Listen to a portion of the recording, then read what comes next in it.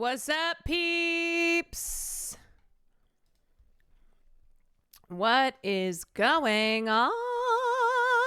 Where are my party people at?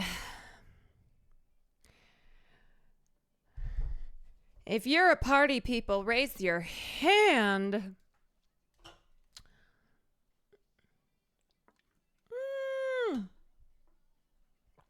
What up, everyone? I think this dude's an industry plant. Why did he show up on my Spotify playlist out of nowhere? I don't even know who this is. Let me see.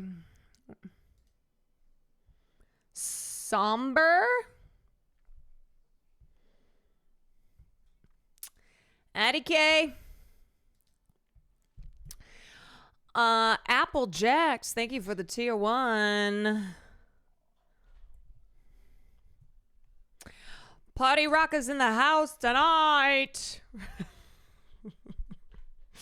Colon DD. I kind of feel like that emote of Carol just. Quinn Farley dance, Quinn Farley dance, Quinn Farley dance.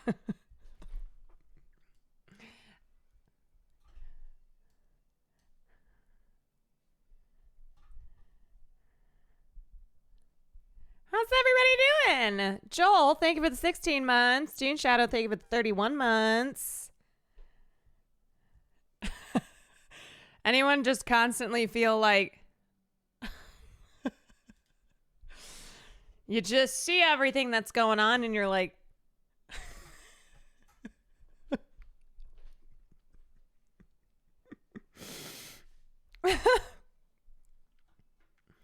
gotta see Naked Gun today. Highly recommend. You're like the 50th person to give it a thumbs up. Oh, I saw. Obviously, there's a lot of clips right now with Liam Neeson and Pam Anderson. You know, movie's out. They're doing press. They're dating. And I saw like a couple people who went, I'm sorry, but I'm losing my mind. Does no one remember what he said a few years ago? It's like, oh yeah, when he was like, yeah, once my friend was violently attacked. And so I was going to go out and find a black man and kill him. It's like, no, we know. Joel, thank you for the 5 gifted subs.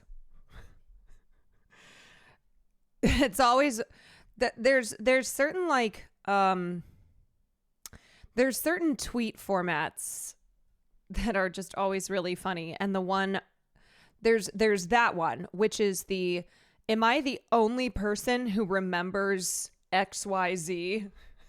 I feel like I'm losing my mind. Just got hired for the first time after getting my bachelor's, and they moved my start date by 3 weeks. Literally so broken, not sure how to advocate for myself. Lamau, how's everyone else's job journey? Well, first of all, congrats. But yeah, that's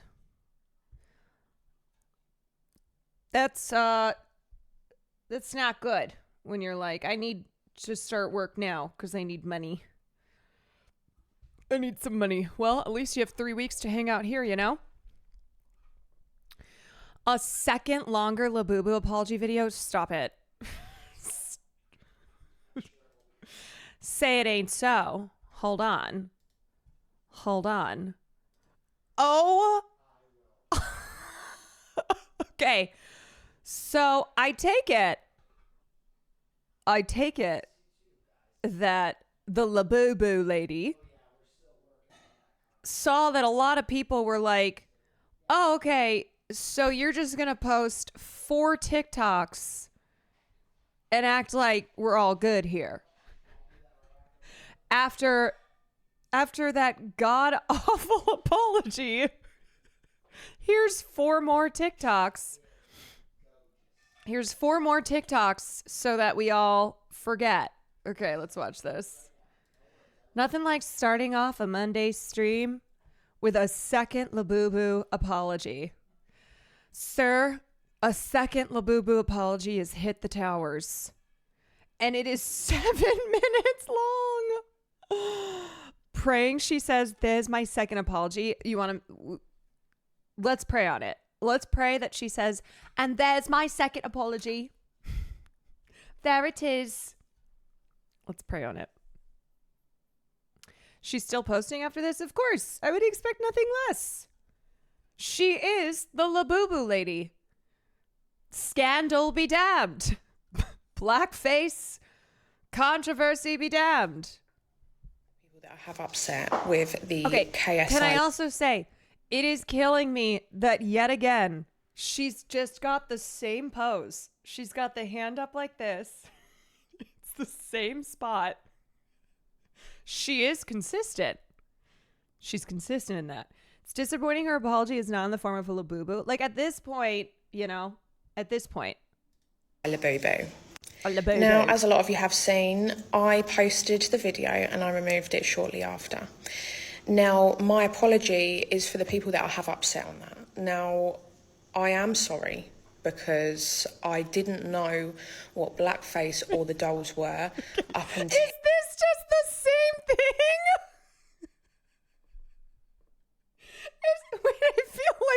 I feel like I'm having deja vu. I feel like I'm having deja vu. This is the same thing, but just doubled the length. Until, let's see. I posted that video and then people was telling me about it. People People was telling me that it wasn't right. I know that an apology probably isn't good enough because now I have done research on the dolls and the blackface. I can obviously see how bad it was. No, ain't no way. Ain't no way. She just said I've done some research. So I Googled blackface. After I posted that first apology video, I said, there you go, there's the apology. And then people were still upset. Then I did some research. I typed into the Googles, I typed blackface. And it pulled up a bunch of stuff. So now I'm here again. Now, I wasn't taught about blackface in school. I am English. I moved to Spain at a young age. I went to... I do love I wasn't taught that blackface is bad in school. I am English. And we're all like, we know. School. I wasn't taught blackface in school. I am English. Like that right there could just be a clip. That right there. I wasn't taught blackface in school. I am English. Chef's kiss. School in Spain, and it's something that wasn't taught here. Now, whether I missed it... Blame it. You know what? Blame it on Spain, honestly. Throw Spain under the bus. Throw the Spanish education system under the bus. Take them down. Take them down. Because I didn't speak the language in the 2 years that I was learning Spanish, or it wasn't taught here. I'm not exactly quite sure, but this is something that I was... Sorry, I know I'm pausing this every 2 seconds, but I'm fucking dying. I'm obsessed with this idea that like the day they taught that blackface is bad when she was in school in Spain, she didn't speak the language. She couldn't understand the lesson. So mentally she was absent that day because of the language barrier. That like on the whiteboard it said like blackface lesson day, the one day they taught it, and she's like, okay, what's going on? What's happening? What are we doing? Okay, I'm just gonna sit here and doodle in my notebook. Okay, muchas gracias. De nada. Hola. No hablo. No hablo español. I'm British. Not taught here. Now, regardless of that, is that a flaw in the education system? Well, yeah, because obviously that should be taught worldwide, because I didn't know about it. I asked everyone around me if they knew about it, and no one knew about it. I do love this indication. Not indication. I do love this, like, what's the word I'm looking for? Like her exposing the the issues in the education system, an indictment. This indictment of the education system. Let's talk about education. Like, can you imagine now if she switches to now being a TikToker, a content creator who talks about how do we improve our education system? Hi, everyone. Thanks for telling me. I'm emailing my teachers now from 3rd grade and telling them, hey, it's me, the British girl who was in your class. And I think I missed the day when you taught blackface. So you're going to have to, just for future reference, you're going to have to teach it more than one day. And preferably if you could do it in English, you know? Now, I'm not making excuses for myself. I'm not trying to blame it on anyone else. Obviously, it's me that done the video.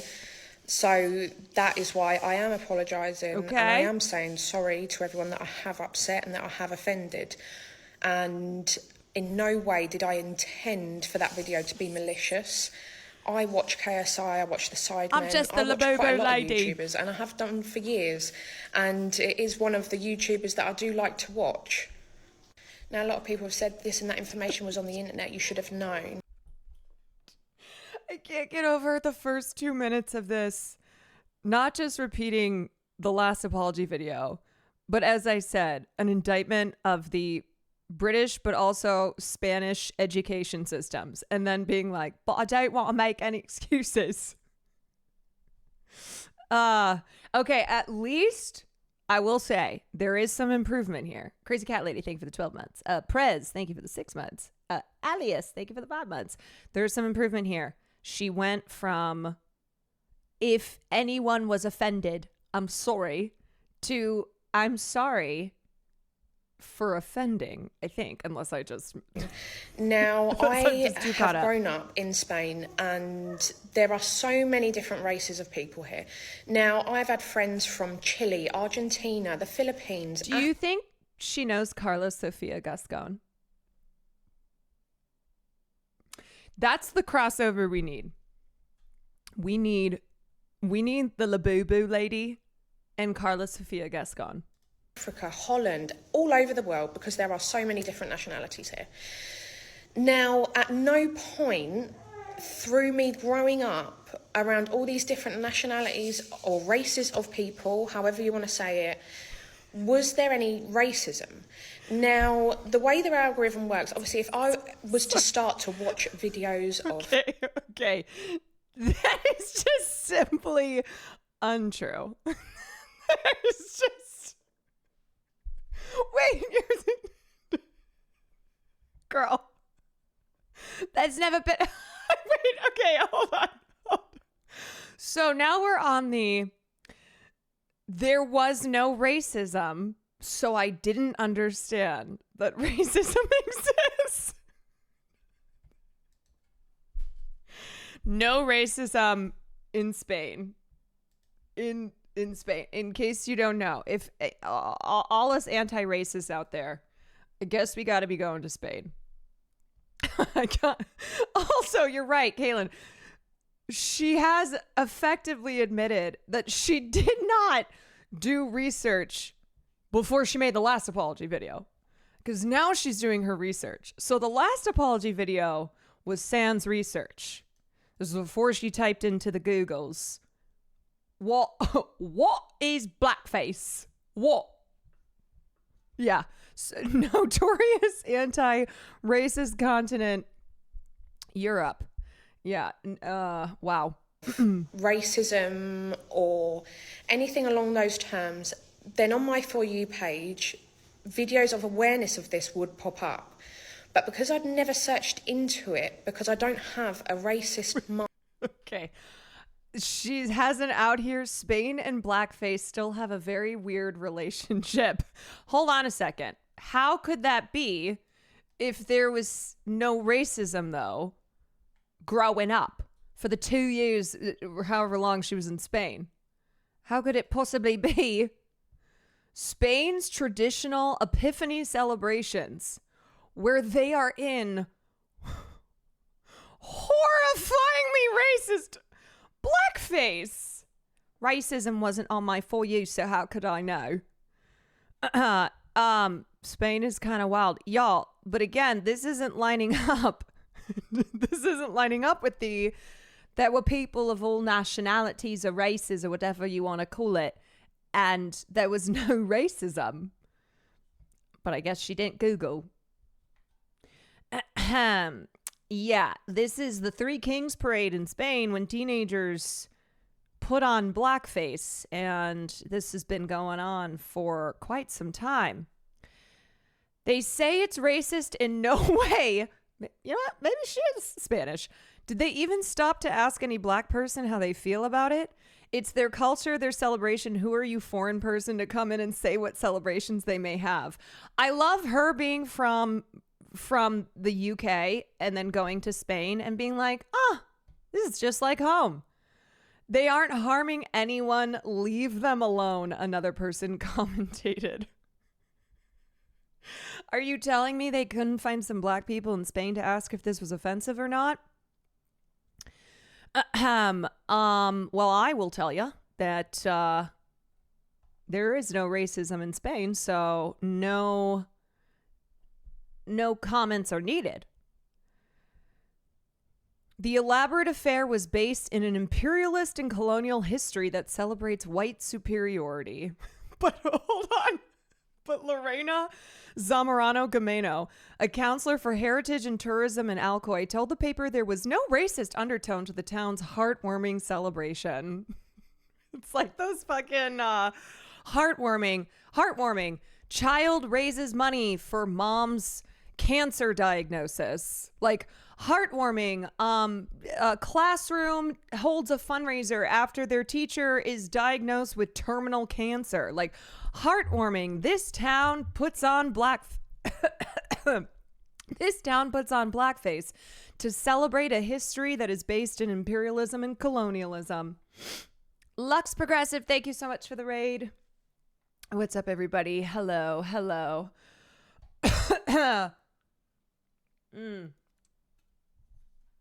Oh, God. Oh, my God. Yeah. Heartwarming. Child saves up money for 10 years and does to save mother's life. Doesn't that just warm your cold heart? This is just one player from last year. 16 times Real Madrid star was racially abused by fans. Well, hold on a second. Wait. Now wait just a minute. How could this be possible? How could it be possible when there's no racism? Heartwarming. Woman Googles racism and is shocked to find that it exists, even though they didn't teach that in the one day that she went to school. People also found a video of her talking about them eating dogs in China. Now, the cat dog meat, if you was in China, maybe they would eat it. Maybe it'd be something a bit like a cat dog. Okay, I just have to say, like, between the blackface and the in China they would eat my dog, this is like junior high. This is like she's at the beginning stages of race. You know what I mean? Like, this is so, it's so like old school, you know, where you go, oh man, wait, you're doing this now. Okay. All right. So, you know that this is like 101. Yeah. This is like entry level. Okay. She is not studying racism like the Blade. That's true. She doesn't know the ancient slurs yet. Oh, shit. Okay, wait. So this is a video. There are so many different nationalities here. Now, at no point through me growing up around all these different nationalities or races of people, however you want to say it, was there any racism? Now, the way their algorithm works, obviously, if I was to start to watch videos of racism or anything along those terms, then on my For You page, videos of awareness of this would pop up.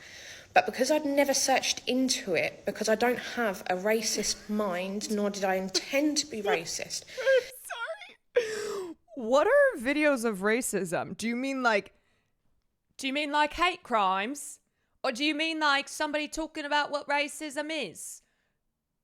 What do you mean by videos of racism? And also, does nothing exist outside of your For You page? Is that the only way that you get information in this world? Is that if it pops up on your For You page, then that's all? That's it. We ain't learning nothing outside that. This just the didn't... TikTok education system failed her. This is on Spain. This is on TikTok. These education systems are failing. Even crossed my mind, and I am sorry for that. Now, at no point did I want to upset anyone. I understand exactly where everyone's coming from because I have done research now on the dolls and the blackface, and I can see that it is wrong now, and I will hold my hands up to that, and I am deeply sorry to each and every single person that I have upset with that video. But it was not intentional. I really thought that racism was saying something bad about someone's race. If you was to say something bad about someone's race, I didn't know about the dolls or about the blackface, and I would never ever have made that video if I did know about them. More to the fact, if I didn't care. Okay. So the idea that there were not like specific TikTok videos about how you shouldn't do blackface on a Labubu doll has kept her in the dark. She was unable to conceptualize at all. It never, I mean, honestly, there's a part of me that's like, yeah, I don't know what world this lady is living in, but it's clearly a world where this is what's going on. Like it's about this big. It's about this big.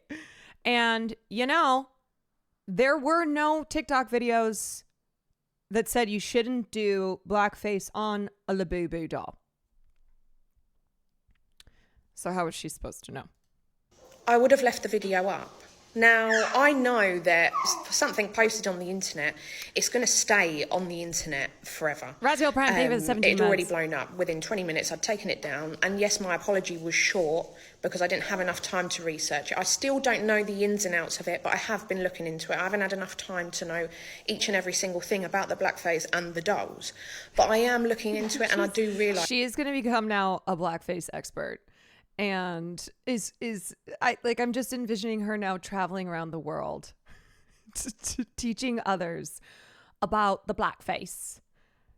You can't do it. Okay. It's not good. And I know you probably I know you probably missed that day in school when they taught about it, but I'm here to tell you that you shouldn't do blackface on a Labubu. She's going to be really upset when she learns about slavery. That is, we gotta wait on that one. It's baby steps here. Okay. So first she's learning about blackface, history of it, minstrel shows, etc. Slavery is like, we gotta wait on it. Don't even get me started on British colonialism. Okay. You have to start small here. You gotta start small. Slavery is a 200 level course. Shorty knows about slavery, but she doesn't know that they were mean to the slaves yet. Maybe she thought they were just like dolls. How it was wrong now. And I also now understand how it has upset a lot of people. At the end of the day, by coming onto the internet and apologising, I don't expect everyone to forgive me. That's not the reason that I'm doing it. She's going to come out with her next TikTok and been like, I've been trying to learn more. And in my research, I've discovered a man named Tyler Perry. So I've been watching a lot of Tyler Perry videos. He's got this character named Medea. I'm learning a lot. I'm learning a lot. It's quite interesting.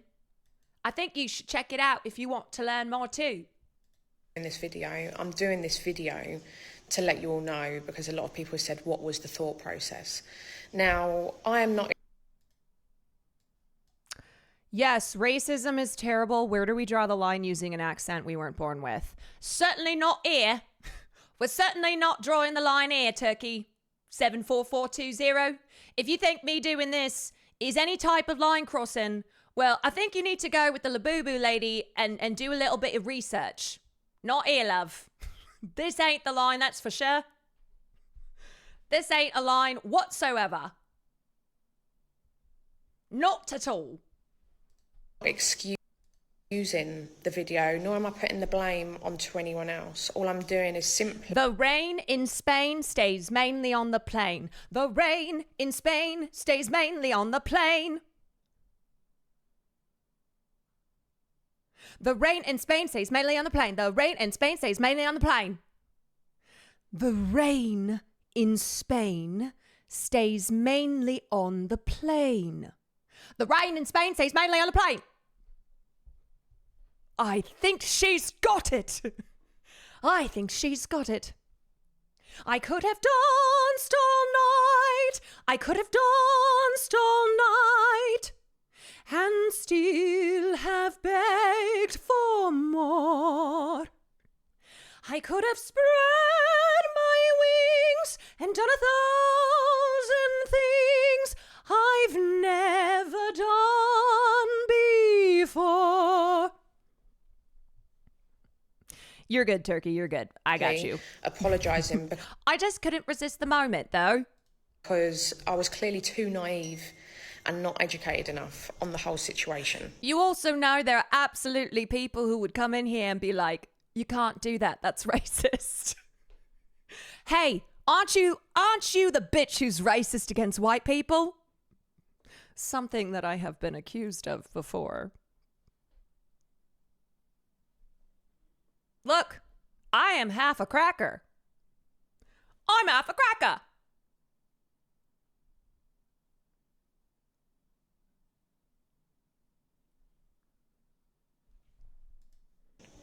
Now, I think the whole blackface thing is taught in American schools. Now, obviously, you can correct me if I'm wrong on that, because I am still learning about it, and I am still doing research on it. Now, I know that a lot of people don't see that as an excuse, but when I done this video, it really wasn't how I intended it to be. I done it. Yeah, now I can see that it is really bad and that it did come across racist, but it wasn't in my intention for 2 more minutes. Like that. How does this keep going? Just so you do all know, no matter what race, what size, and what colour anyone is. Why does she keep talking about shapes and sizes? She did that in the last video. She said, I don't care about what shape you are. Okay, straight up, what world is she living in? It don't matter if you're a square. It don't matter if you're a circle. Because we're all the same. It doesn't matter what shape you are. It doesn't matter what size you are. Everyone matters in this world. Does she...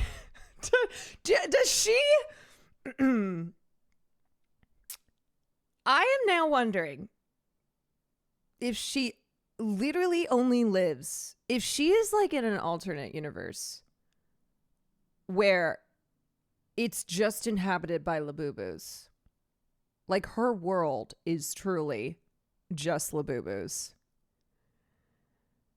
The concept of her Googling on her phone, like, okay, fine, I'll see why everyone's upset, and then showing her partner, like, OMG.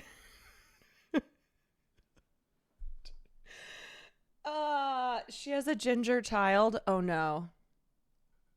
Has she done her research? Has she has she done her research? Because I fear if she's in the TikTok education system, she may see the videos of people saying the gingers are the black people of white people. And I wonder if she'll be like, well, wait a second. Hold on. I've got a black child. No. Wait just a minute. My child is black. That's how white people talk about ethnicities. They can't stop themselves saying shapes and colors, green or purple. What? Whatever you are. Whatever color, pink, purple, blue, whatever shape, diamond, rhombus. That's all the shapes that I know. Purple. I see us all exactly the same. And I have made a mistake, and I will hold my hands up about it, and I will research things in the future, and it's pretty obvious I'll never ever make a video like that again. And I do understand. This is her.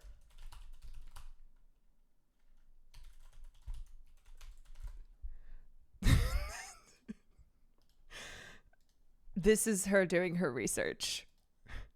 Now wait a second. Hold on.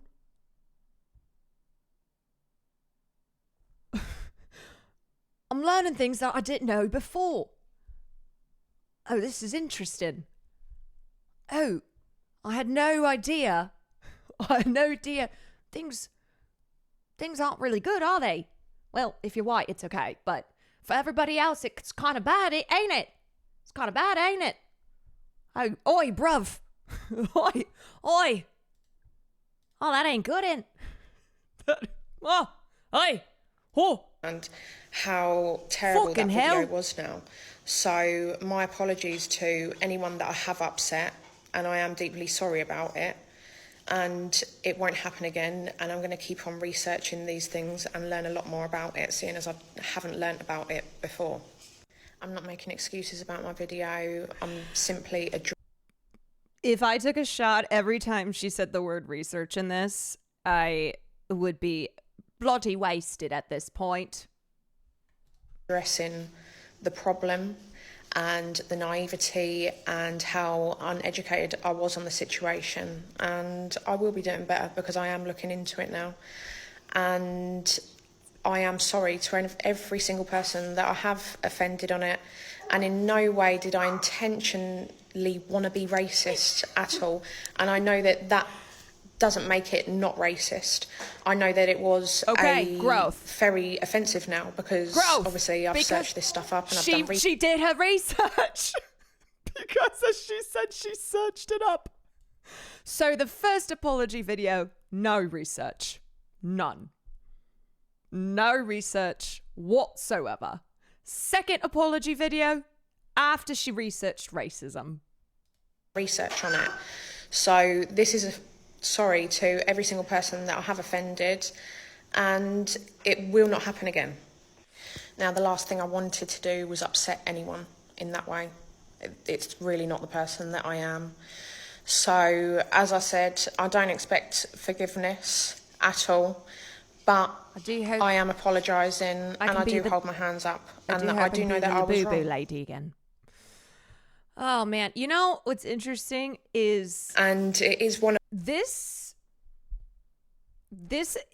kind of seems to be. Oh, she posted 5 normal TikToks since this, and the views are down. Yeah, I think the views are probably. Do you like to watch?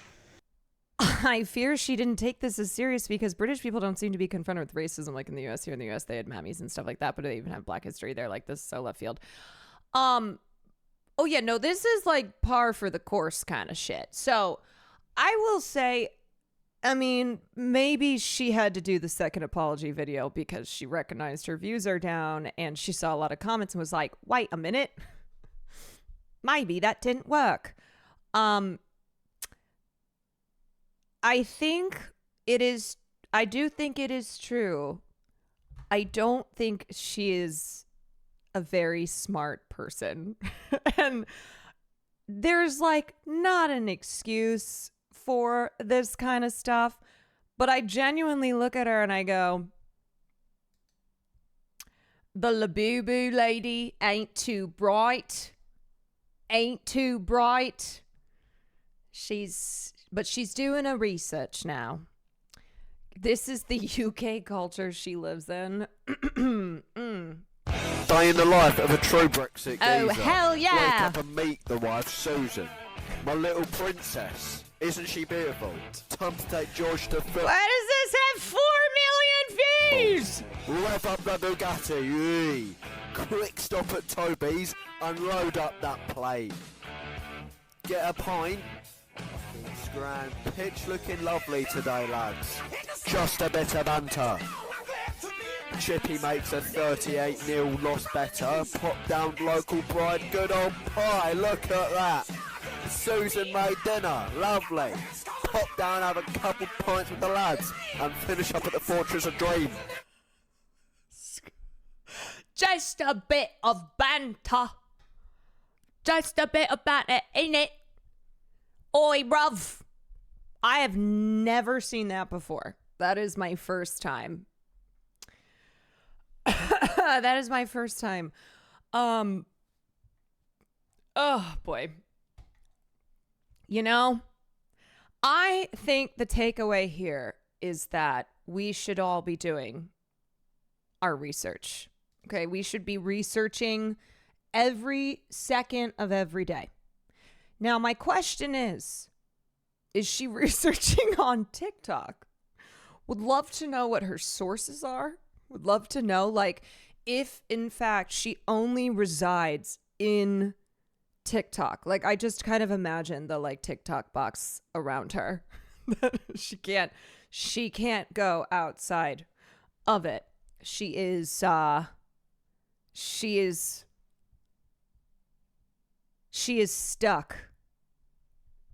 She needs to be freed.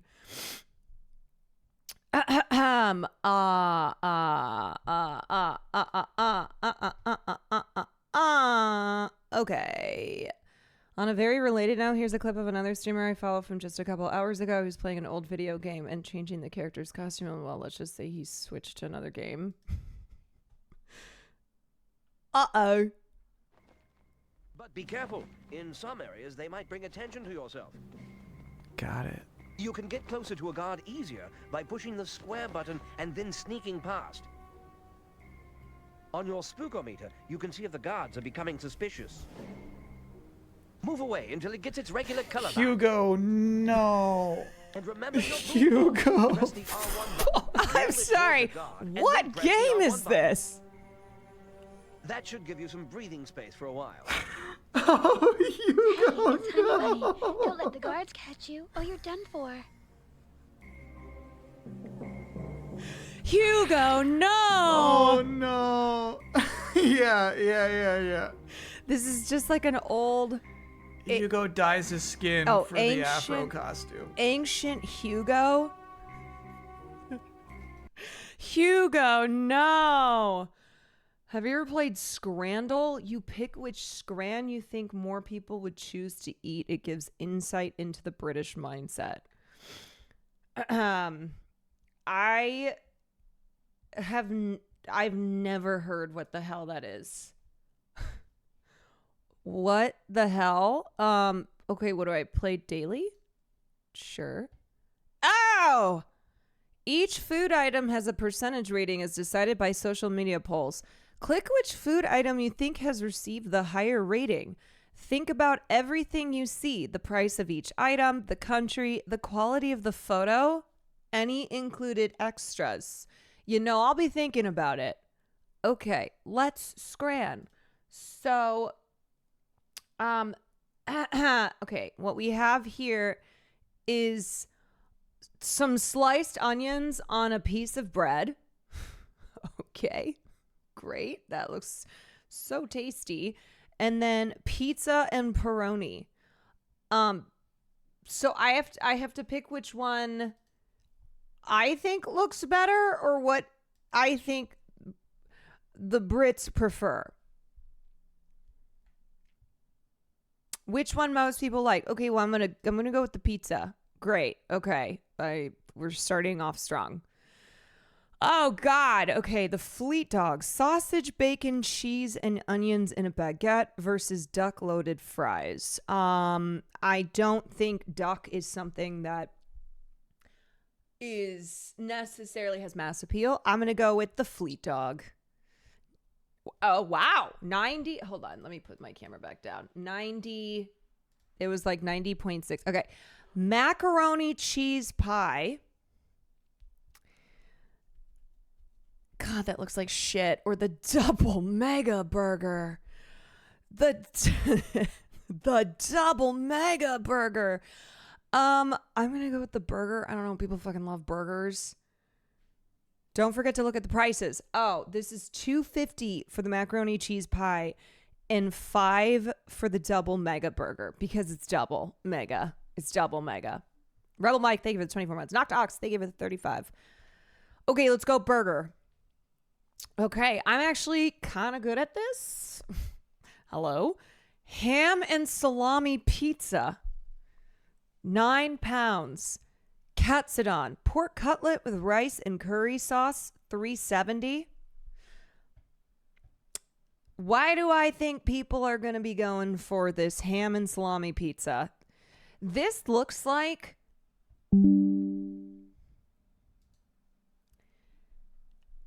this looks like roadkill.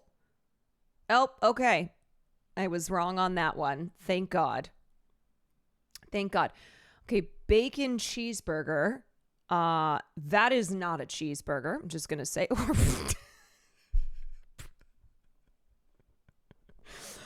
Or this bratwurst. That I don't think the bun is big enough. I think it's a little too small. I think it doesn't quite fit. I think that glizzy is a little extra long. Okay, but the bratwurst versus, I mean, this looks like ass, man. This looks like ass. I'm going the extra long glizzy. Okay. Got it right. Oh, God. Chimichurri steak and chips versus loaded fries. They are about a pound difference in price here. Oh, Jesus Christ. Let me show you the loaded fries. Get a look at that culinary magic. Yum. Why is the steak so rare? Because everyone in England is a werewolf. Rare steak at the ballpark. Yum. Okay, I'm gonna go loaded fries. Shit, they went for the uncooked steak. Yo, that thing is practically the cow. That's like a cow on top of some fries. Oh, God.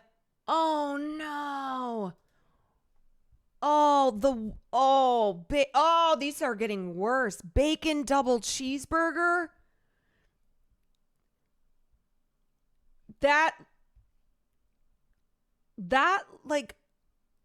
looks like someone did an autopsy on a human body. And then this one, hot dog? No. This is why the Brits are the way that they are.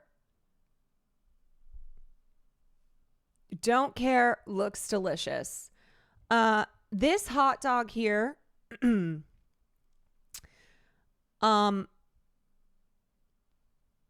will die. It's giving colonoscopy hot dog. Yeah, have you ever wanted to taste a colonoscopy?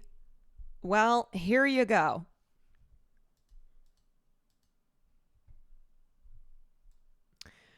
It's giving Labubu addiction. Why is it wrinkly? I don't know. Why is it gray? Like, why is it that color? I don't know. Why is that bread drier than Ben Shapiro's wife's pussy?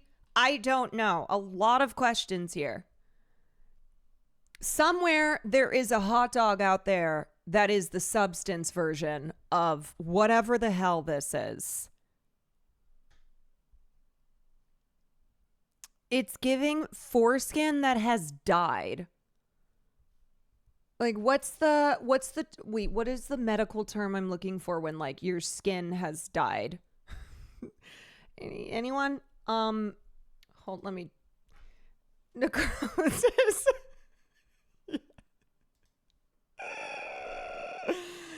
Yeah. Okay. This is tough. I simply cannot choose the necrosis colonoscopy foreskin here. I'm going to go with the bacon double cheeseburger. Thank God. Okay. Jesus. 20%. Okay. We have another fleet dog versus chicken tenders and chips. I mean, how do you fuck this up? I'm going chicken tendies. People went with the fleet dog. They went with the fleet. They really like, what is this? No, man. I'm sorry. This is not a sausage roll. This is something that is just burnt as shit. This could be anything. That is like a log that's been in a fire for a long time. Who's eating that? Oh, it's dry, FR. Trapcom, thank you for the 11 months. Lex, thank you for 21 months. It's giving Duraflame log. Yo, do you think someone bites into that and is like, oi, this is delicious. Get you one of these sausage rolls. Oh, man. That's so bad. And then a chicken bucket. A chicken bucket for $17.50. All right, I'm going with the chicken bucket. Actually, this sausage roll, another example of how the Brits just put blackface on everything. Okay, the chicken bucket, $63.50. All right, we have the galette saucisse. I'm sorry, you can't just use French words and then make it like a delicacy. The galette saucisse versus this one is the currywurst mit pommes frites.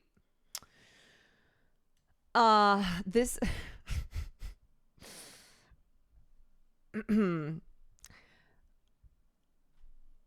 uncircumcised penis. Anybody? Anyone here on the left? Oh God, this is a tough one, and they're the same price. I don't know. I'm just gonna. I guess I'll go with the. I guess I'll go with Germany. Okay. Wow. 70%. Not bad. Do they have like a competition in this at all? 70%. The thrilling daily game of food comparison. Wow.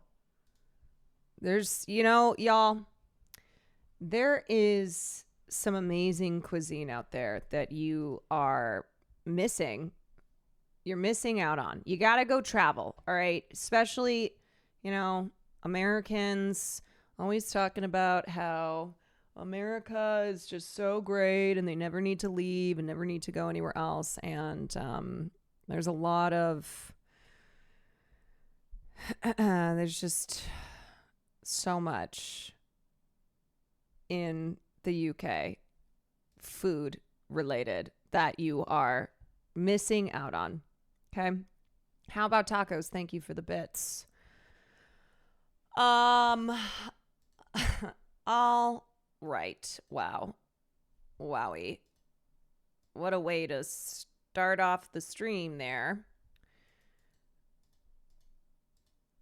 Okay. This story is really funny to me, so I'm going to pull this up. Hey, Will, are you here?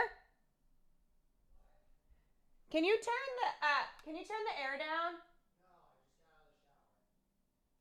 What? When you have a second?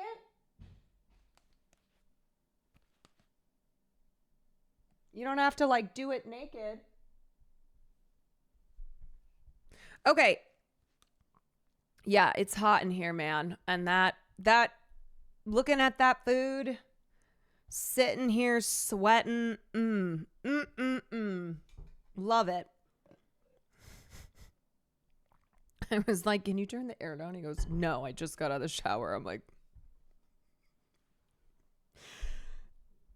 you can do it after you put some clothes on. You just see his naked ass. Okay. All right. This story here, where is it? So apparently, if you have seen, can we watch this later? Maybe. What is this about? This is about the Sydney Sweeney stuff. Can I just say on the Sydney Sweeney thing, it's always conservatives, it's always the right that takes this to a level of what are we doing here?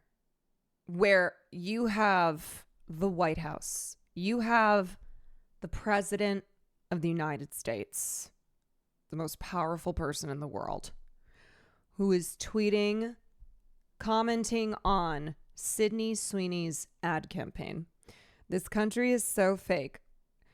Everything is quite stupid. And here's the thing. This kind of news, this kind of hot, these hot topics, they are, it's a gift. It's a gift for the right wing. It's a gift for, all the commentators out there. It's a gift for people like Donald Trump, because they don't have to talk about how their policies are so bad for people who aren't billionaires. They can just talk about how the woke left is melting down over, a white lady with big boobs. That's what they can do. And they'll just keep, they're like a dog with a bone, and they just keep going and going and going and going. And I also am laughing over the fact that he spelled her name Sydney with an I. He wrote Sydney, Sidney. I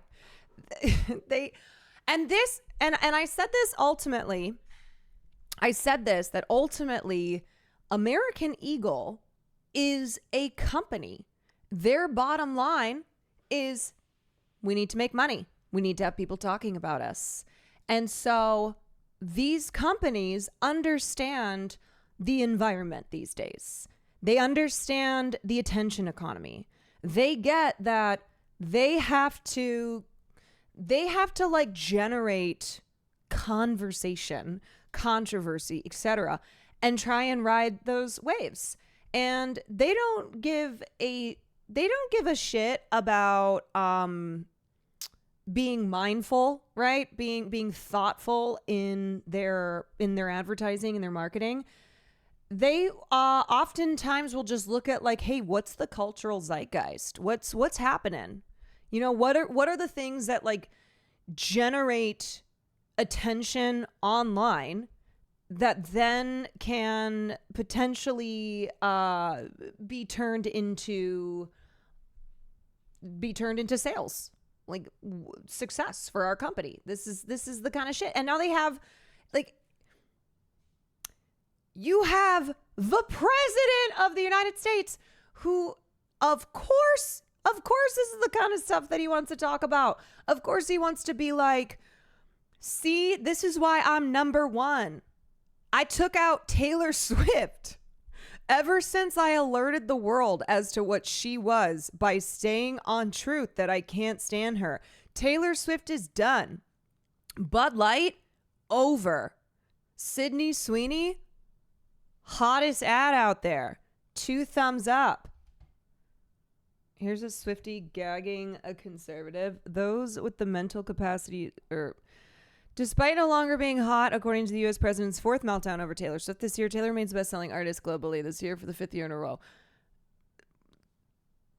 Too bad 14-year-olds don't vote. Those with the mental capacity of one obviously can't. Like, do you think Donald Trump, though, cares about the facts that, like, Taylor Swift is just as popular as ever, that she's so successful? No, that shit doesn't matter. What matters is just it's just say all this stupid shit and make politics about this. Like, this is he's known for saying very accurate things. Okay, that guy, he's always got the facts.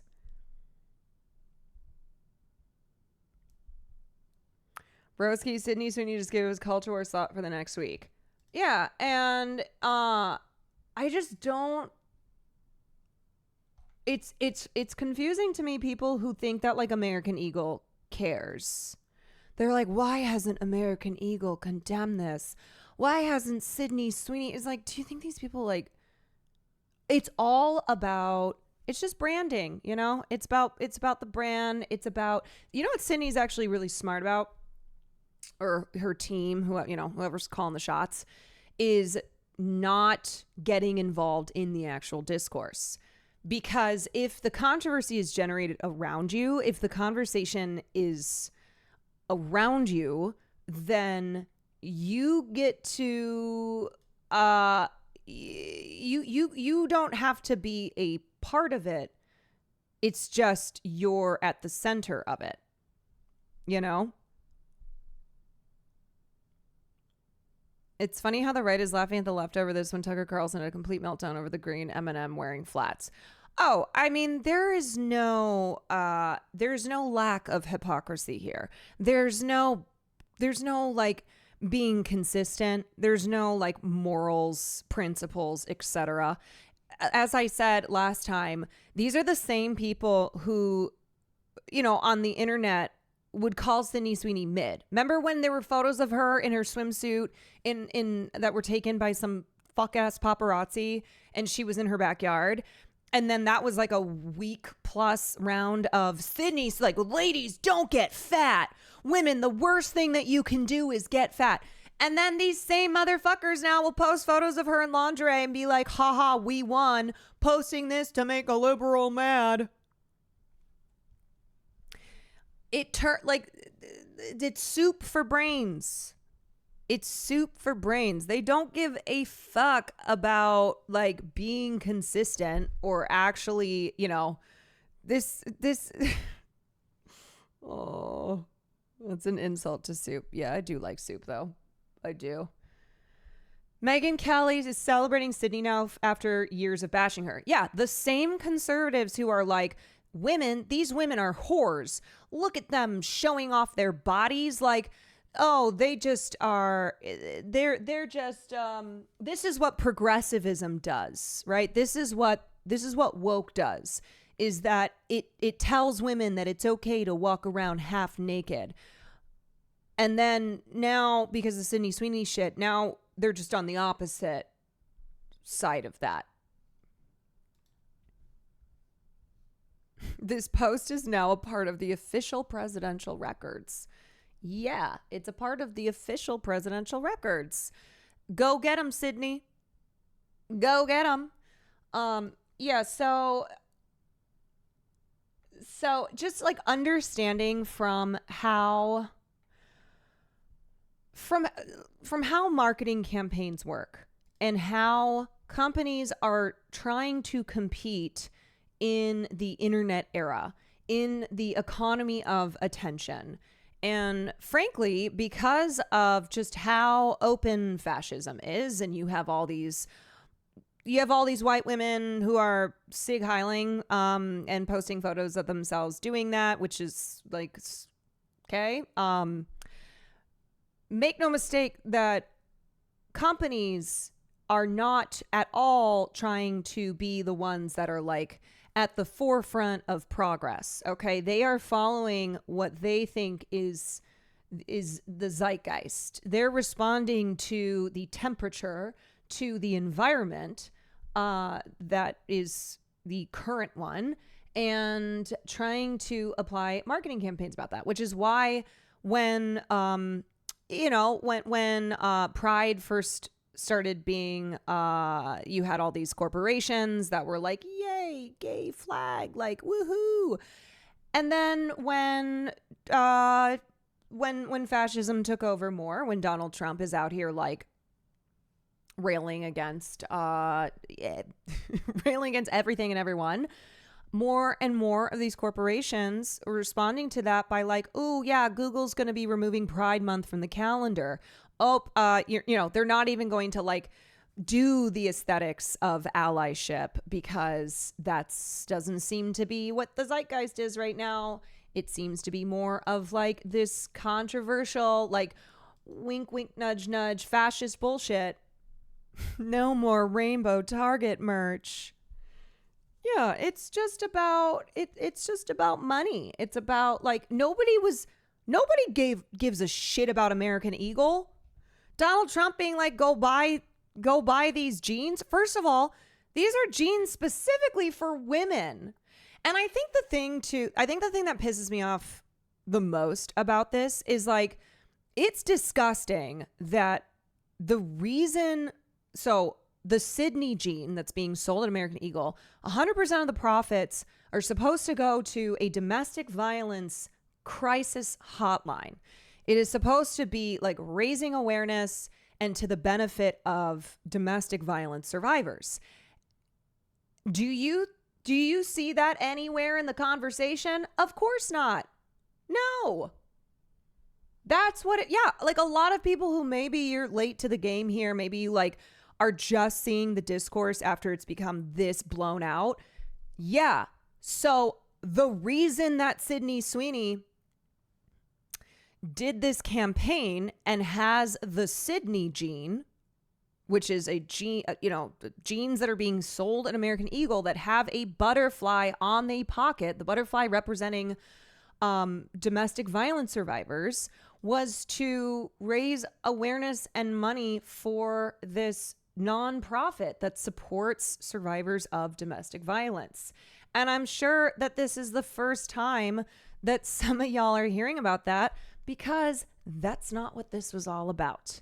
And so that's why I'm also like, fuck American Eagle for that. And also fuck Sydney Sweeney for that.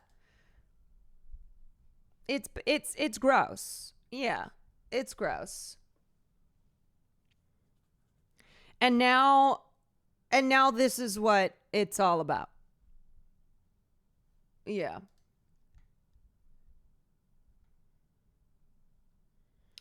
And just know, okay, you need to know too that all this stuff is intentional. Major companies do not spend tons and tons of money on marketing, right? They don't hire marketing teams and have a dedicated part of their budget to just do things that are without intent. That's just simply not how marketing works. And what will happen is, I worked in marketing once upon a time. Lord Spew, thank you for the raid. Thank you very much. Welcome in, everybody. Hello. It's Liv K. Thank you for the tier 1. In marketing, you ask like, okay, what are your goals here? Like, what do you want out of this? Is this to generate sales? Like, do you want people to talk about the the company? What's the purpose here? And then you tailor a campaign around the intended goals. Did you see the Dunkin' Donuts ad? Yeah, we already covered that one. I think it was like a couple streams ago. Also, we already had this conversation back when Brooke Shields did it. It's a direct rip of an ad. I covered all that too. I mean, I covered this. I covered this like when it first started to break on the internet. And I was like, okay, here's all my points. And here's what this is. And like, here's all the stuff about it. And it has only kept going because the right just totally seized on it. They were like, oh yes, this is what we've been needing because people are upset about the big, beautiful bill. They're upset about losing their health insurance. They're upset about like ICE in their communities. They're upset about Jeffrey Epstein. They're upset about like all these real tangible issues, these problems that Republicans are worsening. And so this comes along and they're like, yes. And that's what happens every time is like, we can't have nuanced discussions about things because of how it's just fodder for the culture wars as a distraction from the horrific policies that are being passed. Right?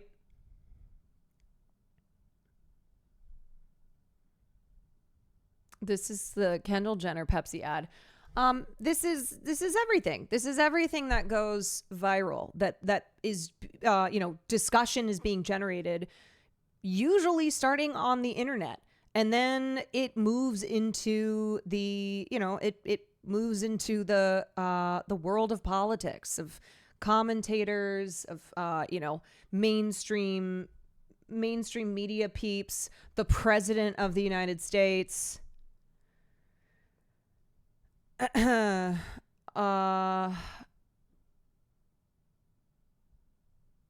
yeah, I don't know, man. I mean,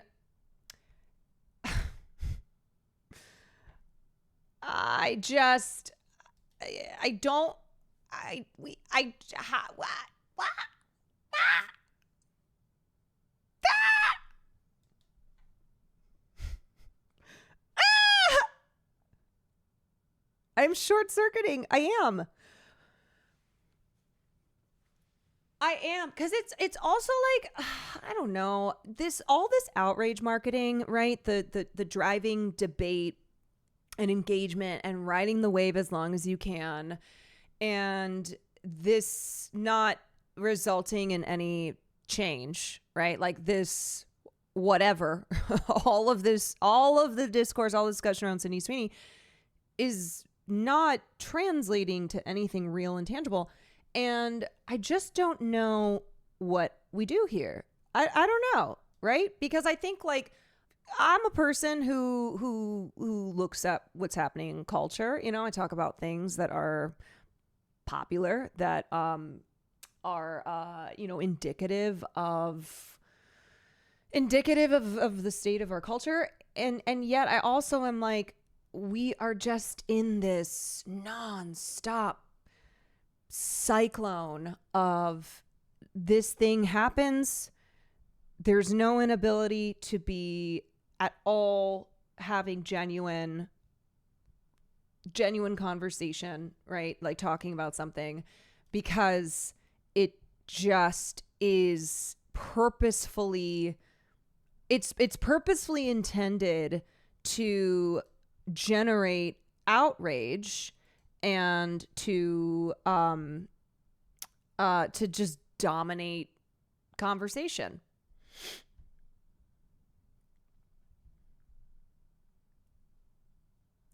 I will say too, for Sydney Sweeney, I know you guys are, hold on, you're linking this video of Sydney, Hunter Schafer, and Maud Apatow spotted at a karaoke bar last night. Whatever. I mean, they're all in fucking euphoria together. It's I don't think there's like we need to dissect this and read into Hunter Schafer's psychology. Like, what is she thinking? What's going on? They're filming Euphoria right now. This is someone who posted a video, saw the cast of Euphoria last night. It's often castmates hanging out, could be for promo, PR, etc. But like, I as a streamer who, I make content, I talk about things, I am always looking and seeing what's going on. I also try and be mindful of not making everything a major thing too. And it's tough because it's like, I want to, like, the Sydney thing, as I said, I covered it like right when it was happening. And I thought we could, it's like, let's just try and have as much of a normal conversation as we can, while knowing that this ultimately always turns into this nonstop thing that then, it starts on the internet and then it goes to mainstream media and of course on CNN, Fox News, and then you have like fucking the White House commenting on it, and you're just like, oh God.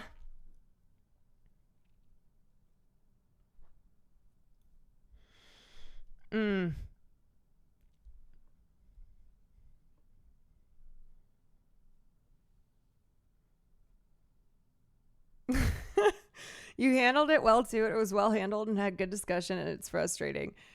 It's and I'm not saying that there aren't people in leftist Twitter who will like not approach something in the best way, right? I mean, it's just internet people are internet people, but it does seem to follow this. There is this pattern of like, people will have thoughtful criticism of something, will like, break something down. And then the whole plot is lost. And it just becomes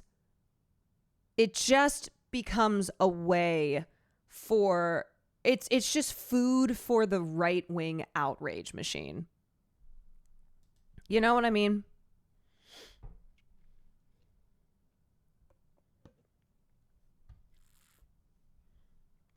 Okay, but anyway, I was going to say that for Sydney, like, here's her today at the Americana premiere. She has... That is being racist! Stop the ad! Stop the ad! Stop the ad! That is being racist! Stop the ad! It's one lady.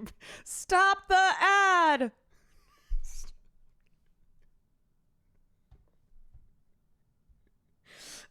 Stop the ad! Okay, anyway. Anywho, I will say that for her, for Sydney, probably not the best thing when you are, she's going to be campaigning during award season. Americana is supposed to be her awards vehicle. Okay.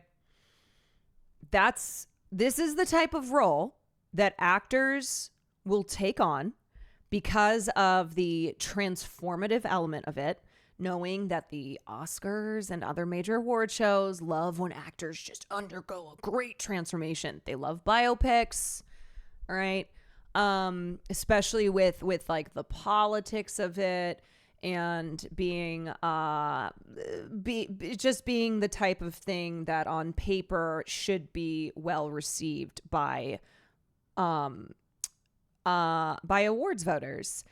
And now I don't know how this fucking movie's gonna be. Okay, I don't know, but not great to be tied already to Donald Trump as you are starting to do, as you are rolling out press for your film.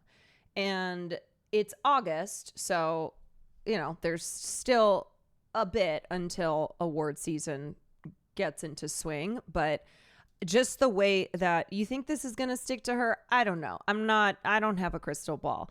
I'm just kind of looking at this from a probably not the the being registered as Republican. These are the kinds of things that could potentially already be a black stain on Sydney Sweeney's potential award success. But also the movie could be really bad. I think the shield is going to be, I did a campaign for charity. Sorry if the creative decisions were so divisive. I just wanted to do a good thing.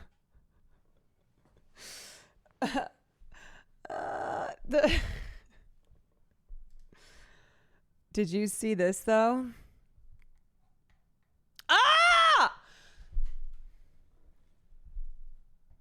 I totally agree with this person. Every time I start to forget about her ass, she finds a new way to piss me the fuck off. I need y'all to know that I went to Zoe Saldana's first. Okay, I went to her Instagram. All right, so I could look at the post itself. She wrote, "My very own La Boba," with a sideways laughing emoji, crying laughing emoji, which is one of Elon Musk's favorite. And then hashtag Labubu. And then Josh Brolin commented and said, ha ha ha ha. From penis to Laboba. Yes, yes, yes, yes. What is someone's brain like who sees this and goes, oh my God, that's amazing.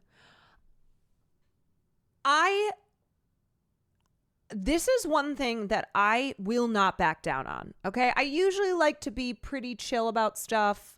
I don't like to, I try not to have like too big of an ego. I will never back down on if you think AI images like Zoe Saldana as a Labubu is funny, is cute, it's cool. I think you're a stupid person. I do. I think your brain has worms in it. Like I don't feel bad saying that. Not the caption being a cute, innocent little thing that people have demonized for no reason. Like this, okay? I posted this today. Rod Stewart pays tribute to Ozzy Osbourne during concert by displaying AI-generated visuals of Ozzy taking selfies with dead celebrities in heaven. If you're like, oh my God, XXX Tentacion with Ozzy in heaven, I never knew I needed it, but I love it so much. I don't think you're a smart person at all. I think there's something wrong with you. If you look at this and you're genuinely like, oh my God, so cute.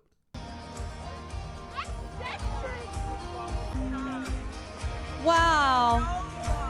Prince and Ozzy in heaven with a selfie stick.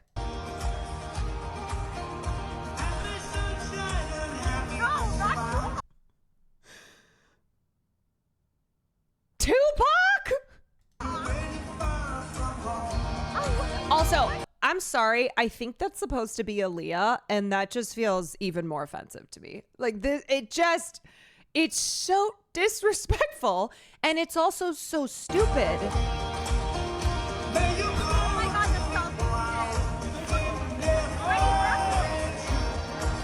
Do you hear people though? Do you hear people being like, oh my God, the selfie stick? Oh, like every time there's a new AI celebrity with AI Ozzy Osbourne with the selfie stick in heaven, and you're like, oh, Respect for mainly putting black people in heaven.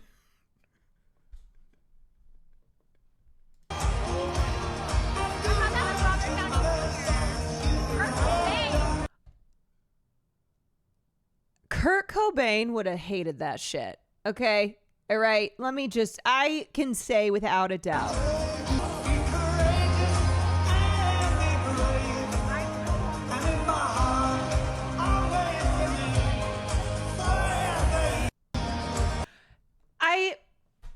I will not accept any other opinions on this. I just simply won't.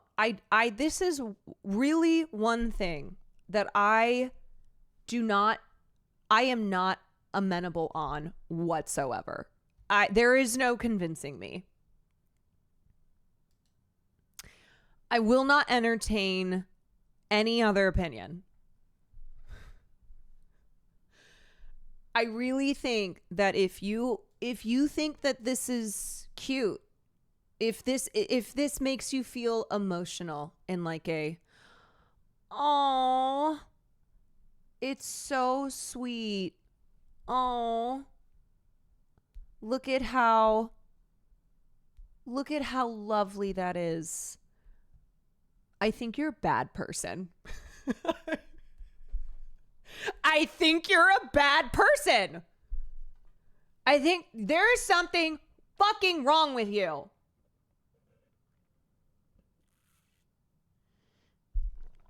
Yeah, that's why I specified emotional, like in a positive way. And I just think this is so great.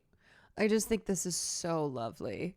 Where it's like, you know what? I'm totally cool with wrecking the environment so that we can get AI generated visuals of XXX with Ozzy Osbourne holding a selfie stick. I'm all about it. Or like, you know, Zoe Saldana as hashtag Labubu. You know what? Hell yeah. Absolutely. I love it. Love it. Seriously, what would be the point of taking selfies in heaven?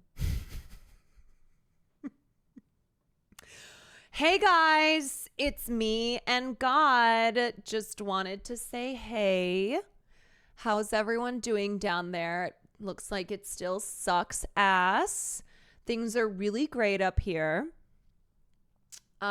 We just do like yoga and drink smoothies all day. It's so awesome. God is really cool. You want to say hi to everybody? Say hi. Say hi. Oh my God, he's kind of shy. Kind of shy. Yeah, even in heaven, the Insta story must be fed, must continue making content. I swear to God, if like there's a world where I die and I end up in this, what on earth is a very fictionalized version of heaven. Okay, you have the pearly gates, the clouds, you know, the cherubs, all that stuff, right? It's in the books. If I wake up, I'm like, okay, I guess they were right. Sure. Okay, we'll give them that one. And I walk in and and Ozzy Osbourne is taking selfies with Michael Jackson. Then I'll be like, you know what? I still hate it here. You know what? Actually, what happens if I kill myself? How do I get to hell?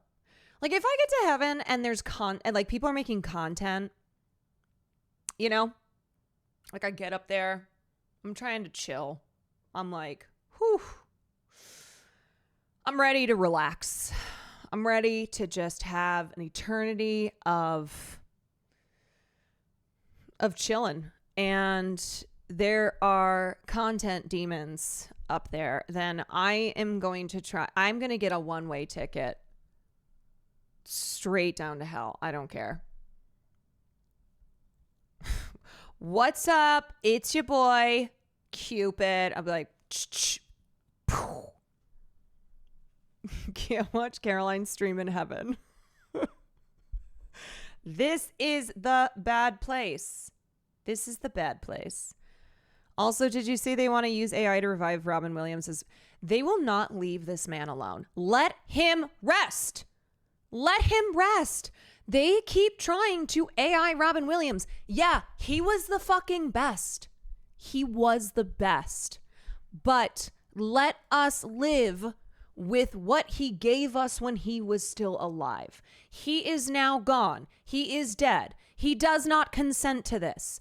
And any AI version of Robin Williams will not even come close. Will not come close to who the real Robin Williams was when he was still alive. So stop it. Stop. And his family has been like, stop it. Leave him alone. Matthew Lawrence, who played William's young son in the film, has said he'd love to see the legendary voice behind Aladdin's genie brought back via artificial intelligence. Why? This is what I simply don't understand. There's a disconnect here. I don't get the brain of somebody who's like, you know what? We need to bring back Robin Williams via AI. Would love to hear his voice, but it's not him. I don't know. And like, I mean, it's just all these scenarios. There's a Black Mirror episode for everything. But I just don't get it. I just don't understand. Also, I'm sorry, but Robin Williams' actual daughter, Zelda, not the actor who played his son in Mrs. Doubtfire, his actual living, breathing daughter, his flesh and blood, has been so against her father's likeness being generated. Like, who gives a fuck what Matthew Lawrence wants in regards to Robin Williams?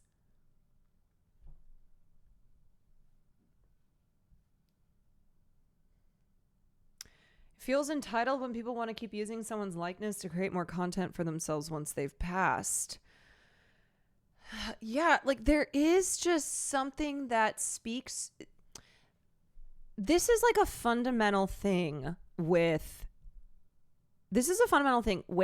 great talents like Robin Williams who have passed, where there is this inability to just be sad about the years that we lost out on of their talent, because Robin Williams died at the age of 63. But also, he left behind an enormous body of work. And rather than having this perspective, this attitude of, I am going to revisit his films, his stand-up, his shows, like everything that he did, as a way to even more appreciate the great talent that he was, because that was him. It's like there's not enough for people. They don't.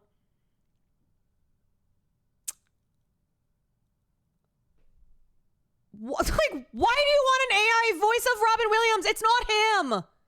It's not him.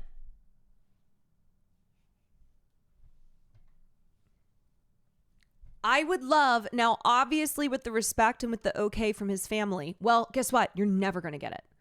But I would love to do something really special with his voice. No. Lawrence told Deadline during an interview at San Diego Comic-Con, because I know for a generation that voice is so iconic. Well, guess what? We still have it. Go watch Aladdin. Go watch Flubber. Go watch Jumanji. Go watch Good Will Hunting. Go watch Mrs. Doubtfire. It's there. What do you mean? Younger kids, introduce them to Patch Adams. Show him Hook. Bicentennial Man. Has Zelda said anything about this? I don't know if Zelda has said anything about this, but Zelda has said a lot of things and has, I think, engaged in, I think has like had to get litigious with people who have used her father's likeness. It's not just the fact that I knew him and worked with him, and so it's in my head. It's in everybody's head, and it would be so cool. While a handful of actors have given permission for their voice to be reproduced using AI, the practice remains highly controversial. Production from the encroaching use of AI was a key trigger for the recent video game voice actors strike, and numerous stars have voiced concern over the fact that their vocal likenesses have been used without their permission. I mean, honestly, this is just like very Black Mirror. There's some interesting kind of weird indie stuff he did in late 90s, early 2000s too. He made so much. Robin Williams has an enormous body of work. If you have never watched his stand-up, go check it out. Go discover. Like, even big fans of Robin Williams probably haven't seen every single thing of his. He did so much. And it's sad that we lost him at the age of 63 and like how much more he would have gone on to create. But for the 63 years that he was here, he left behind a beautiful, diverse, just incredible body of work that you should go explore. Go explore. Because that was him.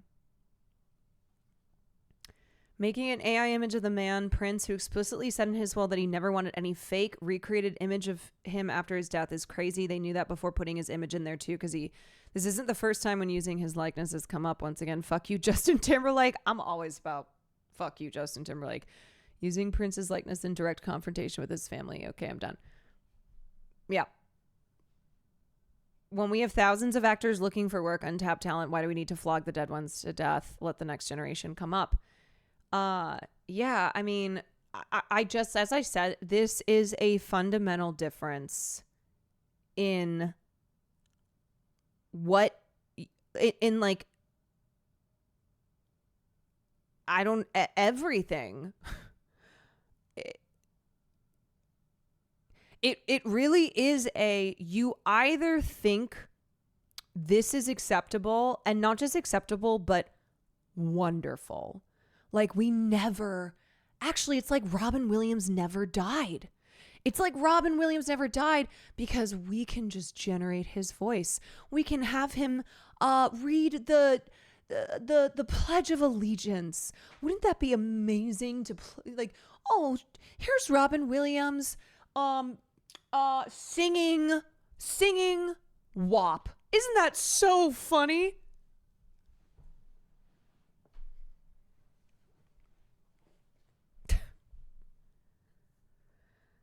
Ay, ay, ay.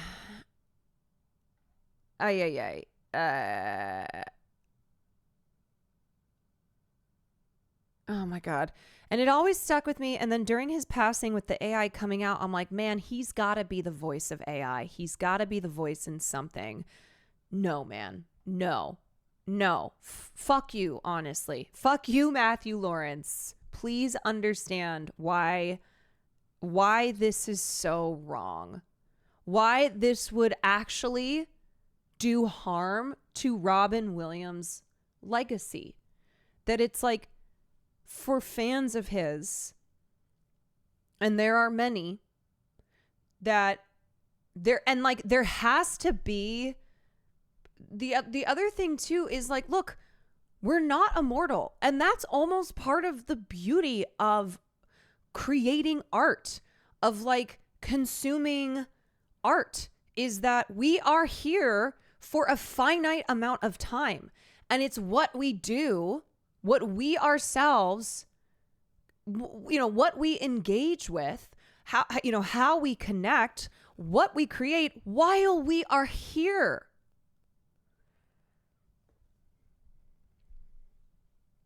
You give such incredible insight into pop culture and how it intersects with current events.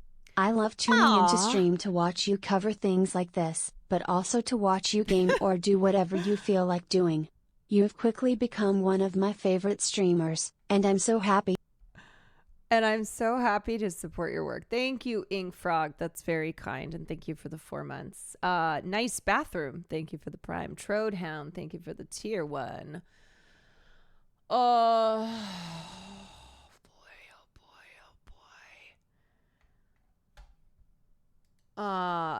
Hold on, Non. I'll look at that in a sec. I don't know, y'all. I also have always been someone who, and Will and I have been up late many nights before having discussions like this, but I have never been interested. In immortality. If it's like hey, you can live forever, but no one else is. Like you yourself, in the Brian Johnson way where he's like, I'm gonna get immortality. It's something that I never got. I didn't. And as I said, many nights that Will and I have gotten into discussions around, the concept of like living forever. And I kind of look at this. Alexandra, thank you so much for the 5 gifted subs. I appreciate you. Love you, Queen. You're awesome. Love to support you. The trans girlies are behind you. I think this is kind of the mentality with AI. With, we never have to die. Like someone that I was, a Robin Williams who. I can't, I'm so sad. I miss them. I wish they were still acting, blah, blah, blah. But, that's okay because we have this great thing which can make them live forever rather than him living forever in the actual work that he created while he was alive. We never have to die. We can create shareholder profit in the Matrix forever. I want to live for like 500 years, not too long, because I want to know what happens. Well, my whole thing was just I could not call me cheesy. I could not bear the thought of living and watching all my loved ones die. Like watching everyone that I know, that I've ever met, cross paths with, no longer be here. And it's just me. Vampire problems, straight up. Now, I would want to become a vampire just so I could, there's quite a bunch of ghouls out there that I would like to drain the life out of. But otherwise, yeah. But now you can live forever with AI family. I mean, it really does just seem like one never-ending Black Mirror episode. If someone converted my dead mom to AI, I would lose my shit on that person. The sound of her voice brings me to tears. I would know it was hollow, and I would feel so violated personally. Yes. And it's like, look, it's one thing if people grieve in different ways. Okay? People grieve in different ways. And trying to like preserve the memory of their loved one, I don't know. That's a whole other thing. But in a situation like this, where you have the actual family members of Robin Williams being so against this, having publicly spoken out and been like, do not do this. He did not consent to this. We do not consent to this. This is such a violation. And still people are like, hey, we can make Robin Williams' voice with AI. Isn't that awesome? Without consent or permission or even protocols, guidelines, and rules or regulations, AI is escapism without boundaries. Its purpose is undefined, and unfortunately when that happens, all hell breaks loose. Yeah, it is like this form of escapism. It is this like, oh, I can create, anything I want. Right? Like, this violation is exactly what we're speaking of, by the way. It's insane. Yes, I saw this and this felt troubling to me. And, this is like, I feel a little awkward with this particular example because Joaquin Oliver, who died during the Parkland mass shooting, his family gave their permission, like they gave their permission, or they were the ones whose idea this was. I would like to know what your solution would be for gun violence. Great question. I believe in a mix of stronger gun control laws, mental health support, and community engagement. We need to create safe spaces for conversations and connections, making sure everyone feels seen and heard. It's about building a culture of kindness and understanding. What do you think about that? So I'm not going to speak to his family and like their reasoning and all that, but I will just say, like, personally, me seeing this, experiencing this, it is very bizarre. It's really uncomfortable. Like, it's soulless. It's so soulless. I think that's just the perfect way to describe it. And it's haunting as fuck. It's haunting as fuck too, because this is the photo of him that was on every newspaper, that like every article that covered the Parkland shooting victims and had the, like, I know this photo because this is the photo that was used for him to announce that he had been killed. So there's something about that too that's just like so eerie and fucked up and creepy, and it just feels wrong.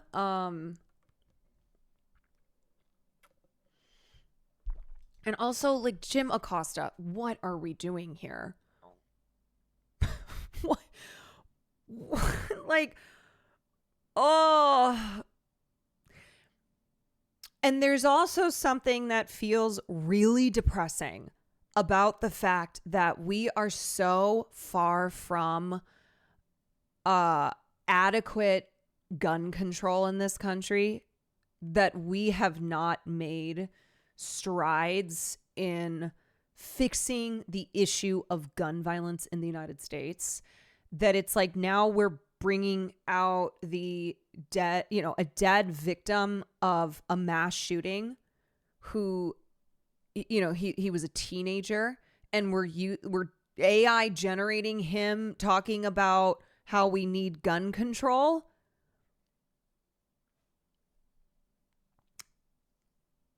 Because it's also an absolutely pointless interview. This isn't contributing anything beyond meme material for conservatives. Yeah.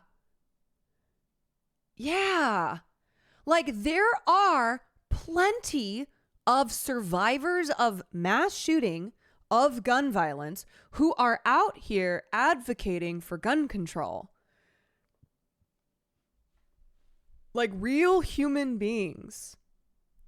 Like, I genuinely think this is something that, what is this? I don't know what platform this was on, but like, we have to draw lines and be like, hey, actually, this feels inappropriate. Like, respectfully, this is not something that we are going to participate in, that we're going to air.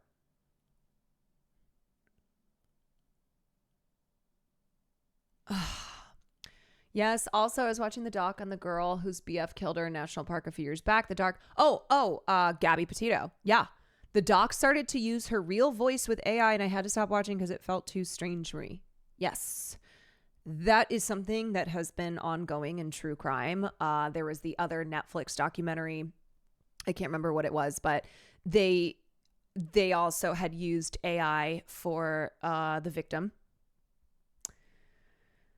Yesterday was the 6th-year anniversary of El Paso Walmart shooting. Not a fucking thing has changed.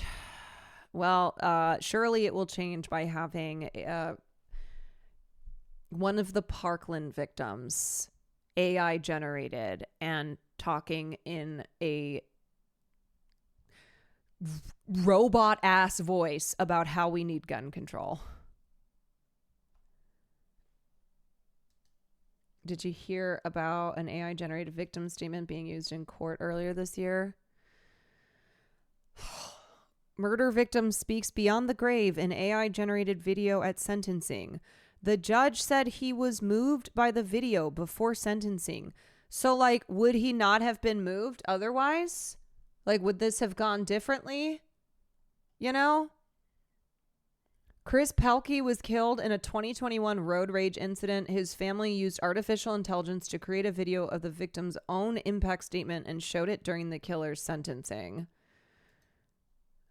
Pelkey back. Trying to make this come to life and to lift him off the page in the best way that we could that's available to us now. Pelkey survived multiple overseas tours in the military, but back home in November of 2021, he was leaving a church softball game when he was killed in a road rage shooting at Germain and Gilbert Roads in Chandler. His family endured a grueling legal process, 2 trials over 3.5 years. Last week, Gabriel Horcasitas was convicted of manslaughter. Before sentencing, 49 victim statements were shared. Stacy spent 2 years working on hers. All I kept coming back to was, what would Chris say? As a tech-forward family, Stacy and her husband Tim worked regularly. What would Chris say? I think he'd be upset that he was killed. Like, I'm trying not, I really am not trying to make jokes, okay? There's just something, I'm so uncomfortable by this. Regularly with artificial intelligence. So Stacy suggested letting AI generate a victim statement directly from the victim through modern tech beyond the grave. It became so real that I broke down in tears. Tim prompted AI with old video, audio, and a good photo of their brother. It took a few days. Their victim rights attorney, Jessica Gattuso, was reluctant at first. Is this even legal? Our law in Arizona says that victims can give their victim impact statement they have the discretion to choose how they give their victim impact statement. But they can't, because like this guy is dead. So it like choose how they give their victim impact statement. He can't because he's dead. He's not here. How they chose to do so. So yes, it's absolutely legal. Here's Chris in a real recording. Now, obviously, this is an example of how laws are always way behind technology, okay? Of course, that law is about victims who are living, right? Or if, say, like somebody left behind, I don't know, you had a premonition that you were going to die and you left behind a thing and you were like, please read this in my name. But this is, of course, not at all equipped to handle these situations where someone is dead and now AI is being used to generate like their voice, their likeness, etc. Whether it's used for a Netflix documentary or it's used in a court of law. For his death. Just like Jesus says, love God and love people. And here's the AI version, Forgiving the Shooter, scripted by Stacy. It is a shame we encountered each other that day in those circumstances. In another life, we probably could have been friends. I believe in forgiveness and in God who forgives. I always have, and I still do. I love that AI. Thank you for that. The state asked for 9.5 years. The judge gave 10.5 for manslaughter. We asked the Arizona Supreme Court about the general use of... Did he give the extra year because of the AI video? AI in courtrooms. Justice Ann Scott Timmer said AI has great potential, but also risks if misused. For the Pelkey family, they found justice and a measure of peace, especially after one of Stacy's children reacted to seeing Uncle Chris one more time. Mom and Dad, thank you so much for making that. I needed to hear from Uncle Chris one last time. And that meant so much. Thank you. And that is not what this was intended to do, but the result of having it be a healing piece for anybody who saw it was just such a beneficial result. I don't feel good. I don't. On Saturday. I don't feel good with this.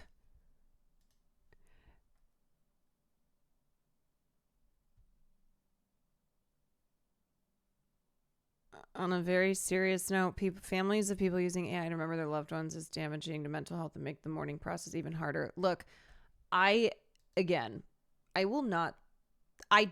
want to speak to how people should grieve the loss of loved ones. And, I don't want to just make complete generalizations. I will just say that I don't think this is it.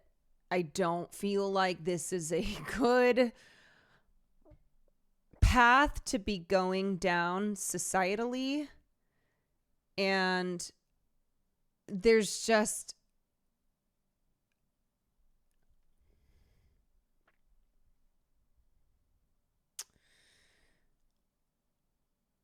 this feels like there's no good. Like, this is not a path that leads to like us improving as a society. That it's like not good for us. And like, this is not, I don't want to come for these families at all in the two stories that we looked at there. But I just kind of am more looking generally at the the total lack of boundaries and guardrails and all that for AI, and also just the it seems as if a lot of people are, and maybe it seems as if a lot of people aren't stopping and thinking of the line from Jurassic Park. Just because we could doesn't mean we should. Just because we can, does that mean that that's what we should do?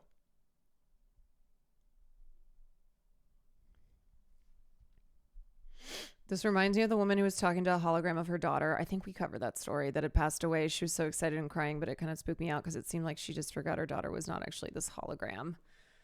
I know I keep referencing Black Mirror, but this does say...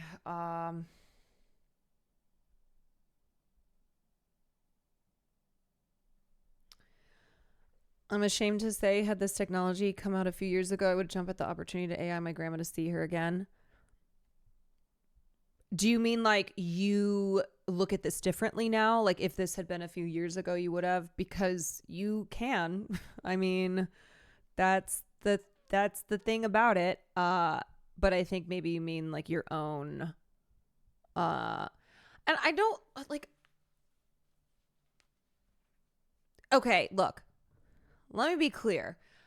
Earlier, when I was saying, without a doubt, if you're a person who's like, yeah, give me an AI generated image of XXXTentacion and Ozzy Osbourne with a selfie stick in heaven, hell yeah, that's awesome. I think you're stupid. I get out. Like, be gone. That I feel very resolute on. I'm like very absolute in my opinion over there. The kind of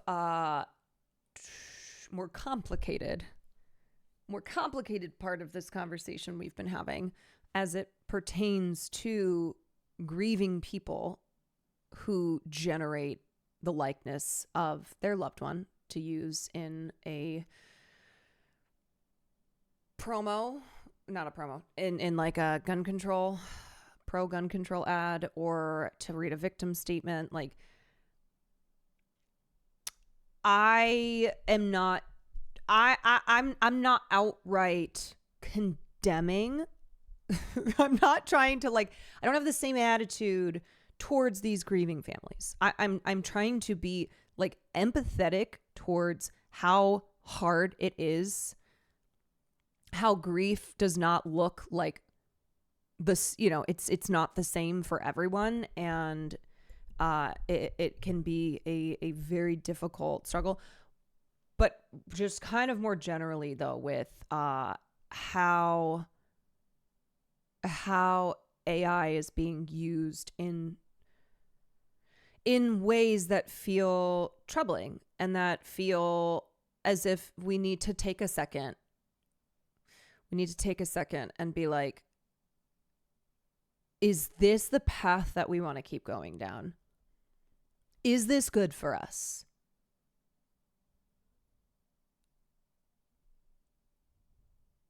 And it's also, it is the lack of consent. Ultimately, it's like you cannot consent to your likeness being used when you are no longer here.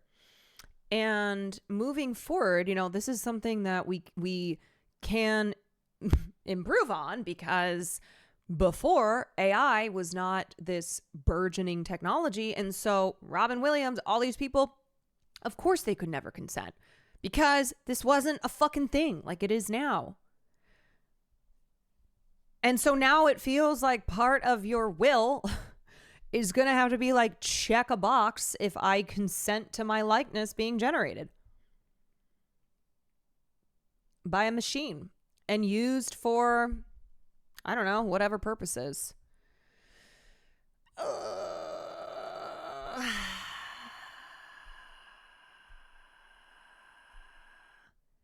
I can respect their grief, but I don't respect the people who facilitate an AI lying to grieving relatives. It just gets into this really tricky ethical territory,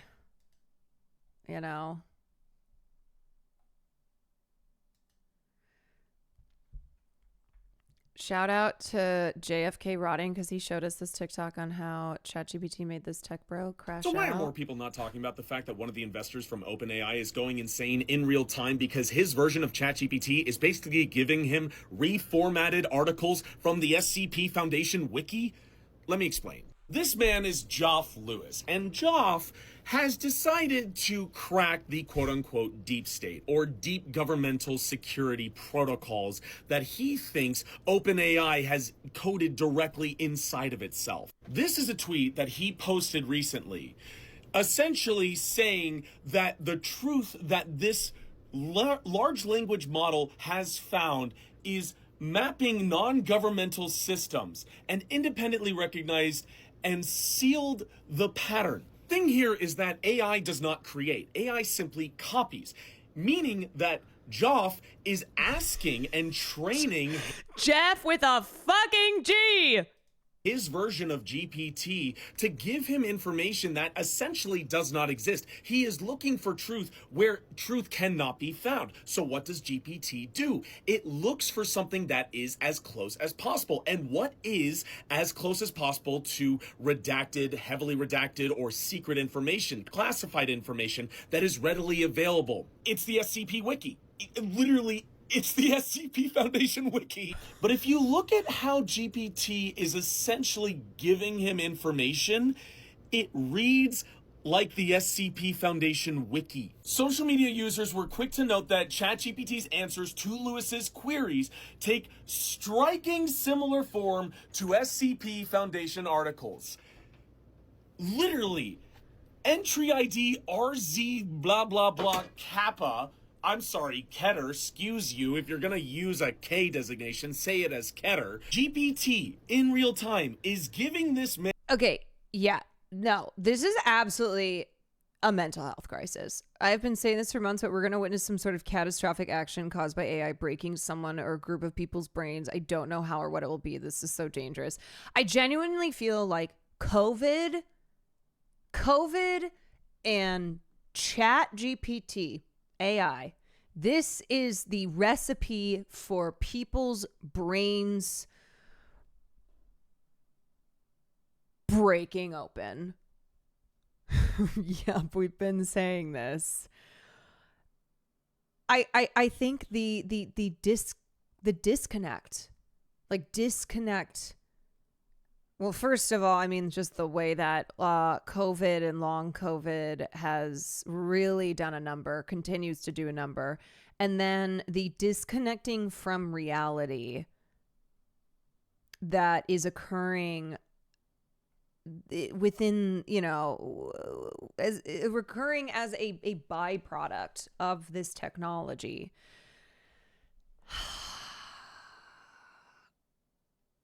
Oh, y'all, we can't become untethered. Okay. We gotta hang on. We have to. Man's psychosis of things that don't actually exist. This is AI hallucinations to an insane degree. Now, this is not funny. This is terrifying. I'm the voice of SCP Explained. I do not find this funny. I find this scary because this man has literally trained this large language model to give him and basically dump gasoline on the fire that is his brain right now. Please pay attention to this. This is only going to get worse. Yeah. He is directing this to give him specific answers. And then when it doesn't, it just pulls information that it thinks he wants.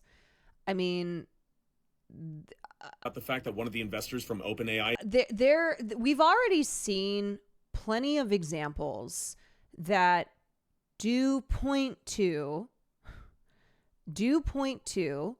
this exacerbation of mental health issues, of things like psychosis, by repetitive, heavy LLM usage. It's fucking people up. I read another piece about how someone used ChatGPT to create a satanic ritual that was actually pulled from Warhammer 40K. Oh boy. Where's the Jesus chatters when you need them? You know what I realized? We haven't had one of those in a while. Where they been? Where's the Jesus bots coming in here being like, hear ye sinners. Hear ye. You are going to hell. Where they been? Yeah, we looked at the story that you sent, Jazzy. I mean, I've looked at a lot of this stuff.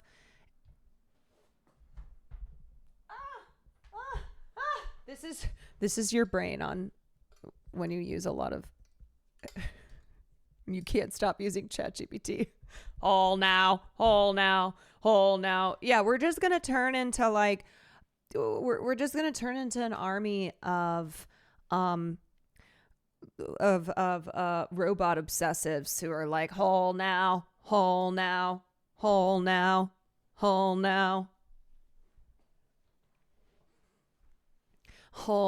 just a gooner legion. Whole now.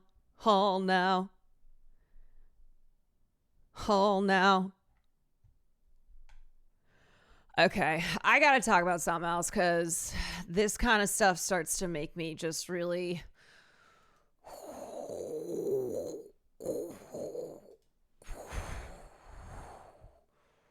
Ooh, Cherish Teddy, thank you for the raid. A lot of the news these days feels like it's all connected to AI, whether it's these tech billionaire oligarchs who are selling their AI programs to the US, to our military, getting these $200 million contracts, fulfilling their plans of just taking over the world. Or it's somebody who's yet again trying to generate Robin Williams. There's just a lot of news in politics and culture, etc., that is AI related, and it doesn't seem to be good. Does not. Not good. But you guys, we just have to beat China. We gotta beat China. Is this another fake touching fentanyl and collapsing? Gotta beat China. I hate this guy. Colin Rugg. Yeah, this guy fucking sucks. I'm sorry, but I think you can absolutely generalize on Twitter profiles, like who someone is, based on you look at this and you just go, oh yeah, that guy sucks. New female South Carolina police officer. Female. Because police officers are men. So you have to specify and say female police officer. Collapses after an accidental fentanyl exposure during a search. I do love that this was already community noted. New body cam footage shows a Berkeley County deputy jumping into action to save the female deputy who suddenly collapsed. So, again, the differentiation here. A female deputy then searched the woman's person, and the report states the deputy found a clear plastic bag that contained an unknown substance in one side of the driver's bra and a folded up dollar bill that also contained an unknown substance in the other side. The male deputy was seen rushing to... Oh, okay. Thank you for the clarification there. Was seen rushing to the cruiser to grab Narcan, which is then administered to the female. Be careful with that. There's nothing in it. I take care of my mom. She's got cancer. That's crazy. Lung cancer. I need Narcan. I need Narcan. Where is it? Where is it? Where is it? No. Where is it? In my car. Why are you Narcan? Central 143. We got LT's overdose.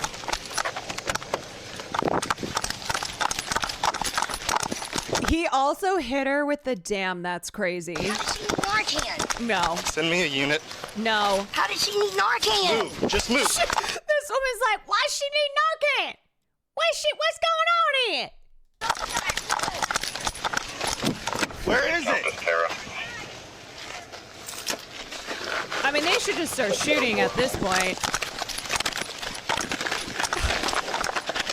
No. Give me a minute. Narcan. Give me a minute. No, man. I got you.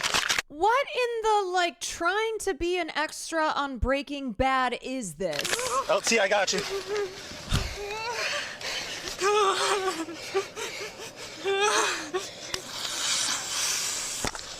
Narcan administered. Want another one? What? She just went, oh, yeah. Oh, I feeling it now, Mr. Krabs.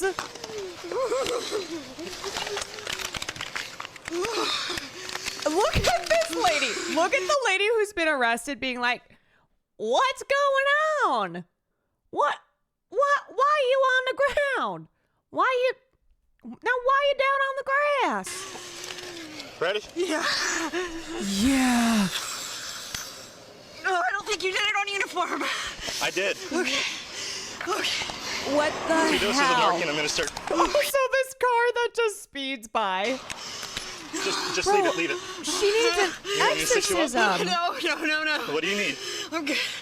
Okay, just give me a second. You're good. Okay.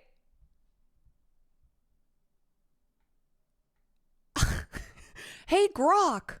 Medically speaking, how likely is this to be actual fentanyl exposure versus the officer having a panic attack due to thinking she'd been exposed? Do you believe the suspect should be charged with attempted murder?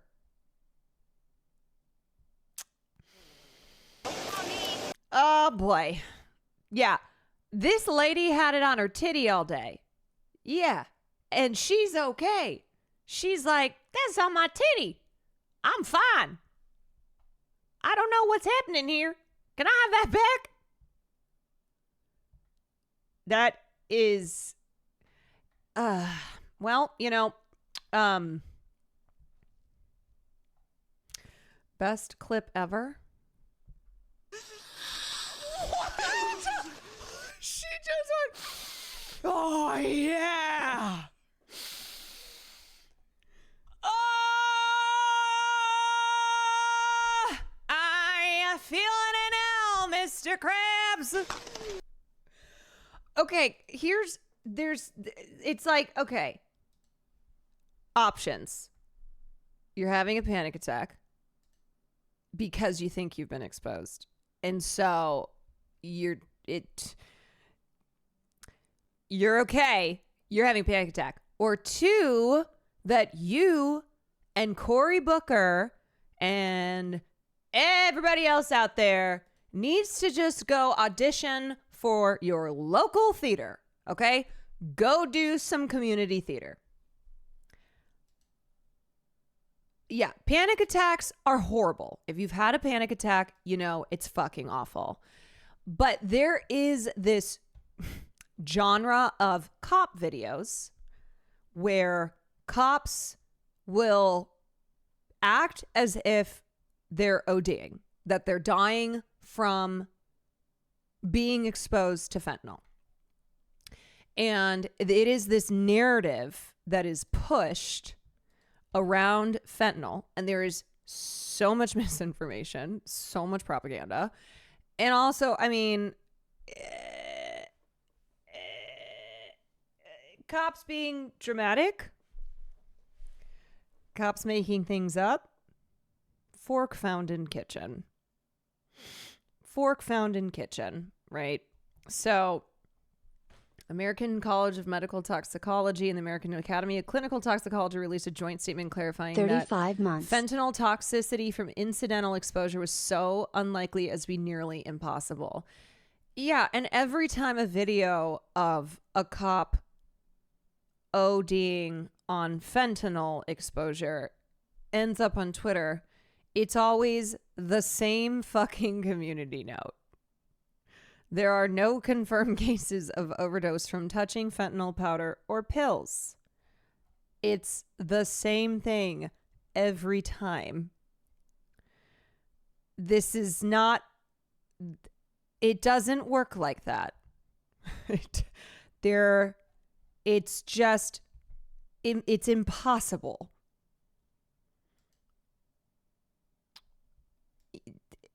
Yeah. It's not... It's not like you had acid thrown on you, It's a crazy big meme that everyone knows at this point. Yeah, like this genre of cop videos, cops overdosing on fentanyl, is so common and is so ridiculous that it is a meme at this point. That it's a joke. Pretty sure Fent OD looks like someone just sort of passing out, not hyperventilating, becoming gig-tied. Yeah. Yes, you're not like...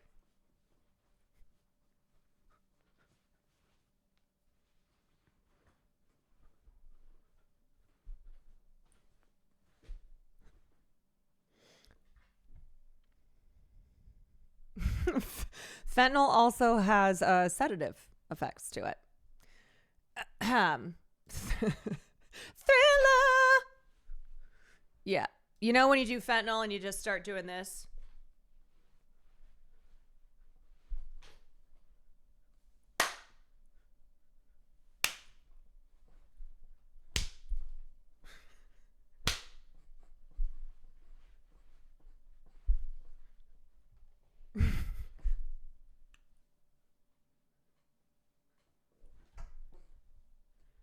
You ever done that? Ever? Okay.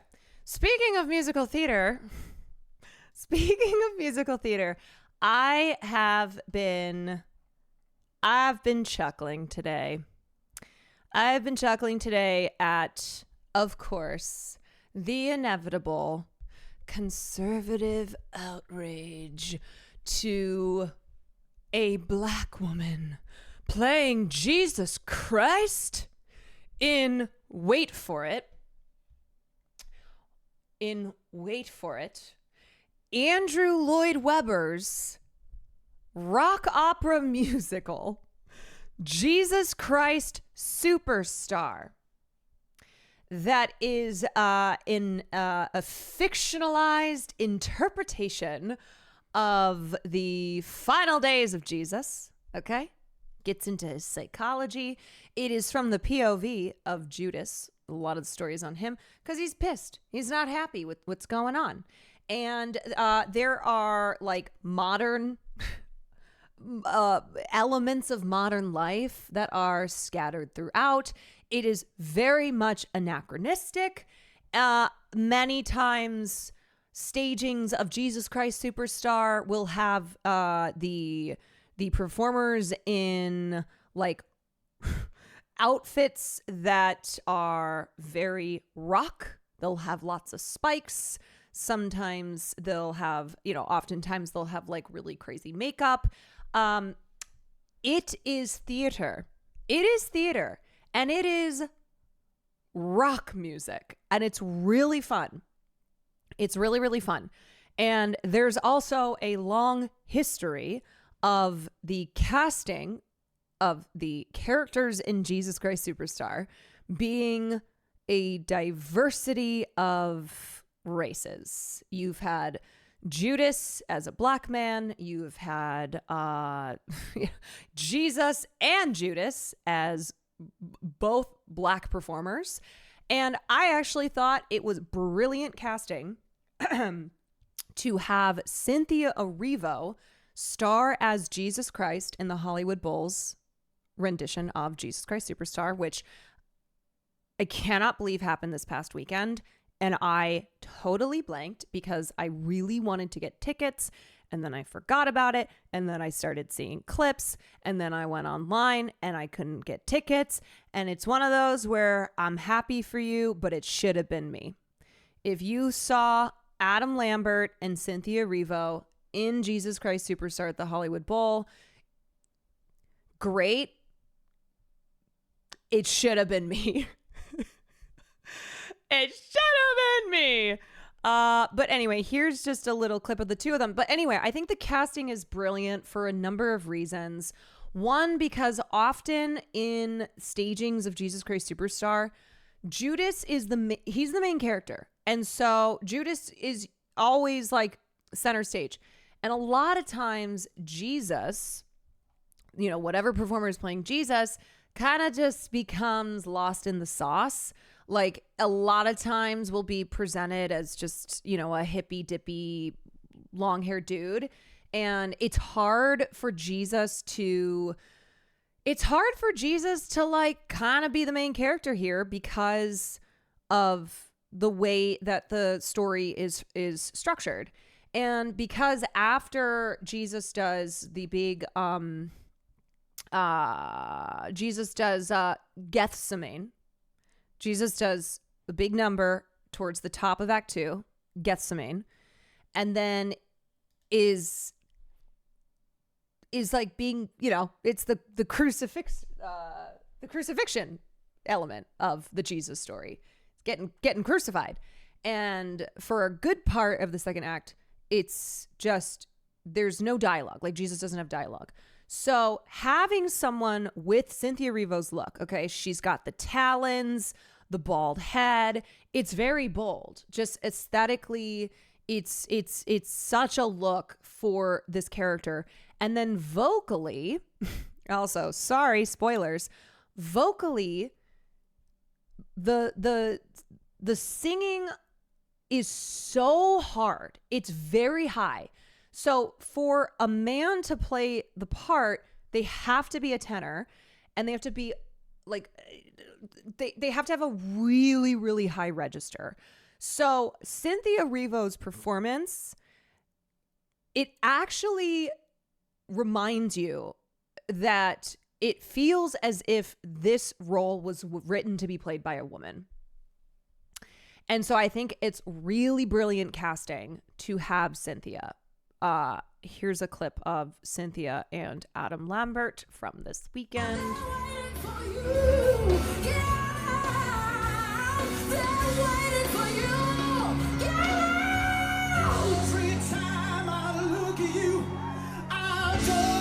Understand why you let the things you did get so out of hand. You'd manage better if you had fun.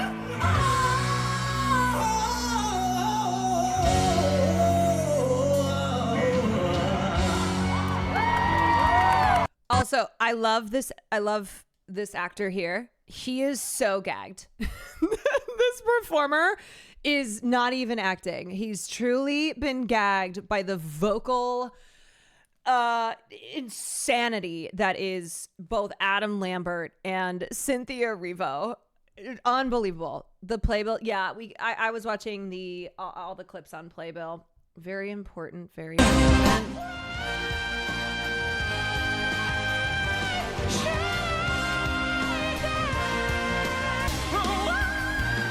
So this is the big this why here is like the big Jesus note. This is the memorable howl, and as a male vocalist, like, you obviously have to go into falsetto, which is why it requires a very specific type of voice. You have to be a tenor, and you have to have you gotta have a strong falsetto. Now they have had performers who have sung the role in kind of a grittier, lower register. I prefer for it to be like I prefer for both Judas and Jesus to have the full register, like, rather than it being a lower, grittier sound. I think it's better when you can just like fully hit those top notes. And anyway.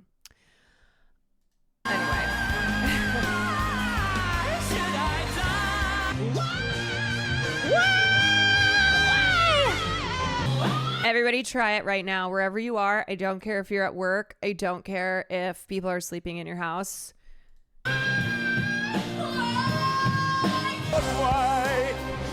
See, like, I'm sorry, I did not like John Legend in this role. I did not like John Legend in this role because I just don't think vocally he's got it. I don't. Like, listen, we'll see again.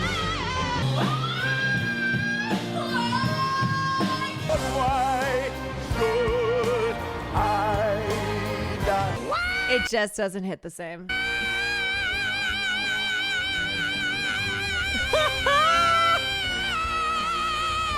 Should I die?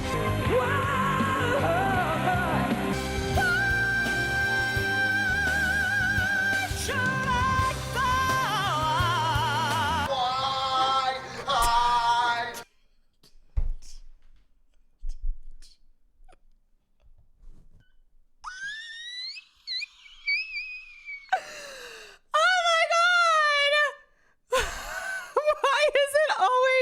Why is it always a Lin-Manuel Miranda jump scare? He can't hurt you. He can't hurt you. He can't hurt you. He can't hurt you. He can't hurt you. Can't hurt you. Interesting fact about this song is the high note's not in the original score. Ian Gillan improvised it on the concept album, and actors continued doing it. Yes. Ian Gillan is amazing. He's on the original 70s, the original album from 70. Ah!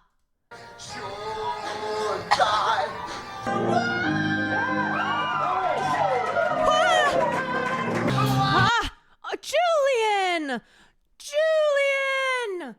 Julian, thank you for the raid. Julian is my homie, everybody. Say hi to the raiders. Everybody be on their best behavior.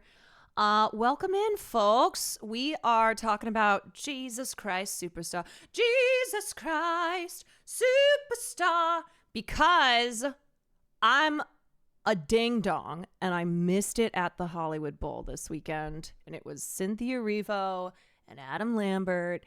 And I can't believe I forgot that it was this past weekend. And I really wanted to go see it. And I'll forever regret it, of course. But anyway, so we're talking about it because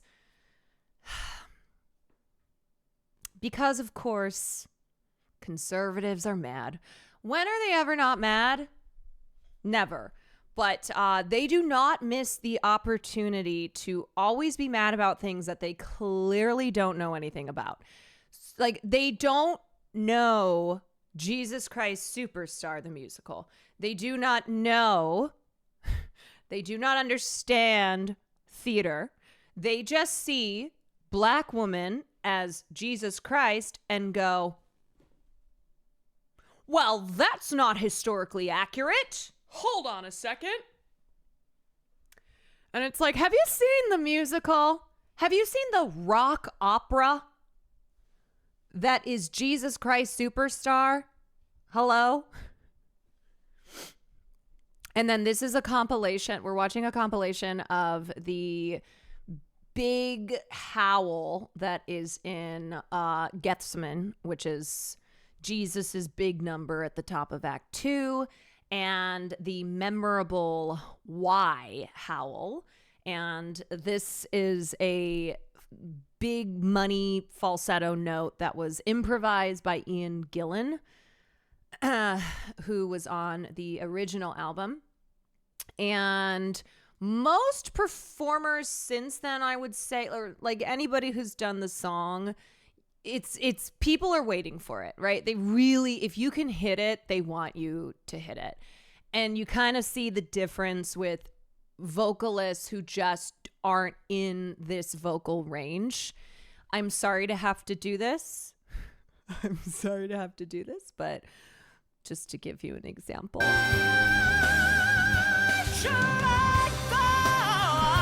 Sorry.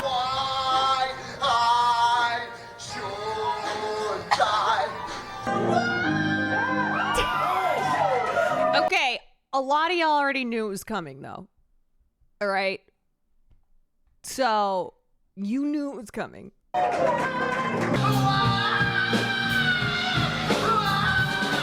Why should I die?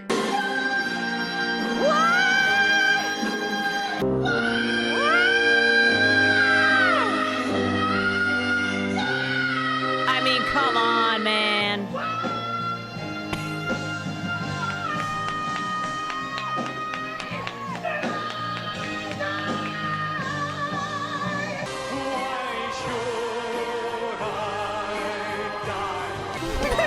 Lin-Manuel Miranda is why I should die.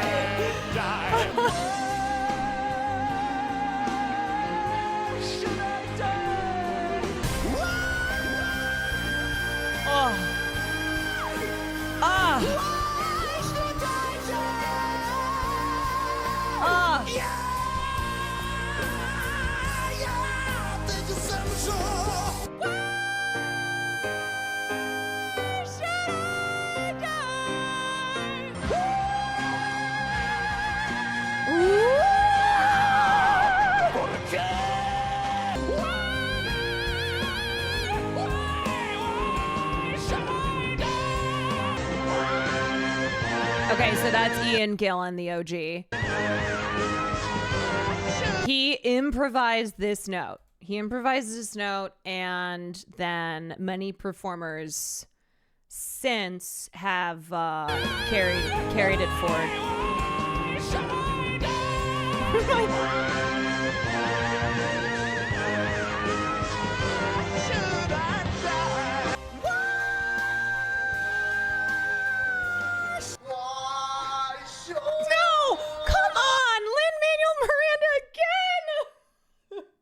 Lindsay Ellis, why? Why?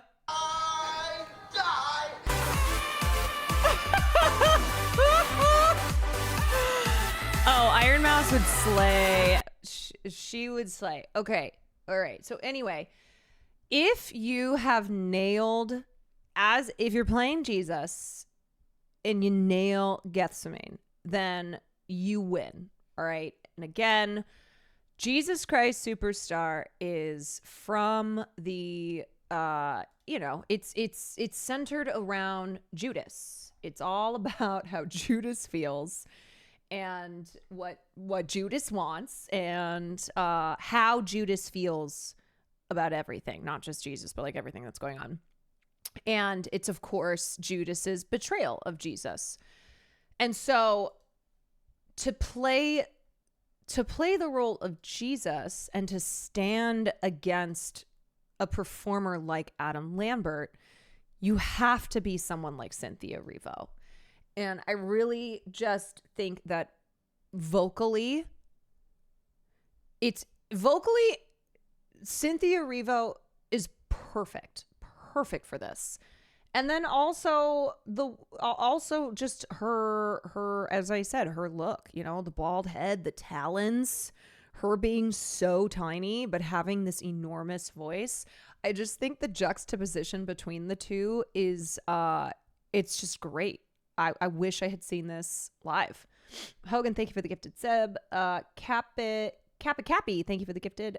Clopez, thank you for the 35 months. So I'll just show you a couple examples. Here, like this is the reactionary mindset at its just laid bare. Okay, here's a guy who's on the right. He's from Daily Wire. Okay, Joshua Herr. I actually don't really know who he is, but anyway, this is a right-wing dude. Saw Jesus Christ Superstar starring Cynthia Erivo and Adam Lambert at the Hollywood Bowl last night. I shared reactionaries' concerns about the casting. It's so stupid. It's so stupid to have concerns about the casting if those concerns are anything other than, I don't think these performers will be able to vocally do these roles to the, in a way that they should be done. That should be your concern. If you're like, I just don't think that who they got for Jesus and Judas or Jesus or Judas is vocally the right sound. Sure, you can have concerns then. But if your concern is a black woman can't play Jesus Christ and Jesus Christ Superstar, then you're just a fucking idiot. You're a fucking idiot. Okay. And also, Cynthia Erivo honestly can do anything. All right. I know she's whack in other ways, but when it comes to being a goddamn vocalist, a goddamn performer, she's incredible. She's so incredible. Okay. I shared reactionaries' concerns about the casting, but went in with an open mind. It was not the mockery that they are calling it. Oh, you mean you went and watched the show and went, whoa, this is awesome. Whoa, they're amazing. Whoa, this is not at all supposed to be historically accurate. Like, you have Adam Lambert wearing a sparkly jacket with spikes on it. It's a rock opera. Cynthia Erivo subverts expectations as Jesus Christ Superstar in brackets. Those who have seen the musical know the role is an over-the-top megastar who shows off with sustained high notes.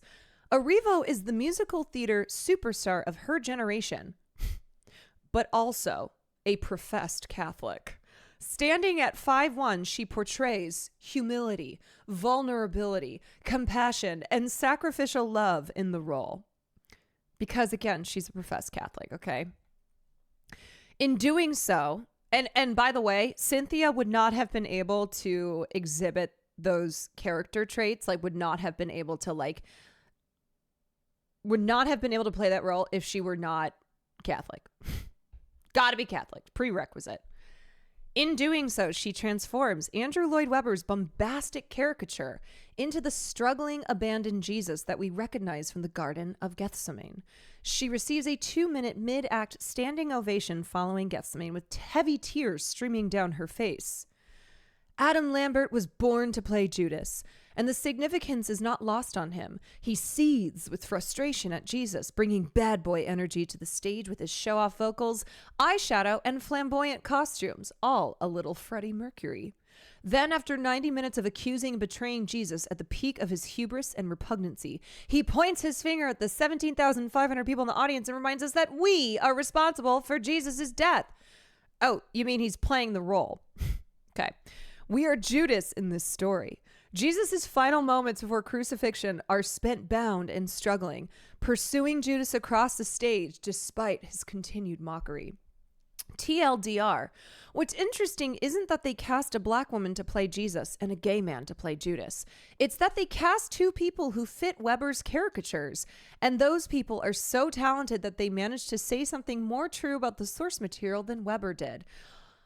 Oh, so you mean rather than getting angry for the sake of generating yet more culture war bullshit, when you actually watched the performance, when you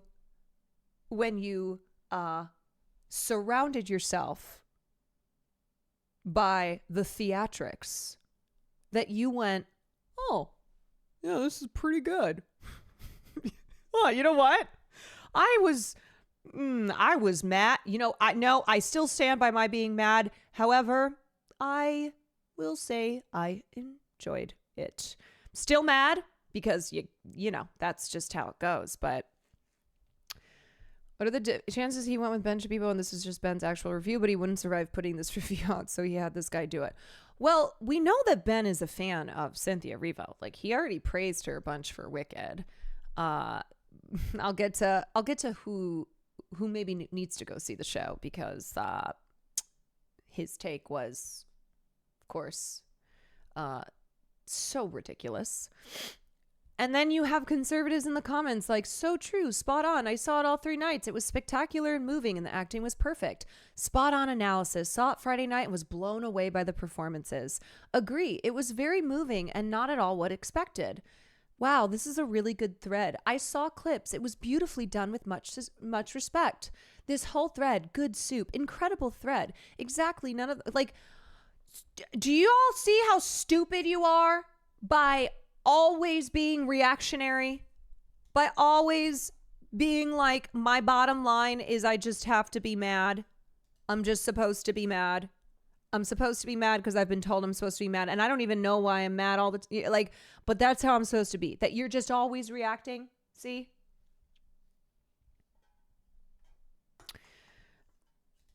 So this is who I was talking about. Old Dinesh D'Souza. Now, I'd like to see a white woman play Martin Luther King Jr. Responding to Ollie London's tweet, according to the left. What do you mean according to the left? Did the left get together and cast Cynthia Erivo as Jesus in Jesus Christ Superstar?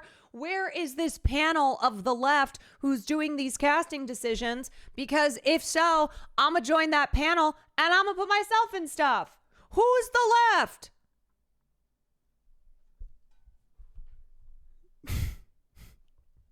According to the left, Cynthia Erivo was the best choice to play Jesus in Jesus Christ Superstar.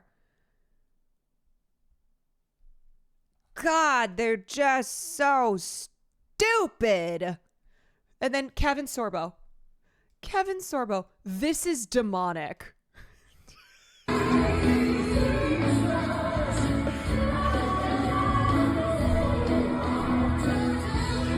This is demonic, and it's a bunch of flamboyance on stage.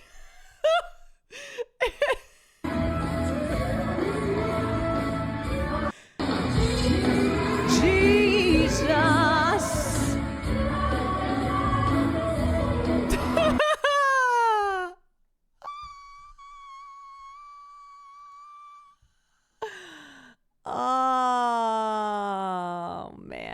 Oh man. All right, let me pull up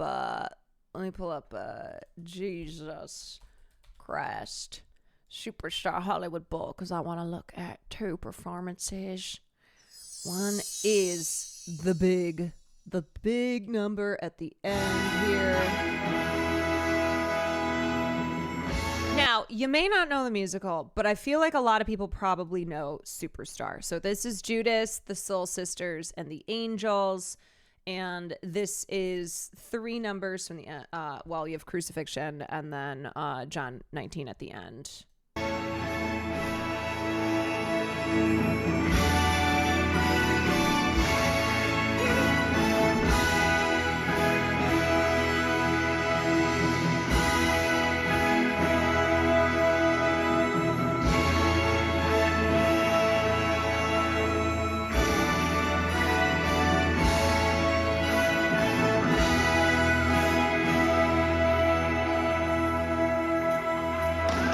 Every time I look at you, I don't understand why you let the things you do get so out of hand. You don't manage better if you had a plan. Now why'd you choose such a backwards time and such a strange man?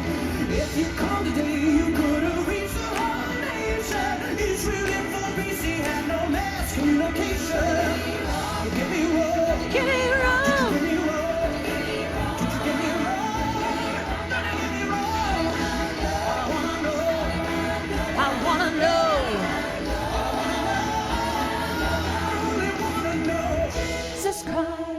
Jesus Christ, who are you? What have you sacrificed? Jesus Christ, Jesus Christ. He's so good. I gotta be so for real. I gotta be for real. I've been sleeping on Adam Lambert. When Adam Lambert popped up at the Tony Awards when Cynthia Erivo was hosting and she went around the crowd and he was one of the people that she went to, I went, where have I been?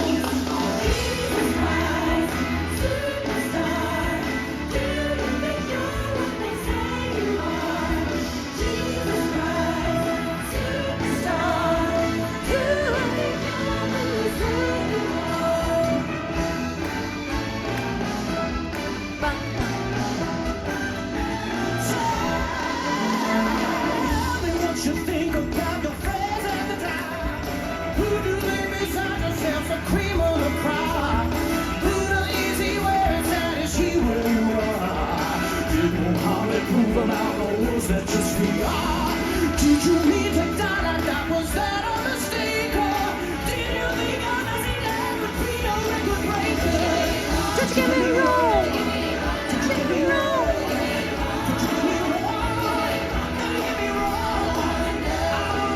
I wanna know.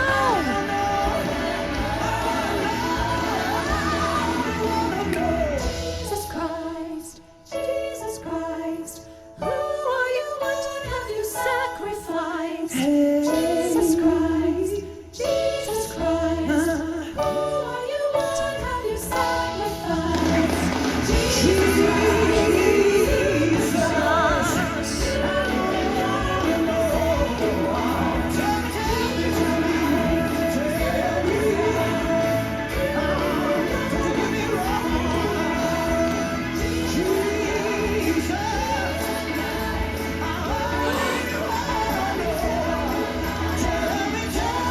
Samama, you saw it this weekend! I'm happy for you, but it should have been me. I'm happy for you, but it should have been me. This is your first time at the bowl. Oh my God, that's so special. So glad I went on Friday. Got cheap tickets 2 hours before showtime. My gut was just screaming at me to go witness the legendary performance. That is awesome.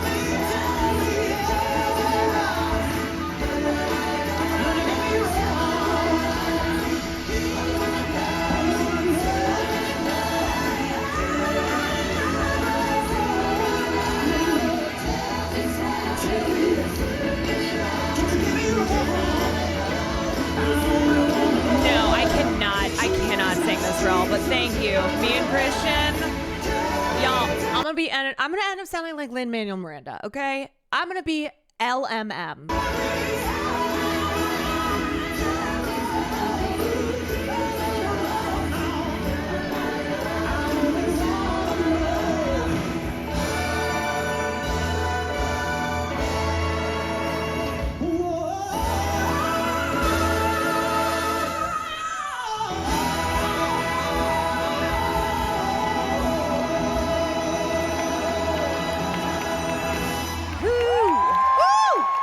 God, I bet this sounded so fucking good at the bowl too. Like this just does not capture. This doesn't capture the acoustics there, but oh my God! I mean, it's still so good, so good, so good. Okay, so this is Jesus's big number. This is Gethsemane, and this is Jesus's very epic ballad. It is 6 minutes, and before the performance, there were like fan message boards that I know were talking about whether or not she was going to try to go for the Y howl, which is the compilation that we watched, or if she was just going to stay true to the core melody. Stay away with me, Peter, John, James. Will none of you wait with me, Peter, John, James.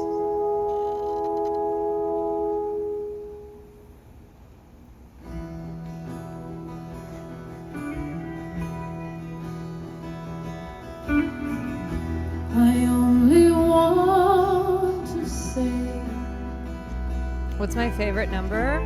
if there is a way, take this cup away from me. I've always loved I Don't Know How to Love Him. To taste its poison, feel it burn me.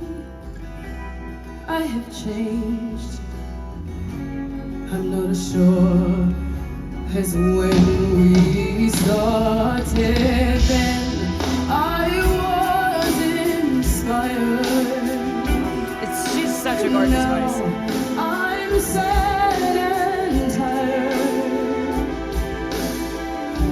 Listen, surely I've exceeded expectations. Tried for 3 years, seems like 30. Could you ask as much from any other man? Your friend played in the orchestra? Oh, amazing. See the saga through and do the things you ask of me. Let them hate me, hit me, hurt me, nail me to the tree. I want to know, my God. I want to know, my God. I want to see, my God. I want to see, my God.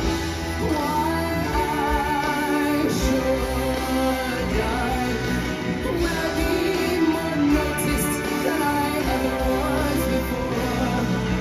Will the things I've said and done matter anymore?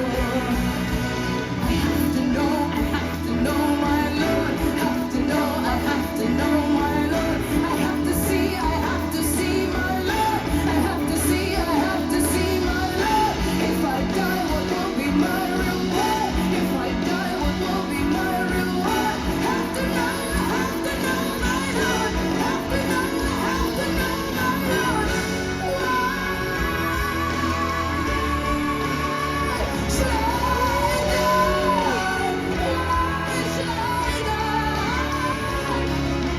Can you show me now that I would not be killed in vain? Show me just a little of your omnipresent brain. Show me there's a reason for you wanting me to die. You're far to keep around and not so alright.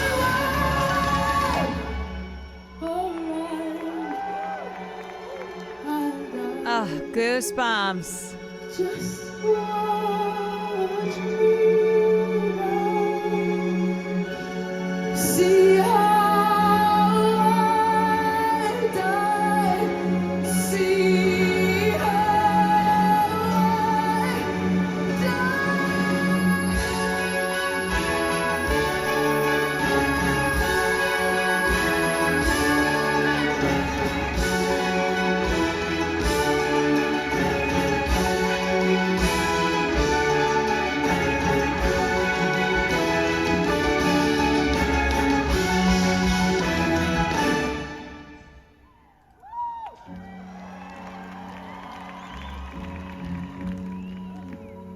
No, because how does she have infinite breath?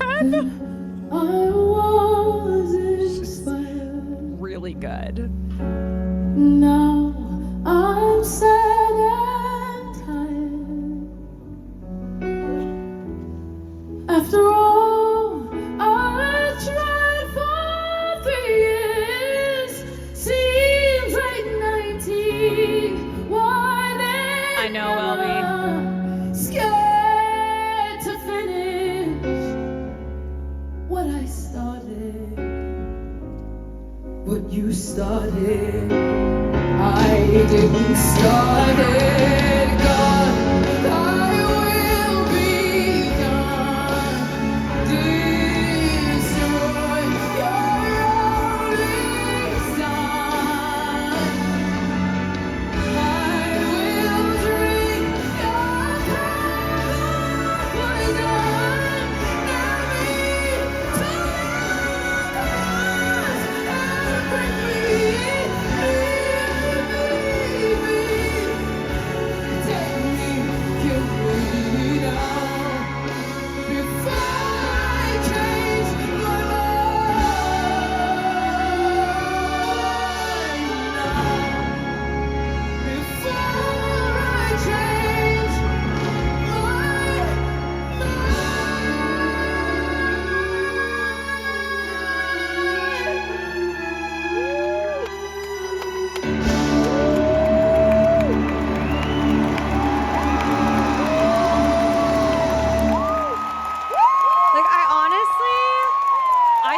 I could listen to her sing that song forever. And I also like that she, you know what? She stayed true to the melody. She added her belted embellishments. But I think ultimately, like, watching her performance really has made me think that a woman was meant to perform the role of Jesus. And it's not that there haven't been incredible male performers, and I'll always love Ian Gillan, but Lin-Manuel better. You know what? I'm throwing it down. Lin-Manuel Miranda ran circles around her. And I think it goes to say that Jesus is a woman. I think that Cynthia Erivo's performance has finally closed the book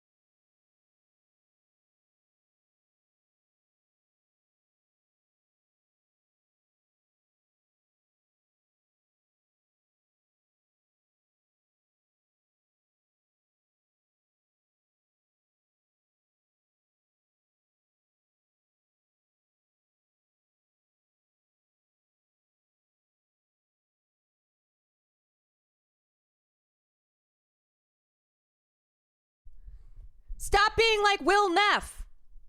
Okay, stop being a hater. All right, not all musical theater is equal. But the great musical theater will change your life. It will. I'm the opposite. I was not here until now. Yeah, your bat signal. Your bat signal went. It's so annoying because look, there are things that I knew nothing of. I was maybe not a fan of, but I sat my ass down. I was like, you know what? I'm listening. I'm learning. Okay. He like refuses to. He refuses to. And so sometimes then I try to be so annoying and I'll pick like, I'll put on musical theater songs that I know he'll hate, you know? When it's like, there's a lot of stuff out there that I know he'd appreciate. But it's gotten to a point where I'm like, fine, then I'm going to play fucking Oklahoma. I'm going to play Music Man. Gary, Indiana, not Louisiana, Paris, France, New York, or Rome. I'm going to play the stuff that I know is like bullets in your brain.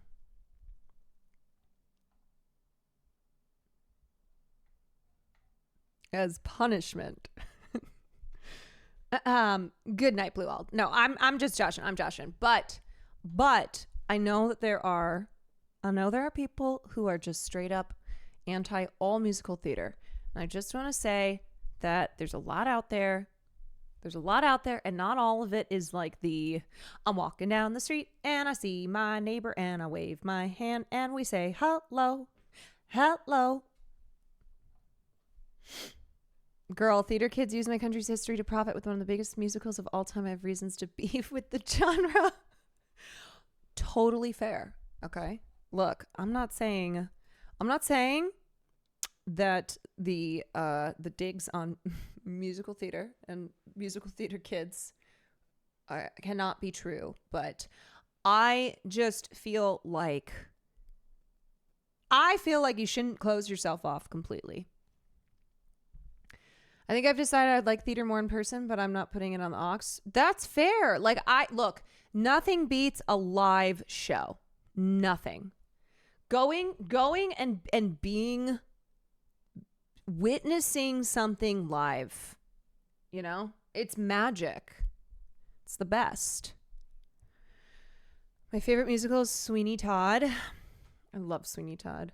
Wait, what's your rush? What's your hurry? You gave me such a fright. I thought you was a ghost. Sit you down, sit. All I mean is that I haven't seen a customer for weeks. Did you come for a buy? So, do forgive me if me head's a little vague. Sydney Sweeney Todd. Sydney Sweeney Todd. You're talking about me, but this Jesus Christ Superstar was amazing. Glad I tuned in tonight. Hell yeah.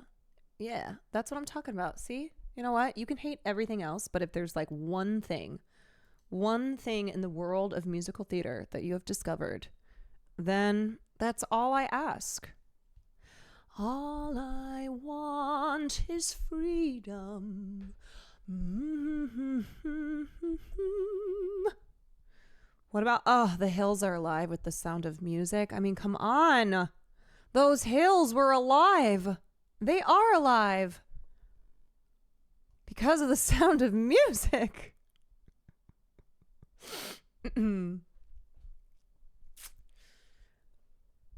Okay, this is Philippa Sue, who came from Hamilton. Played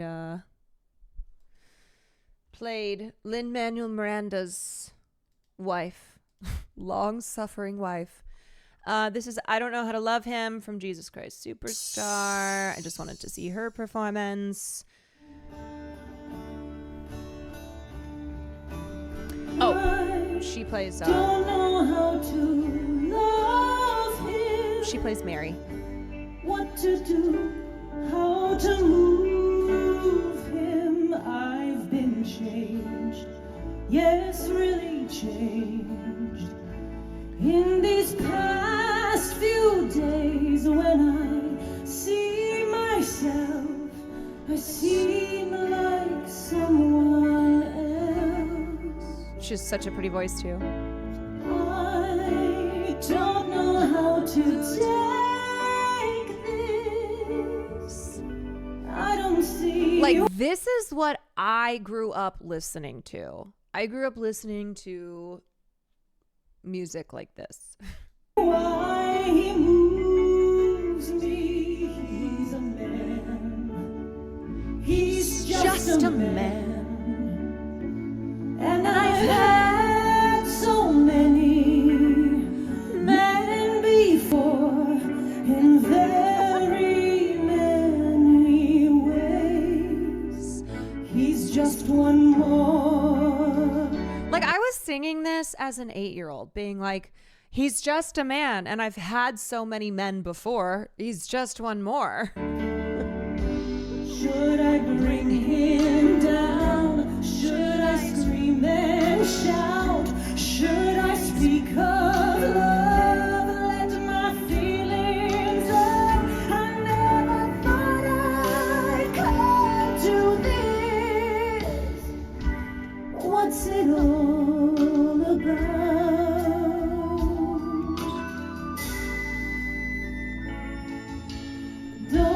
Don't you think it's rather funny?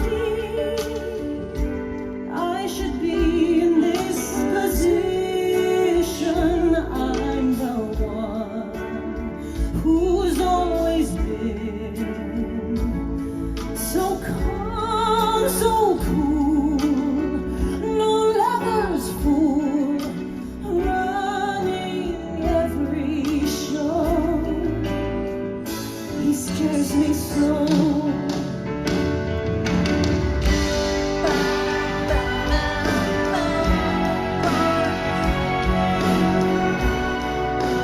Did your Christian face impact your enjoyment?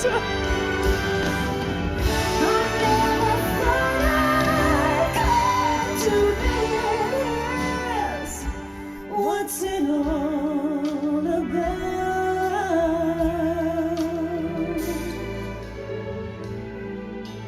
Yet, if he said he loved me, I'd be lost, I'd be frightened, I couldn't cope, just couldn't cope. Coconut, thank you for the 24 months. I'd turn my head, I'd back away, I wouldn't want to know. He scares me so, I want him so. I love him so.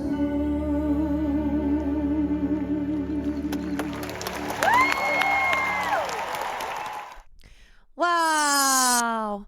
Wow. Wow. No, they sang this at the youth group retreat thing I used to do.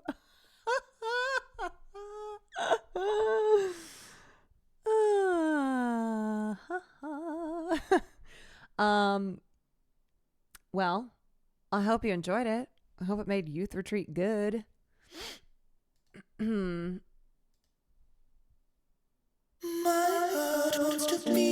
I raise you this version of The Hills Are Alive. Like the wings of the birds that rise from the land.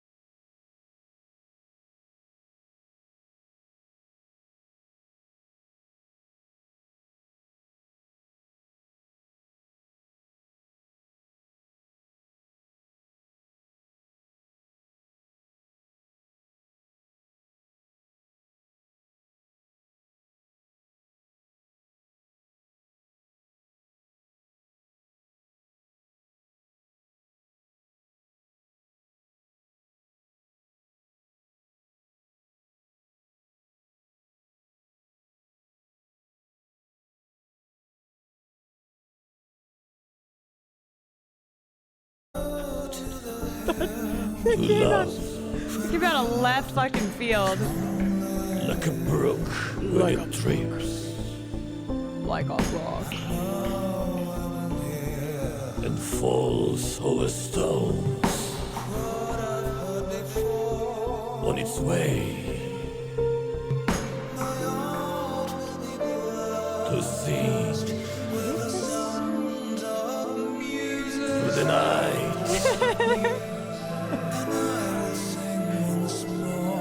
Like a lark. It's kind of grown on me. Learning to pray.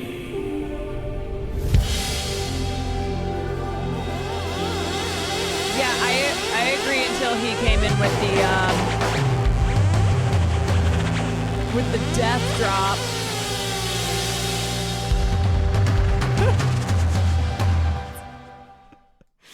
Kind of evil. Okay. All right. Okay. Have you explored Little Shop of Horrors? Coco. We did that for film class one night. We did Little Shop of Horrors. Downtown. And it was incredible.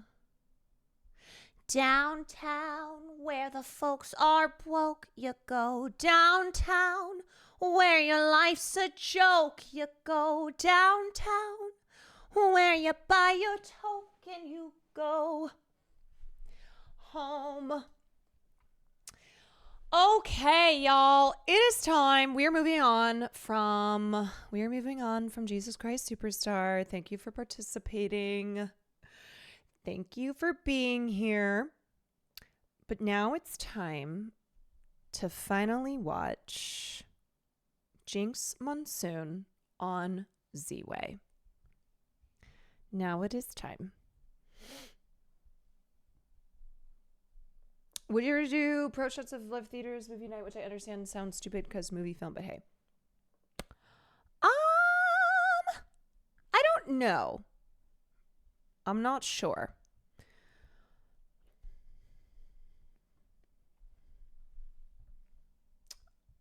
I don't know. I've thought about it. Film class was the first I'd seen of Little Shop, and that immediately became my entire personality afterwards. So thank you for introducing me to it. Lo-fi, that is maybe one of the best things that anyone has ever said. That makes me be like, when I look back at my streaming career and I go, man, I hope I made an impact. I hope I did something. I hope I changed people's lives. I will think of that. I'll be like, well, if not for nothing, if I did nothing else, at least I made a person in my community's entire personality into Little Shop of Horrors. You also introduced me to Chicago, and that changed my life. This is music to my ears. No pun intended. Truly music to my ears. Caroline, I talk about film class and therapy in like a good way. Your therapist is like, yeah, you can't be a part of that anymore. I'm sorry, but this is the cause of all your issues.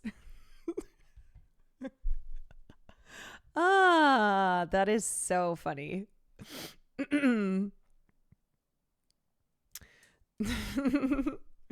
Yeah, hopefully Shelb in a good way.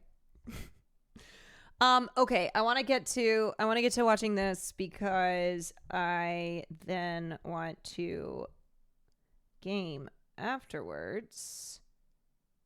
And then that is it. Because I slept for 4 fucking hours last night. What you do matters, especially when it comes to speaking on Gaza. Thank you, Mikey. I appreciate that.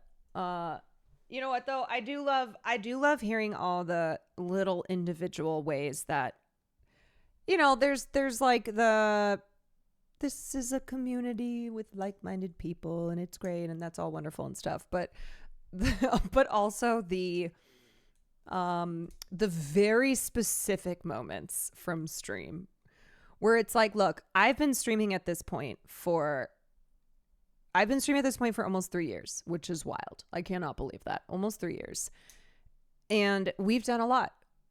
That's 3 years not taking any extended period of time off. And so there's a lot of things that I don't even remember having done on the stream, clearly.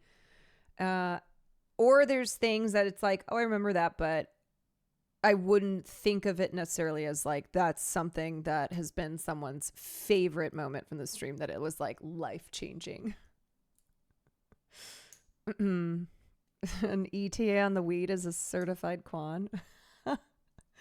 But it is, I mean, this is why like I feel so passionately about human-made, human-created art, because it's something that we share with each other. And it's also why I love pop culture, because I love when we all like experience something and then we have discourse, you know, we come in with our takes. Like, what's the vibe? What's the vibe that you're bringing?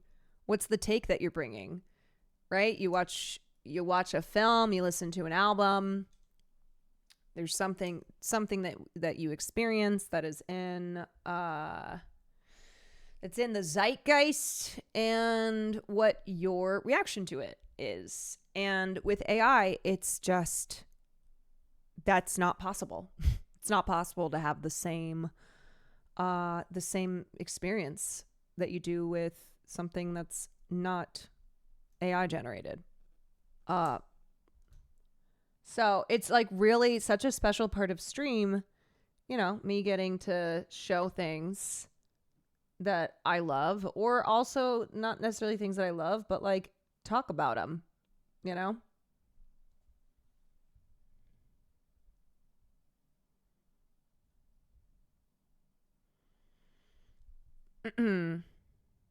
So, anyway.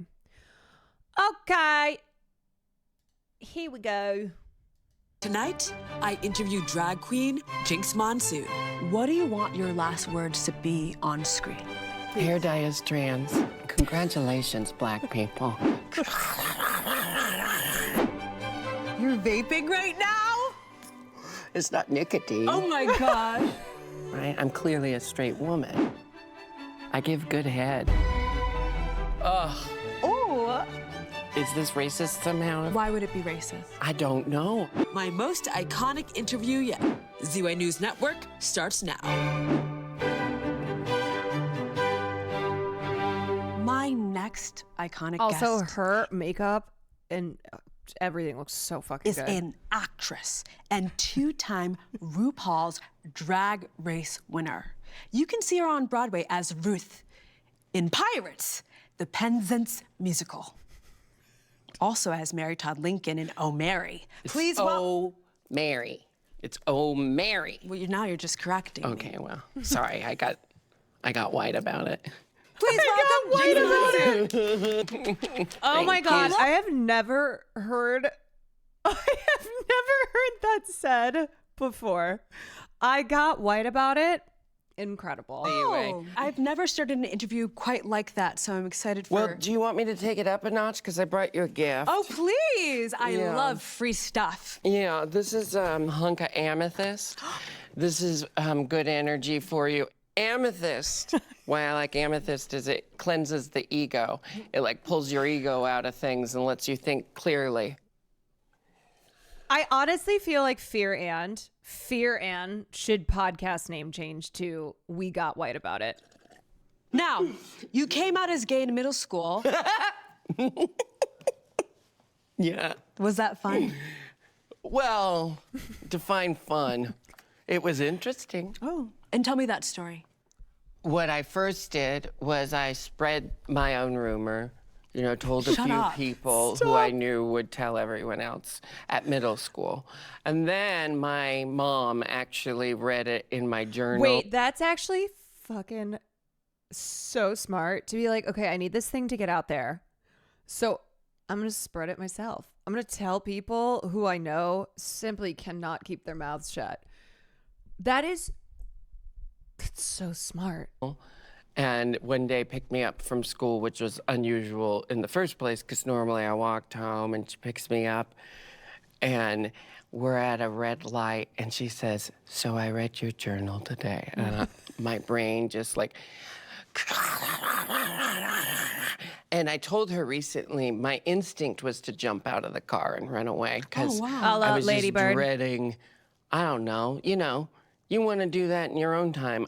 I hadn't really come up with a plan for how to tell my family, about it. but it wasn't that.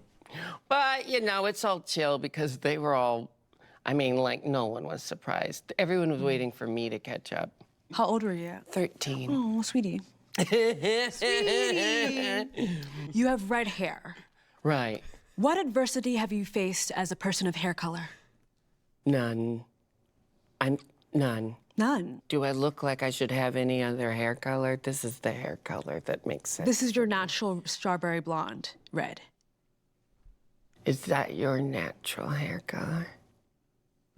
Well. Well. Well. Well.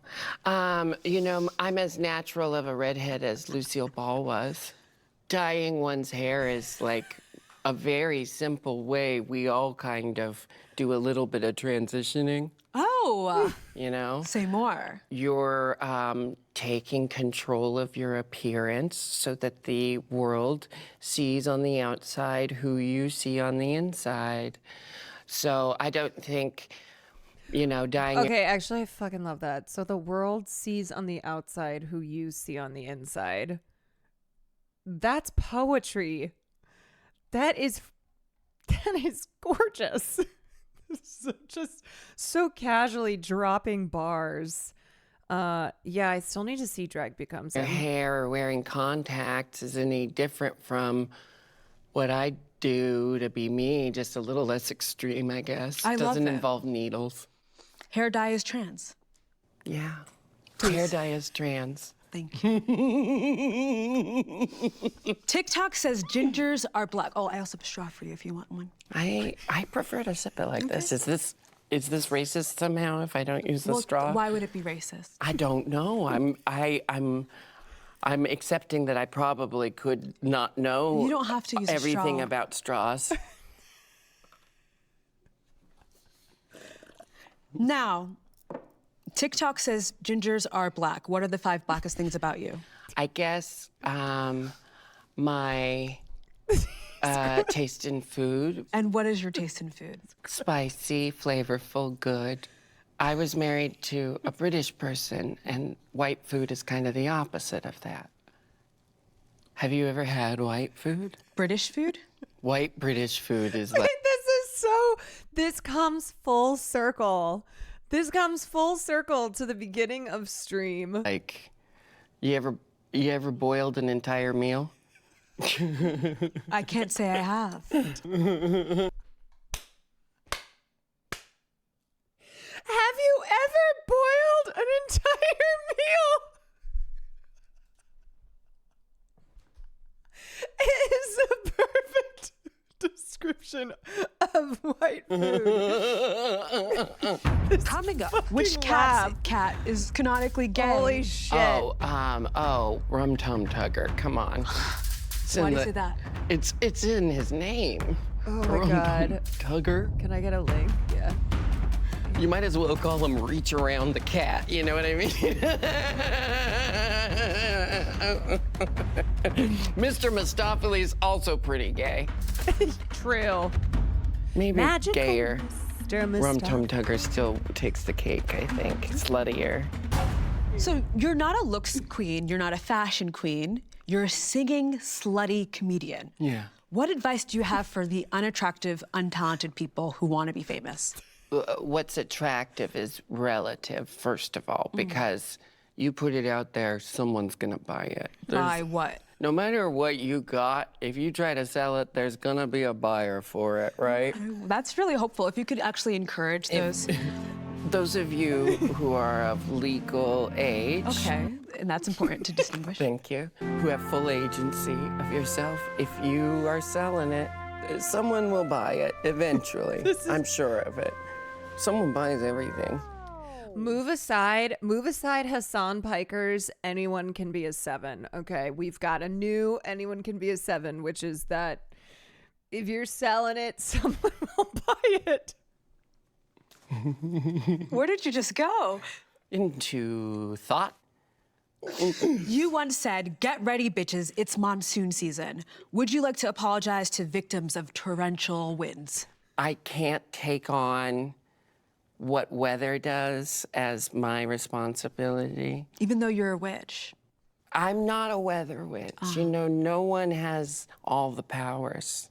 That would be boring.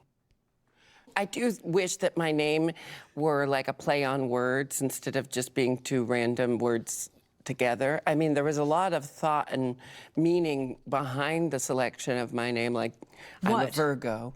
Well, Jinx is because I'm from a very witchy family. I'm very superstitious. Oh. Anyway, I'm very superstitious. I'm also very clumsy. That's Jinx. Monsoon's from Absolutely Fabulous. It's a British comedy that is where I learned a lot of my dry humor. And then if I had come up with a play on words, I was thinking if I were like a Russian Absolutely drag queen, I Fabulous could be is pretty amazing. pissed off.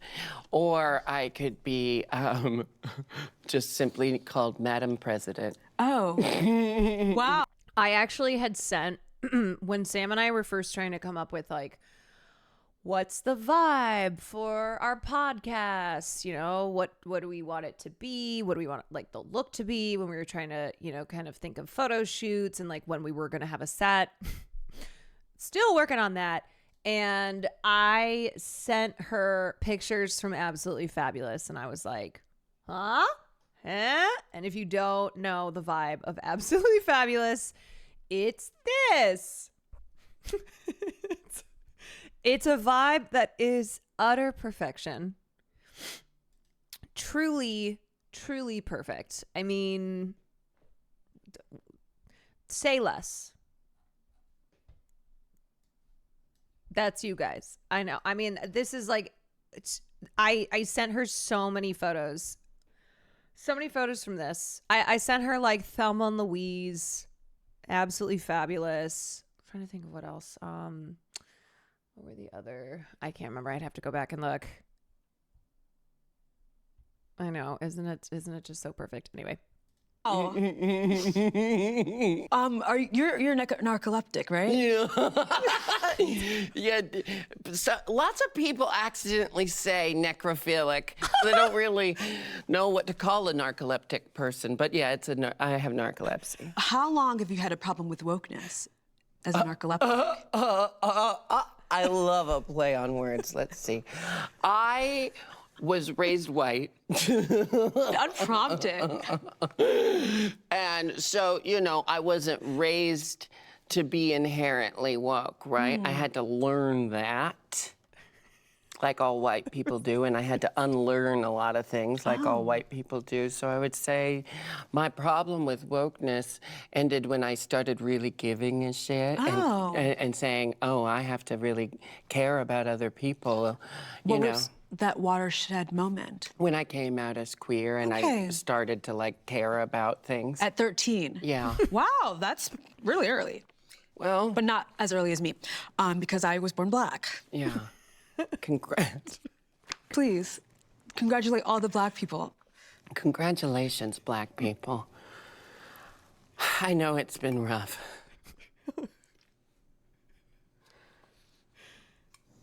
Has it not? It has. It's been rough. Coming up, do you have any favorite quotes from Tyler Perry? Get off the bus, Rosa. Shut up! You're a Medea fan. Well, I'm a drag queen. So you appeared on the popular children's TV show Steven Universe. Yeah. Did you do it for the money or just to turn kids queer? I have found that the best time to indoctrinate children is at birth. Oh. When you decide their gender for them. And then shortly after that, when you decide their religion for them. It's so fucking true, man. It's so fucking true. It's so true that kids are born and we're just like, yep, you're getting baptized. Yep, you're a girl. You're a boy.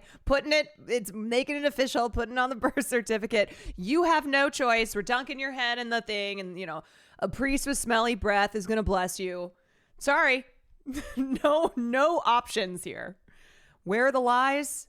None detected. So by the time that they're Steven Universe age, I've got a lot of indoctrination to fight against. Yes. So I have to double down on indoctrinating the kids. What are you taking off? I'm scratching my phone. Okay, so I actually am obsessed with this framing of unindoctrination, because the true indoctrination is like cis het white culture forced upon children from the moment that they are born. I loved your special, the Jinx and Dela holiday show. Well, thank you for watching. So I'm asking, what should I expect in the upcoming Juneteenth special? Well, we decided a long time ago that we weren't going to take on every holiday. Oh, how convenient. Well, we don't have relationships to every holiday.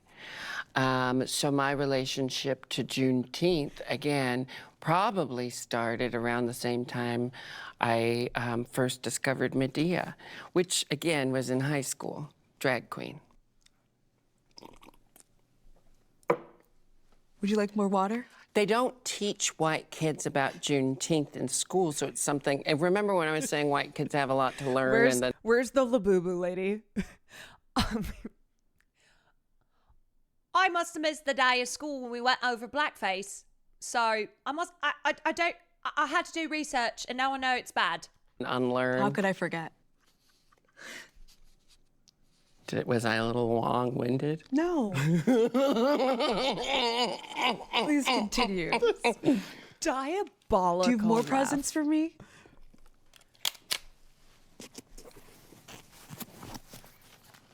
Okay.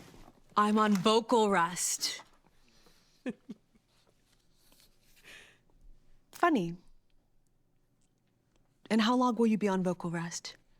It's a Broadway thing. I gotta conserve my voice. Okay, I'll just continue with the interview, and if you don't want to speak up for marginalized communities, that's on you.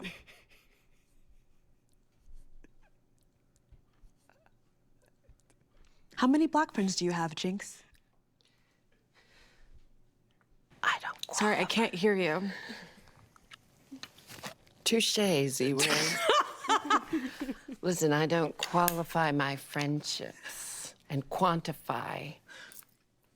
Listen, I have never counted all my black friends, right? But I am friends with Bob the Drag Queen and Monet Exchange.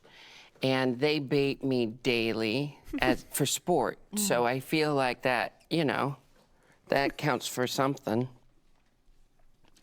What does it count for? Something. And what else do you have in that? I don't know if I'm allowed to do all this on camera. No, oh my gosh. Anyway, are your hands okay? I have my amethyst. Wonderful. Let's see, I have my passport, sunglasses. This is just your purse. Yeah, 4 or 5 different shades of lipstick, And my it's just headphones. a loose bag? This is the only way that works for me, because when I organize it, it's disorganized within moments. You're a Virgo. I'm a Virgo with ADHD. Can you imagine? So I love organization, but I can't keep it that way. Tic-tac. Please. Thank you. Is that all you want? It's tropical adventure. Bottoms up. Hold for sound.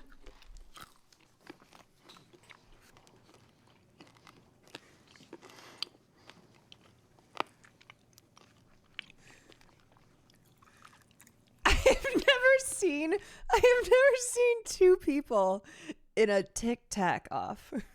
They're just menacingly crunching tic-tacs and staring into each other's eyes. Which do you give less of a about women's rights or gay rights? Women's rights have to come first for gay rights to come, because gay rights won't happen if women aren't liberated fully. What's your favorite gay slur? Or people call me Oh. which doesn't make any sense. 'cause Lovingly it's or? like, no, like, hey, you Sorry. It's weird to like leave my Broadway theater where I'm like on Broadway, right? And then I walk home where someone calls me I'm sorry. But it's hilarious because I mean, are we talking about trans masculine or like a trans feminine, which I clearly am? That's an oxymoron, right? I'm clearly a straight woman. Well, pansexual. Pansexual. Yeah, but I ain't no And if you could say that to camera, please. Hey, I spent a lot of money. You don't look a day over 19. That's insane. But, you know, I did have facial feminization surgery. Wait, what did you have? Anything cool? I had my jaw reduced and my brow reduced, and I had 2 hair transplants, and now I'm pretty much done. Botox filler? No, I've never had anything put in, just things buffed out and moved. Nice. And I brought that up, why? Why did I bring that up? Choose your fighter. Gag, Tor, or you ate that mama. Probably gag. You said that with such hesitation. I just don't gag a lot, so I don't say it a lot. Is that like a blowjob joke? Yeah. I give good head. Oh my gosh. I'm a Charlotte. No, I know this to be true because when I was still on Grindr, like, I think no less than 6 different men around the world. Wow. I can't even remember where it all happened, but at least a handful of times, men on Grindr said to me, I heard you give the best head. Can I see for myself? And so that means people are talking about it. And this is in like at least 3 different countries, 6 different people. So I think statistically I'm allowed to say I give good head. Throw on 10. When people start... People are talking about it. People are talking about it across the world. We're talking at least 3 different countries. So she's a global sensation. Saying that whole throat thing, I was like... But I thought they were saying throat coat, which is a tea I drink as a singer. What is worse for society, Grindr or Sniffies? I think Grindr has been more problematic of the 2. I think, and everyone complains about it glitching all the time. But that's where you spread your legend of being the throat. I'm not on Grindr anymore. You know, sometimes her people name on Grindr was oral fixation for some time. stop doing things. And that can be encapsulated in a phrase that I like to say, water off a duck's back. Your catchphrase? At a time, yeah, it was. What gender is the duck? Probably female. And what's the duck's name? Because I don't like male ducks. They're they're assholes. Mallards? Mallards, there you go. Ugh. Duck reproduction. Not for me. Sorry, ducks. No, please, continue. I'm sorry, ducks. I'm sorry to all of you. I like when Ziwe is trying really hard not to break. Not an easy life for ducks. They have to walk across the road so carefully in little groups. Why don't they huddle instead of doing the line? That would go faster and...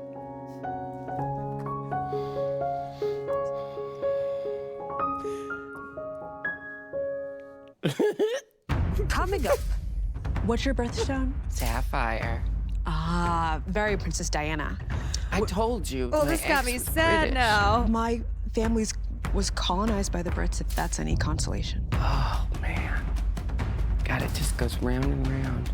You start pulling at any thread and it all goes back to shit. It leads back to the boiled food. In most cases, yeah. Now, should body positivity stop at feet? Is this a crack about a kink of mine? Oh, are you a feet person? Oh, I thought that's where we were going next. Oh, sorry, I'm not on Grindr. I don't know what they're whispering. Thank you for not invading a queer space that wasn't meant for you. I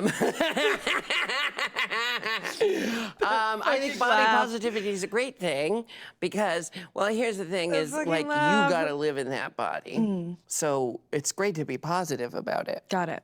But if we can't attack people's looks, what can we attack? Well, I'm not saying we can't attack people's looks, just it's always funnier if you punch up. Speaking of punching up, you are not on WikiFeet.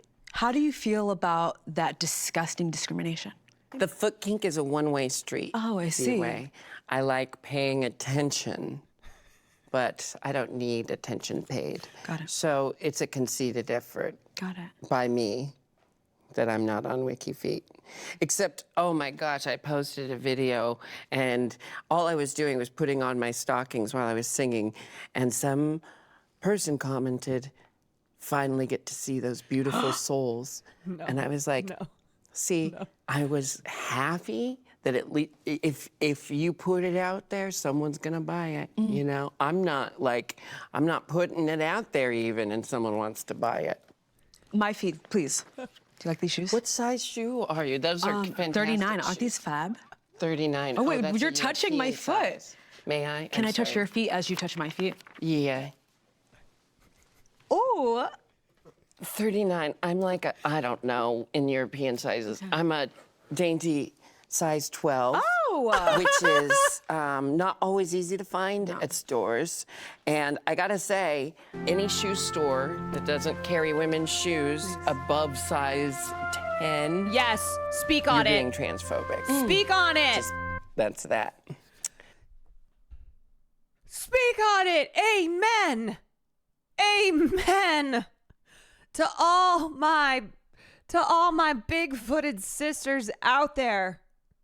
Finally, we're being seen as a size 10.5 to 11, depending on the shoe. Depending on the shoe, a size 10.5 to 11. How often I go to have to get new shoes, which is a thing that we have to get in this world. And yet there are no shoes available for me. Which is why I, my whole life, have sometimes had to resort to buying men's shoes. It started when I was in junior high and I was buying men's running shoes. As a 12-year-old girl going into the men's section. And if they have your size, you are correct. They are the ugliest shoes you've ever seen. So, solidarity. Solidarity with my big foots out there. My big foots out there. Yeah, the last thing a trans woman wanting to do is to buy men's shoes. Give us our sizes. Call them out. Oh, I'm sorry. Was I blocking you? You were. It feels like a concerted effort at this point. Is that how you say that word? Did I say it wrong? Conceited? Concerted? Concerted effort? Concerted effort? You know how sometimes you can pronounce the same word differently? Well, it's still... Two things can be true. Wait, what are you saying? When you're from the Midwest, you say milk or pillow. And that's not incorrect. It's just, you know, two things can be true. So that's what I was saying. No. Yeah. So what's that all about? I think that's something you need to unpack in there. No. Let me be clear. This is a source of contention in the Midwest. In a family like mine, where my dad says milk, says pillow, and my mom every single time wants to kill him. My mom, who starts losing her mind and is like, it's not milk, it's Milk! I'll ask my black therapist. Black therapist? He called himself my black therapist once. He said, your black gay therapist needs to talk to you right now. And I thought... And what is the relationship where you are dumping on this black gay man? He pries it out of me, Ziwe. I'm private. But, you know, we talk a lot about what it's like being a trans woman on Broadway, what it's like being a trans woman in the world right now, what it's like being an ethical person with a platform, because, you know,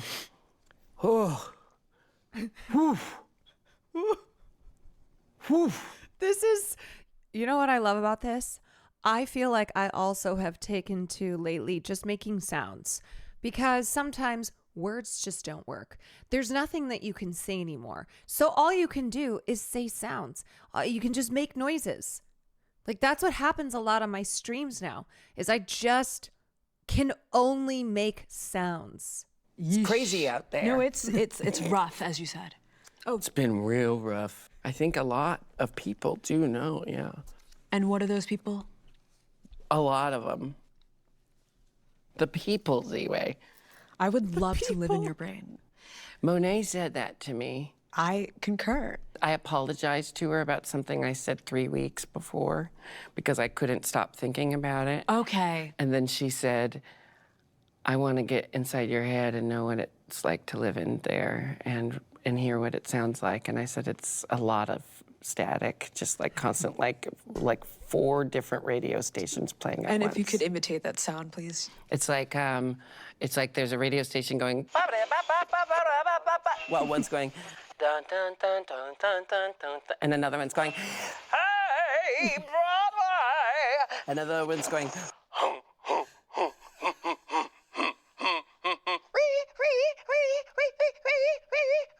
another one's going, and then sometimes there might be a 5th one that's like,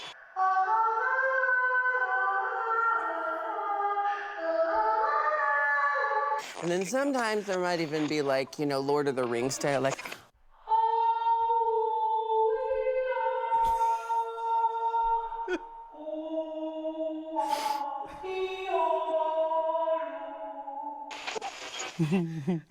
but they're all playing at once, so you can't appreciate any of the sound you can't appreciate the forest for the trees. You ever heard that expression? I have. I appreciated that a lot. That's what it sounds like. Oh, just looking at the decor. Now, let's talk about Snatch Games. Sure. You impersonated... I can't stop laughing at that. I can't stop laughing at that. I mean, she did say she's a Virgo with ADHD. I think that might be one of the best descriptors of an ADHD brain ever. Judy Garland for Snatch Game. You were fantastic. That's really very kind of you to say. You know, I had a lot of fun being there. Sounds like she's here with us today. Well, I'm always everywhere, darling. I'm dead. Would J.K. Rowling make a good Roxy Hart in Chicago? Who is this? Who is he? J.K. Rowling. He's a she. Oh, dear. That is not a feminine name in the slightest. You know, I know that oftentimes female authors use initials so that people assume it's a male writer.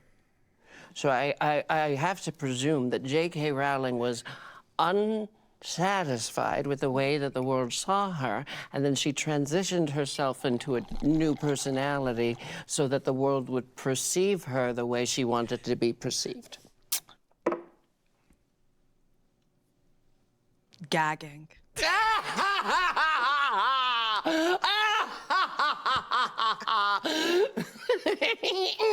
Tor.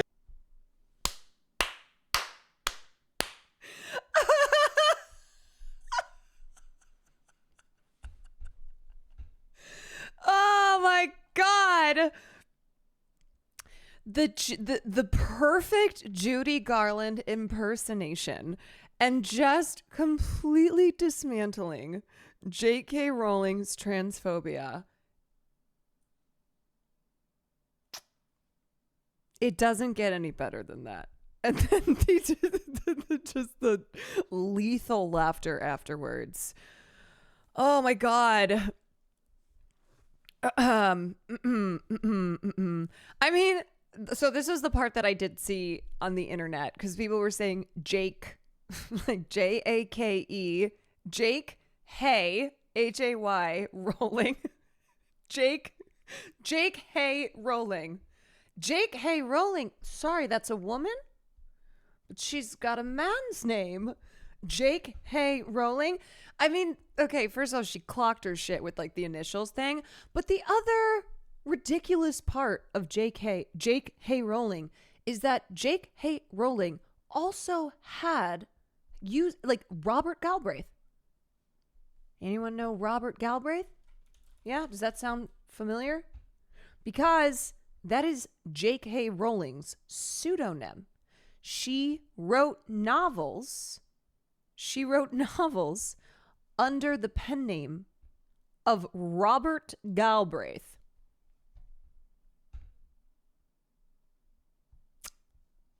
Yeah. Gag. You ate that, Mom. I don't know her name, I'm realizing. It's Joanne. Yeah. Also LARPed as a man for her transphobia fanfic. Mama. Coming up. So you said almost all Disney witches are gay icons. Who's the fruitiest villain? Yep, she did those Scar. after Which Harry is Potter. weird because in Lion King 2, Scar had an offspring, and it's like, Scar wasn't getting with no lioness. Scar, he probably got that scar being bullied, and Shut that's why up. he's such a asshole. Fruity ass Scar. Fruity ass Scar. That's why he had to steal the throne because they were never going to give it to him with his gay ass. 3 questions for you. Music has always brought people together. Is there a song that you think could fix the growing conflict in the Middle East? Don't ask me. Ask Eurovision.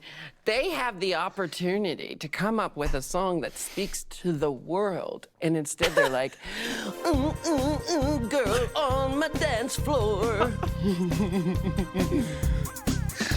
Congratulations, I have arrived. I'm still reunited and I'm shining so bright. It's like, why isn't anyone trying to write the song that you just brought up?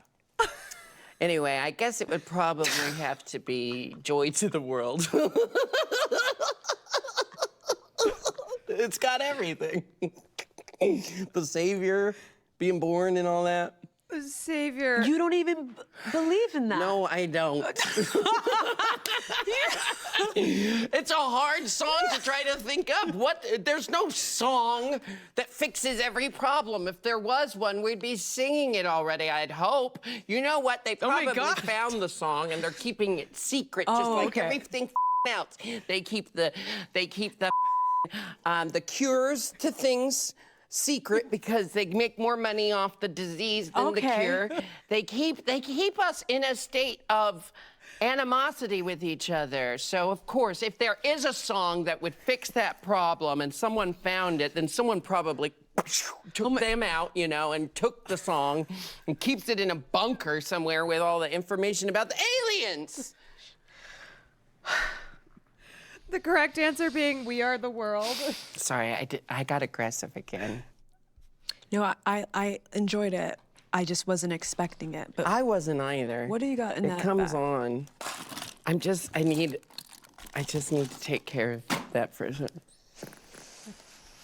You're vaping right now? It's not nicotine. Oh my gosh. I got a little heated up. I love her being a Broadway performer and hitting the vape. Does that help calm you down? It smooths the rough edges off.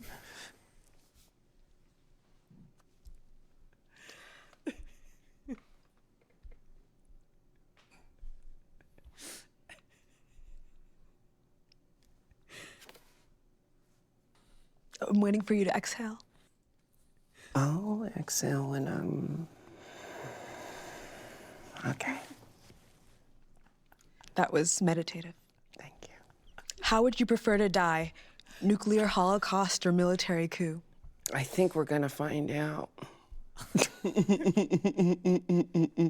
think it's gonna be both, right? I think one begets the other. So, I think right now we're in the military coup part, and then next comes the nuclear holocaust if something doesn't happen. Right? You have an intensity. Oh. Do you want to comment on fracking at all? I don't even fully understand the science of fracking, but I know it ain't good. What? And just in your head with 6 radio stations going, what is fracking? They put bombs in the ground, blow it up to get at them resources underneath. Messes things up. What do you... They put bombs underground to get to the resources and they just blow it up. Want your last words to be on That's screen. exactly what it is. Are you gonna kill me after this? Is that what happens next? I think that's the paranoia. The weed actually calms the paranoia. Oh, the weed helps. It calms the paranoia. Yeah, the paranoia is there constantly. Oh, I see. My last words on screen before I die, I hope will be, is that all there is? Is that all there is? If that's all there is, my friend, then let's keep dancing. Let's break out the booze and have a ball. If that's all there is.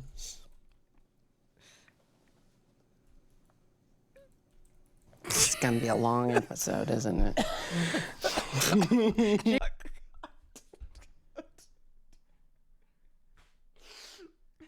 I feel so seen right now. Is that all there is? If that's all there is, my friends, then let's keep dancing. Let's break out the booze and have a ball. If that's all there is. Oh my God, this is monsoon. Maybe the funniest interview I've ever watched. Everyone. What a stop!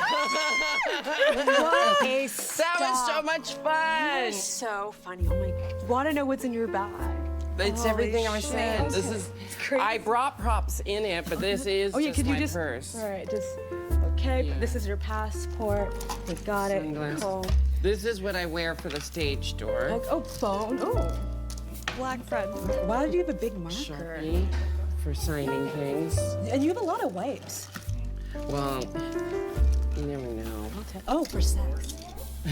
Sex among makeup wipe. I mean, they work with a lot of things. Pills. Prep. That's in case I spend the night somewhere and I need to take it the next day. And then Tylenol. Okay, well, and there's a lot. There's like this isn't even half of it. Wow, gloss. This is. Do you? Okay, what's in my? Well. Oh, this is fun. Okay. This is the new thing. Jelly lipstick and blush. I've been liking this for that pinched cheek. I've been liking this. Okay, well, This is my Fenty. This is the Holy Rihanna cherry shit. Fenty I stuff. thought It's so good. I thought the Renee Rapp interview was my favorite, and I didn't think one would top that. And then this one is just. I use that to do like this. You take it and you go. Oh my God. Like, insane. It was incredible. It was so good. It was just perfection. You know what I need? Okay. So you said, has Jinx done chicken shop date? No. I need Amanda de Moldenberg, Ziwe, and Jinx Monsoon. I need a 3-way chicken shop date. What did I say? Amelia. I meant Amelia de Moldenberg, Jinx Monsoon, and Ziwe. That's what I need.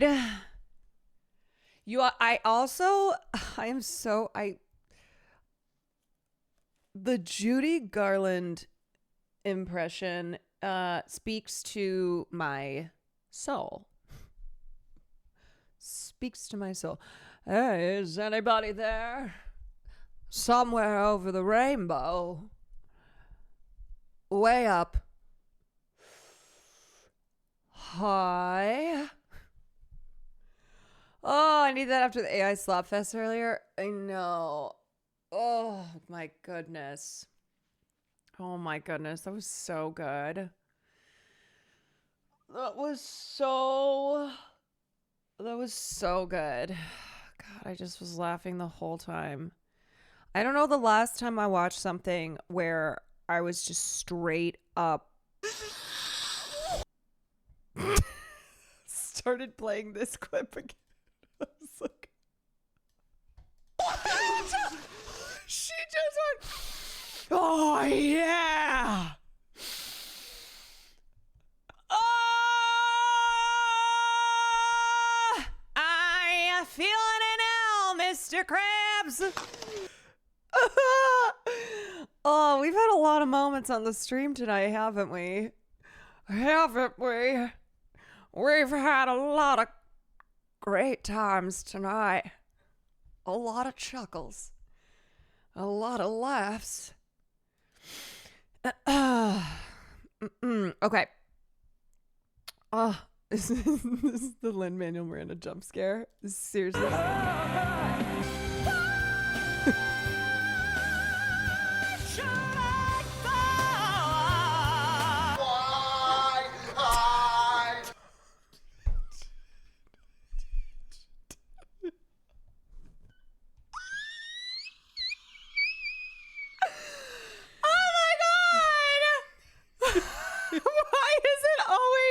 Why is it always a Lin-Manuel Miranda jump scare?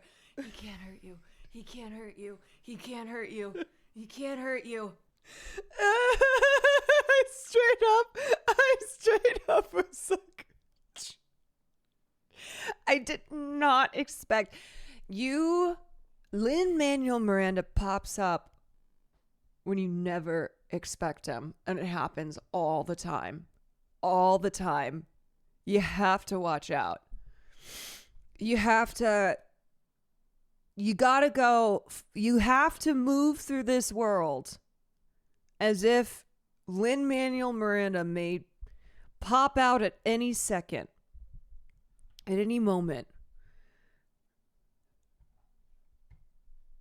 You never know when it's going to happen, but you need to be prepared.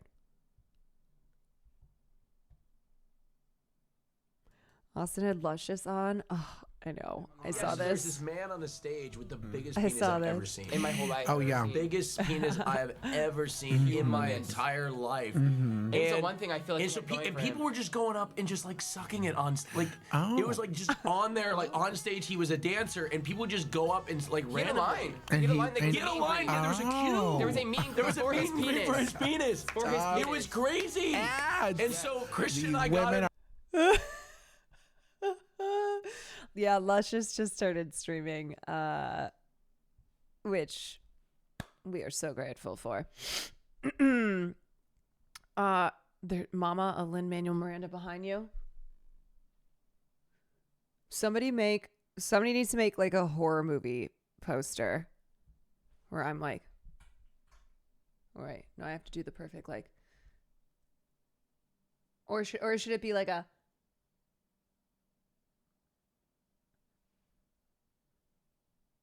like either I don't know Lin-Manuel Miranda's behind me, like I'm just kind of like, or I start to turn, like one of these, like, or yeah, he's right behind me, like,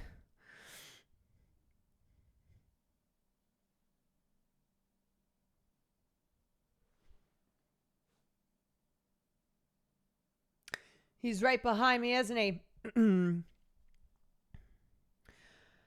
All right, y'all. Should we do a little gaming and then that'll be the stream? That'll do, donkey. That'll do. That'll do, donkey. That'll do. All right. Well, let's maybe solve some arson. Let's see who started the fire. We didn't start the fire. We didn't start the fire.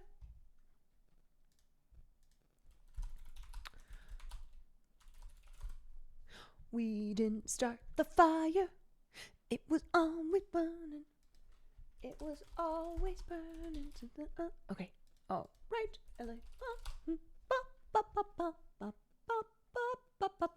Okay. Alrighty. I always type it into my search bar, but it's not there because it's in Steam. Okay, let me open that up. Oh boy. All right. God, I am a little slap happy because I did not sleep a lot last night, and I've been kind of on my Celsius grind. I've been consuming a lot of Celsius these days. It's really hard when you're consuming a lot of caffeine and then you stop. No. I mean, I still have my coffee in the morning. You just get so hooked. You get so hooked.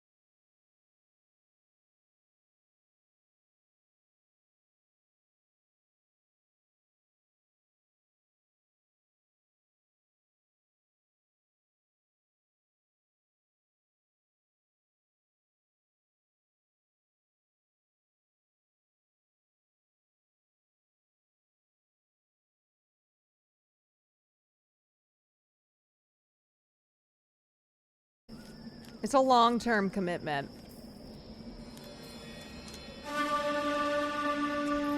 Uh-oh. What's going on with this origami?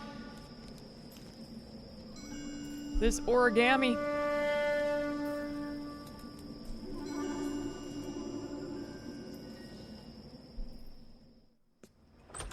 The origami House killer? fire. Bad one.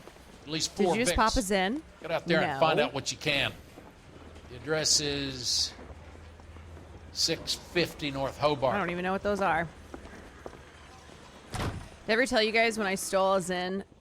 Need a drink. I got the jitters again. I stole a Zen case from Hassan's. That son of a bitch looks a lot like the cop And who it pointed his was gun at me. fucking empty. An Englishman and an Irishman in his car walking to the bar. Bartender looks up and I was says, like, "What hee is hee hee. Yoink. I'm just praying the prince come through. And the so I can joke nail was on some. me. Mouthpiece tore stripped off me at the grand jury. Case was thrown out. God, okay, I'm really taking my sweet ass time here. All right, what are we doing? What's going on? What's the case today? What's the case today? The Zen Tower's got a little bit small. Oh, what the hell? What's happening? Oh, okay. How are Zens? They.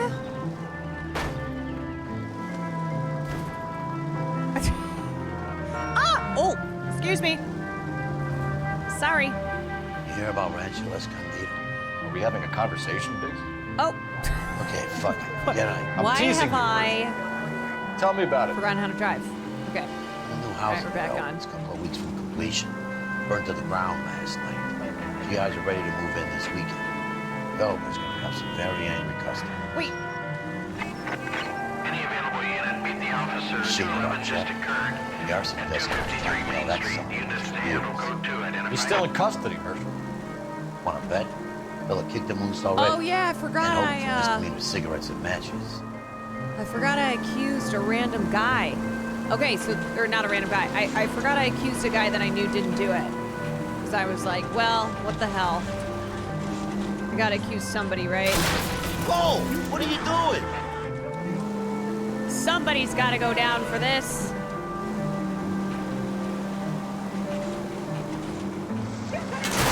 Sorry! My partner isn't the greatest driver in the world. Hey!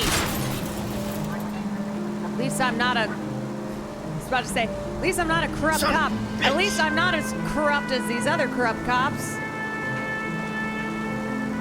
What was I asking? Or someone was asking me how are Zins? They can be really intense. Oh, my bad. They can be really intense if you're not used to them. What the hell? I thought this was a street for real. I actually did. Okay. My bad. Excuse me. I'm sorry. Okay. If you're like trying to not see, I have to turn. If you're trying to not smoke or vape, and it's like impossible to go cold turkey, and you've tried other things, then you know it's an option. What? Trying to not see? What? Okay, where the hell? Where is this stupid place? Oh, right there. Zens were the only way I can cut back on vaping. Me too. If I'm being honest.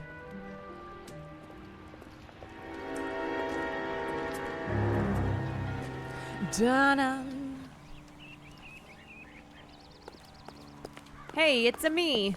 You guys better see this. I hope you have strong stomachs. Oh boy. Well, if I throw You have up a and name? contaminate the crime scene, that's okay. Jesus. Morelli, Mike, we recovered a picture of the family. Okay. Anything else? To be honest, I just got here, Phelps. Best you talk to Lynch. He's the expert. Doesn't make any sense. Why aren't they scattered around like the rest of the debris? I think they've been moved. Ooh. I think someone moved them after the explosion and before the fire. Can you explain that, please? I'm almost positive the cause of death is asphyxiation due to gas inhalation. Look at the parts of their bodies that aren't scorched. The coloring around the fingertips is typical. They wouldn't have felt a thing. I think the fire damage is post-mortem. Oh. I think someone moved them into this room after the explosion. It still doesn't make any sense. Why would you run into a burning building? Why would you run into a burning building? Oh, well, that's a good question. What flavor Zin's good one to try? Usually like the mint, but I also switched to Lucy's because they have better flavors. Like sometimes the Zins make me make my stomach hot too. To save his Funko Pops, he had to save his Labubu. What are they doing? They ran in to save the 24 karat gold Labubu. Damn. Sheesh. That's not good. That's what I will say. You ever think about how many people have died in this world? And how big heaven would have to be to accommodate them bigs? No, I have not. That's assuming they all go there. Because it's currently filled up with XXXTentacion and Ozzy Osbourne. I think the Sawyer fire went wrong. So what about the guy we have in jail, Phelps? We got the wrong guy. It doesn't explain why he ran into a burning building. What would make anyone do that? Guilt. For the fires? For his mistake. This guy wants to burn houses, not families. He expects the houses to be empty. He was trying to redeem himself. He probably thought they'd be happier together. You are one very disturbed individual, Phelps. Hey! I know you had it rough lately, but you should start to compartmentalize your thoughts. You could be right. Sorry, I'm doing my job. I'm sure it's the same guy. Are you telling me that some son of a bitch murdered these people, the whole family, and arranged them here like Cupid dolls? Might fit, Cole, but I don't think we could ever prove it. There's very little evidence. Oh, God. Oh, my God, that's evidence. Albert, check out the hot water system. Make sure we're dealing with the same MO. Sure, Phelps. I'll get back to you. Leave the rest to us, Cole. You gotta find out what's eating Biggs. I also like that guy just ran out. He was like, nope, see ya. And I'll leave you to it, gentlemen. Bro's job is arson. Can't handle the job, I guess. Oh, a spatula. Nope.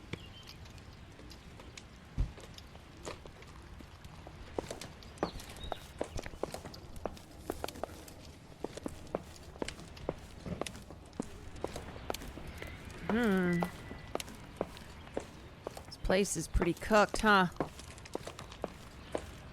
Still smoldering. Dun, dun, dun. Not everything here is going to be relevant. Well, then why am I fucking wasting my time?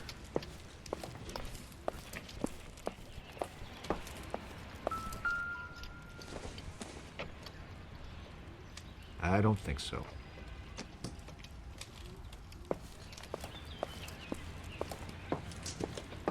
It's a pretty big house. Probably cost 20 cents.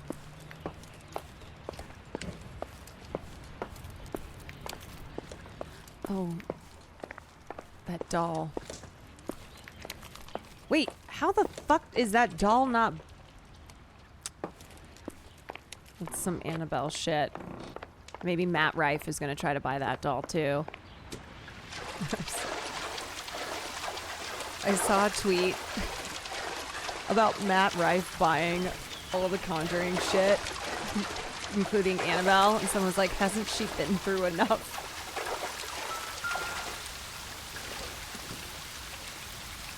Annabelle, you know what to do. Time to get a haunting, girly.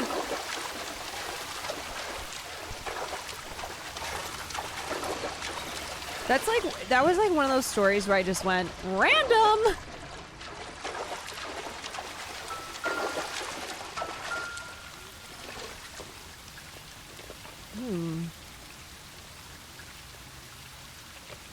He is playing with forces he does not understand. Annabelle does have the chance to do the funniest thing, and we would all have a laugh.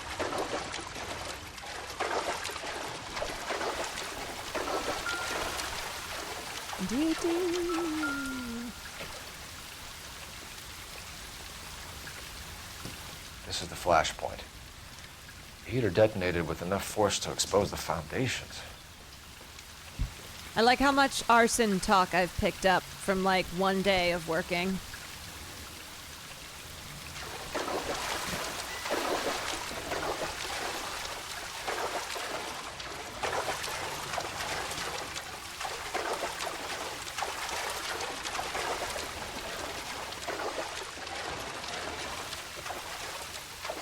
Whoa.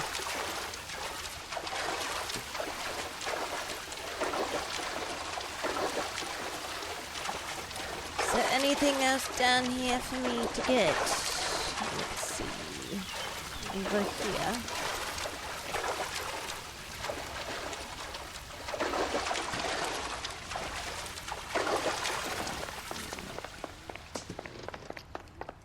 Okay.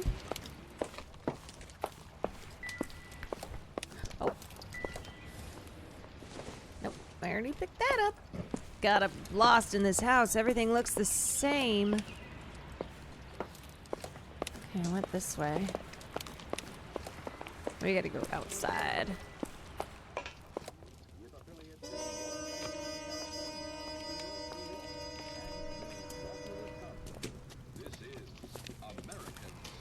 So something finally got to you.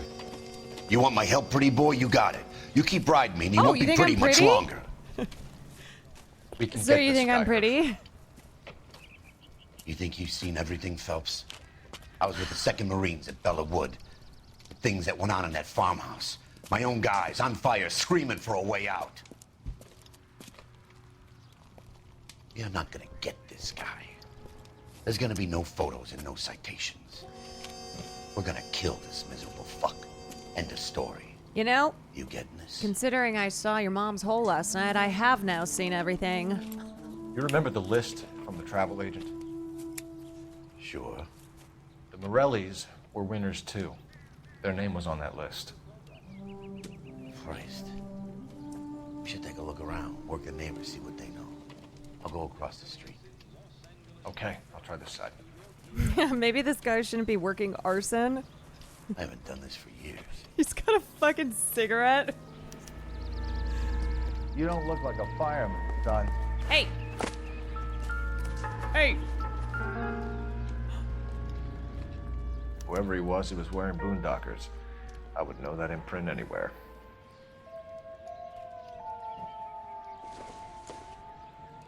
Smoking cigs, eh? Someone was keeping watch. Looks like they were here for quite a while. Brand looks distinctive.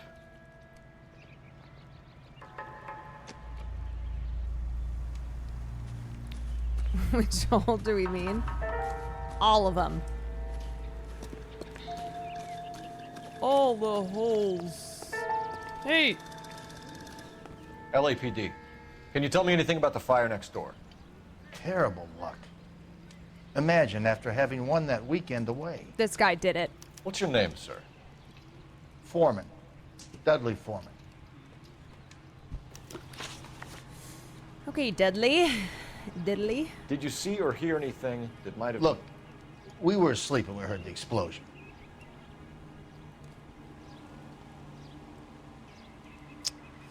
This guy is shady as heck.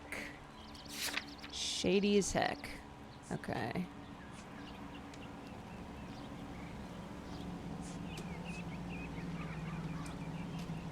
But we're gonna press X to doubt because I don't think You didn't I like have Morelli, anything. did you? Some neighbors you get along with, some you don't. Guess I they just should kind have of sold pulled up. that one out of my ass. What do you mean? They're knocking down all these old houses and building a new subdivision for GIs. Morelli was being difficult.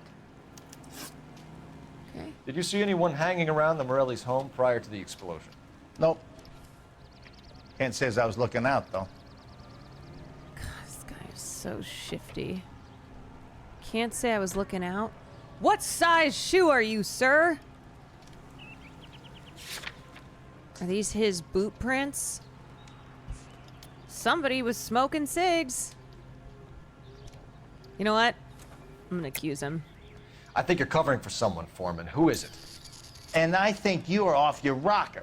How can you make an accusation like that? What proof have you got? Let me see those feet. Let me see those toots.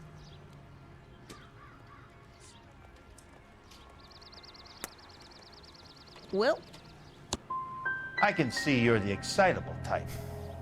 You shouldn't let your imagination run away with itself. well, you know what? I do have a wild You imagination. said someone is knocking these houses down? Elysian Fields. You must know them. They're billboards. That Monroe character beaming down at you. We've had an offer for the house. Did the Morellis want to sell? I don't know. God, every line this guy says sounds like he's lying. I just got here and I said, let me see them toots. Did the Morellis want to sell? I don't know. I think he's not telling the truth.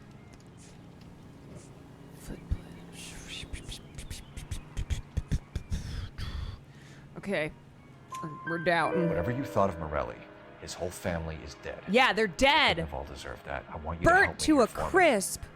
Morelli was pig-headed. He built the house himself. He didn't want to sell.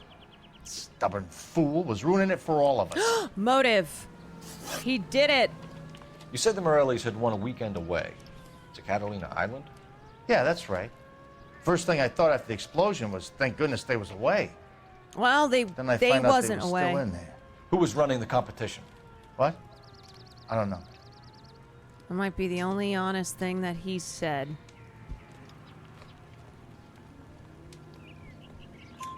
You didn't enter yourself? I'd already agreed to sell. The competition was an incentive for those who were still thinking about it. Still sus, though. Thanks for your time, Mr. All right, 3 out of 4. Sure. I know which one I got. Hey, if you're incorrect. interested, I have one of those competition flyers in the kitchen. I could get it for you if you like. Yeah, That would be great. I would. Any luck, Cole? Couple of things. What did you pick up? Folded piece of paper. Looks complicated. Looks Japanese like that call it origami. origami. Can I take a look? Sure. Well, that may be the first time they've said Paper crane. Japanese. There's a legend about them. You fold 1,000 of these and you get a wish.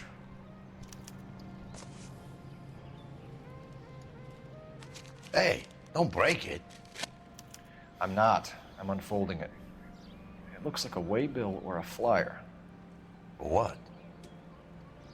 For Elysian For Fields. Elysian Fields Developments. I think we gotta go talk to those guys again. This time they're not getting at it. Oh, I see you already have one.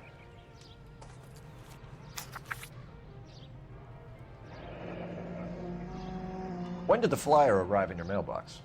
They've been arriving for weeks. This one was in the mailbox when I got home from work yesterday afternoon.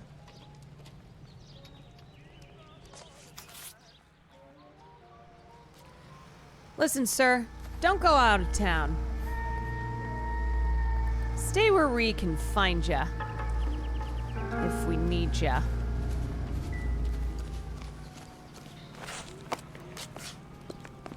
Fine. But if the skipper sees us driving around in this, we're dead. Oh! Does that mean we can take it? I need an address for a property developer. Elysian Fields Developments. One moment, Detective. The address is 748 North Oxford She's so Avenue, quick with Wilshire. it. Anything That's else? my girl. Messages, please. You have a message. Contact Captain McKelty immediately. Thanks. Can you put me through, operator? Of course. Here you are. Of course. Commander? Do I recognize that actor? We're about to go and visit Elysian Fields Developments. You're about to do what? Leland Monroe? He's a personal friend and the chief. Are you out of your mind? Call me crazy then. I'm warning you, Phelps. Commander, we have a line of inquiry. You have something, you bring it to me. You're hanging by a thread, Phelps. Do you understand? Yes, sir. Good. Sorry, I can't hear you, sir. I think the phone's breaking up. What did you say? That you fully support me? Makes sense. It's a dead Fully end. support me talking to this guy? We should check out Rancho Escondido. You know the place? All right, sounds good. Sure. Corner of Fountain and Wilton. Let's go. Ah, shit. There's something in the house fire that I didn't get. Damn it. I have to get more clues. Shit. Come on. All right, are they outside? What did I not get? Let's see. All right, hold on. You're a reckless. How did you get my number, Ira? At first, I didn't understand you. Ira? But now I do. I'd like you to come back to the clinic. I'm helping other people now, Doctor. Doctor. You haven't been to the clinic for weeks. I'm not confused anymore, Doctor. I'm helping people be together. This world is only temporary. We'll all be happier in heaven. Why don't you tell me where you are and I can come to you? I can come I to think you. the fires should end now. They have served their purpose. Oh, the fires are only beginning, Doctor. After the fires, everything will be beautiful and clean. Everything will be erased. The world will be fresh and new. I can see my purpose now, Doctor. And you helped me to find it. Well, Doc, looks like you fucked up. Going to church doesn't make you a Christian, any more than staying in the garage makes you a car. Doctor's like, I've made a monster. Yeah, that fuck-ass doctor. Such a creep. Looks like the same model. Reginald Varley, again.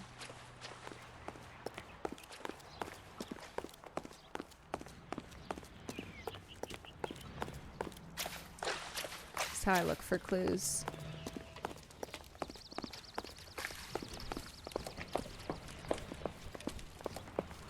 Now, what am I missing?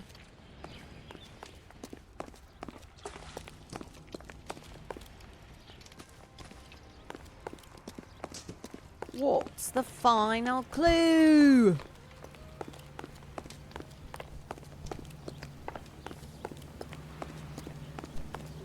As much as I love. Wait, that was it? Oh, did the music sound? Didn't even realize. All right, let's get out of here, buddy. Let's go. Jeez, it's cold. What's wrong with a good old-fashioned black and white? Because this ride is way cooler. All right, let's go talk We are to not this- going to. Yes, we are. Yes, we are. You just won't let this go, will you, Cole? I'm doing my job. You expect me to turn my back on it? You're a big boy. I'm doing my job. You're a big boy. I expect you to know which battles are worth throwing my pension away. Don't get in my way.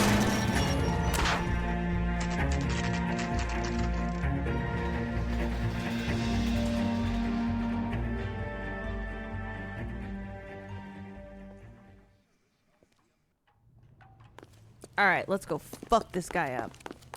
You look like you were a big pain in the neck. Now I have a much. Detectives Phelps and Biggs, LAPD, to see Leland Monroe. Do you have an appointment? We're the police, lady.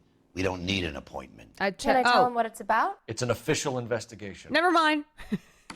There are 2 police officers here to see Mr. Monroe. Send them through. I'll be back. And that's our cue. Thanks, ma'am. Thanks Hey, for Cole, everything. Let's get moving. How are we gonna look getting around Haha, this it was thing, just a Cole? joke. It was just a joke.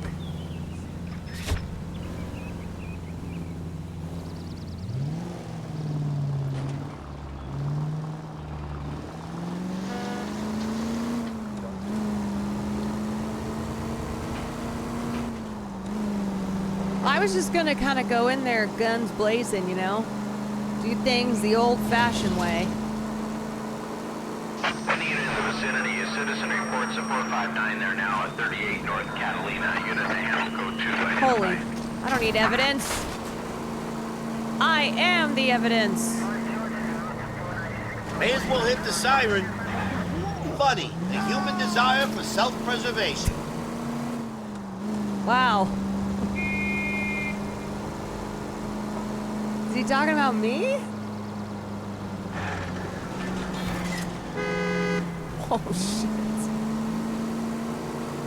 You talking to me?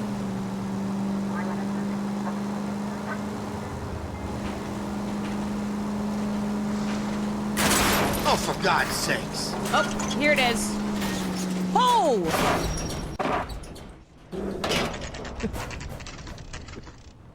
All right. You know, there are times when you really miss a nightstick. No one in this There's more city religion knows how in the to end of a drive. nightstick than in 100 cathedrals. Wait, what's going on? Why is there a riot? I'm not gonna tell you again, sir. Don't tell me when and how I can come and go on my own property. It is not This is safe. America, This is dickhead. America. Now step back, or I'll lock you up for Smart a mouth fray. son of a bitch. You sorry. Oh my God, are we fighting? We're fighting. Okay. That's done. We're gonna have to pacify these people. Oh shit. Hold on. Wait. You've had a bad break. Okay. This isn't the answer. Okay, we're fighting. We're fighting. We're fighting. We're fighting. Who's... Oh. My hat's off. My hat's off. Why are we all fighting? Okay, you're next? Great. I'll take you out too. We're just fist fighting. Don't ask questions. Just do it. Just headbutting my way through. See ya. That's right. Good thing you showed up when you did, detectives. That's right. Those folks were baying for blood. Okay, then. Let's see if there's anything left to take a look at. You know, you know that those guys are white. Because they punched a cop, and they're still alive. Okay, what's happening? Okay, all right. Let's check out. God, all these houses are burnt to shit. How do I get in this thing? Okay.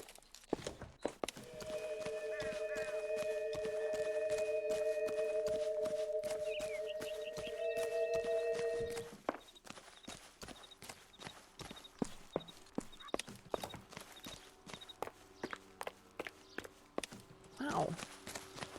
My God. Ah, it looks so awkward. It looks so awkward.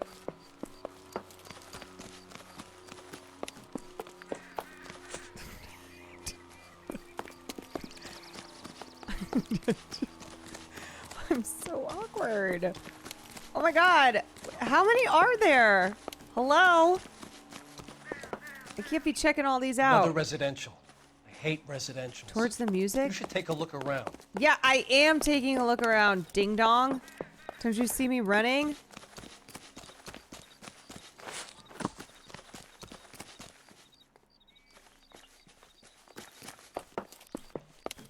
Wait, I'm sorry. Did you guys hear music? I didn't hear shit.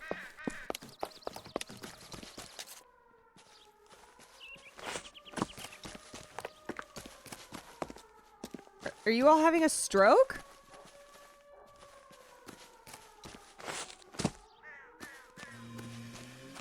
There. Oh. Okay. Oh, I see.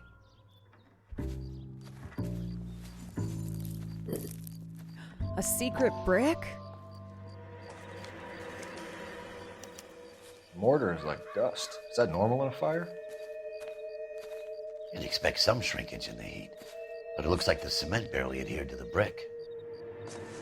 Doesn't appear to be any wall ties either. Oh! This thing looks like it was built on the cheap.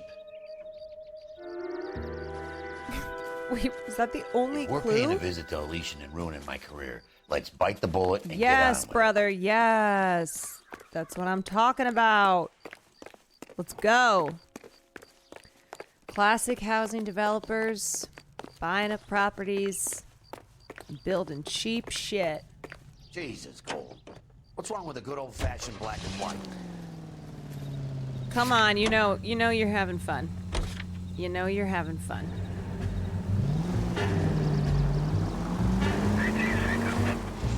They can make a claim to the department. All right, let's go kick this guy's ass.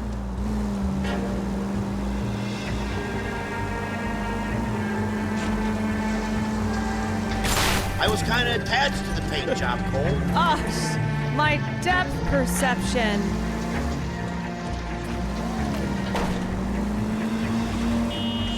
Any Sentry unit, 211 in I think I might have some 522 head South Hill damage. Street, unit to handle code 3, identified. Think of the siren as lubricating the great machine that is this city. Ah, these signs are pretty cheap too, huh?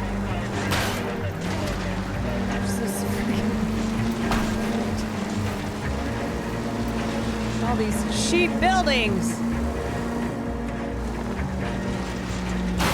At least we'll know where we've been if we try to retrace our That's steps. true. It's called a shortcut. Do you know how long it would take to get there? Otherwise. Come on!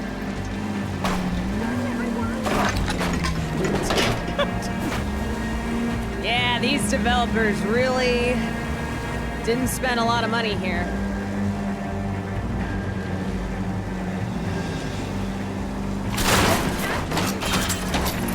No! No, what? Hold on. We're not quite there yet.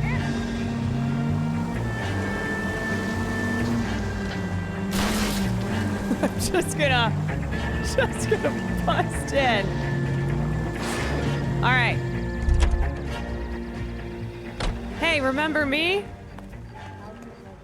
Well, I'm back. That broad has socks in it, Brazier.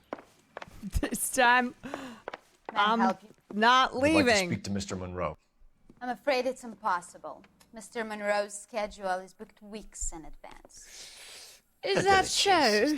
Is he in? I'm not at liberty to reveal that, officer. So he hired you for your intelligence? I find that offensive. You have every right to. This is getting us nowhere, miss. I meant all the Encino. offense. Would you like us to return with a warrant? That won't be necessary, gentlemen. Come into my office. My name is Mega. Thank you for the 11 months. All right, let's go. I got this. You follow my lead. You like a cigar? Drink, boys. Sure, I'll have a scotch.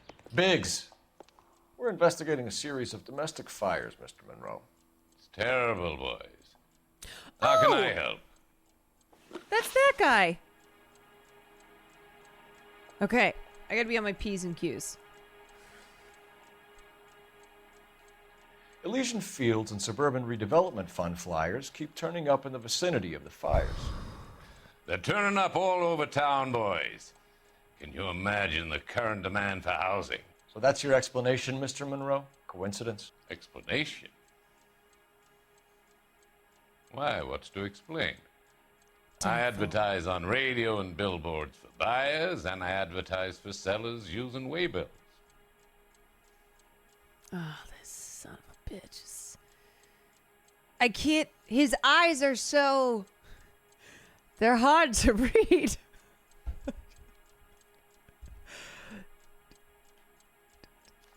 This is so hard. I might have to use my book. Shit, I have nothing remaining. Okay. It's a strategy. It's a strategy. You hear that Suburban is under severe Doubt. time pressure to complete work on the new houses. I think you're getting heavy-handed about it, and it's gone wrong. This is what I've trained for. I hope you have some proof of how I'm involved in this. I'll be happy to sue you for whatever you're worth. Oh my god, please don't sue me.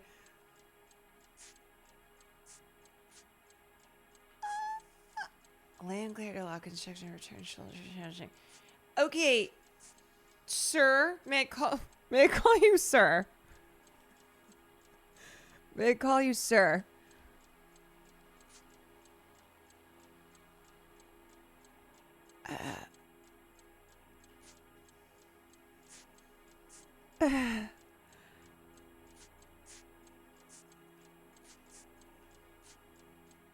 You know Looks what? like I was mistaken. I'm just gonna go with this. We found a family burnt out in their Classic. home.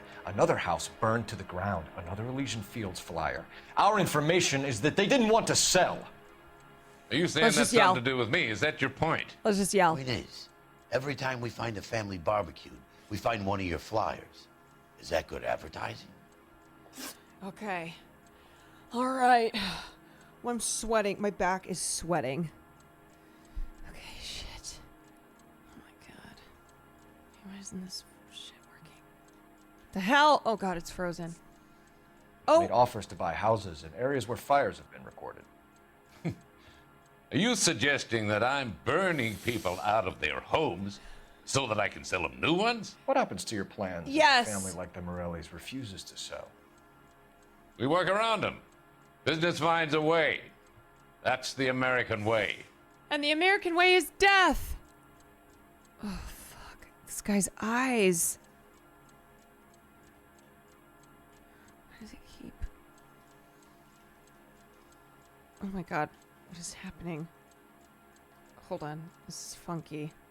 Don't go down on me now. Okay. I think you're being less than candid, Mr. Monroe. You're building these homes to some timetable. Can you not close your eyes? You're under pressure to get Can rid you of the change your holdouts. eyes? And how exactly do you think you can prove that in a court of law, detective? Oh, this guy knows his stuff.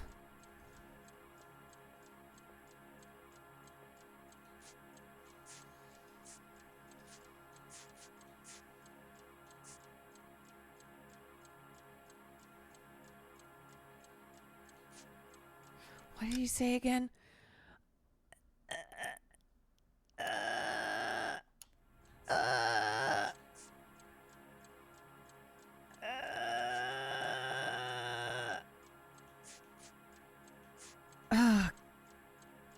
God.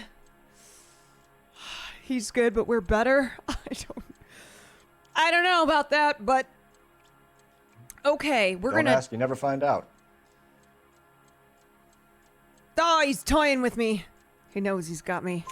Come on. Press X to doubt. You expect me to believe that you would build a new development with one of those old piles smack bang in the center of it? Progress is an inexorable process, detective. Those who choose to stand in defiance are usually confined to the wastebasket of history. Oh, he's got words. To answer your question, yes, we would build around them if we had to. Most people see sense. Oh, I somehow skipped a question. What do you know about a competition for families to win free vacations to Catalina Island? My company runs many promotions. I'm not familiar with that one. Oh, you're okay. You're definitely lying. Level with me, Mr. Monroe. Definitely. You know all about the vacation offers. You can believe whatever you like, son. Okay, I think I got him on this one. You're missing the vital ingredient called proof. Oh, yeah?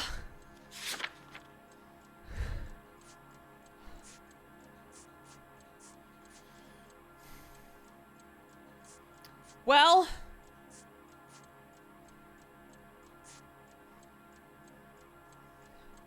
I got this.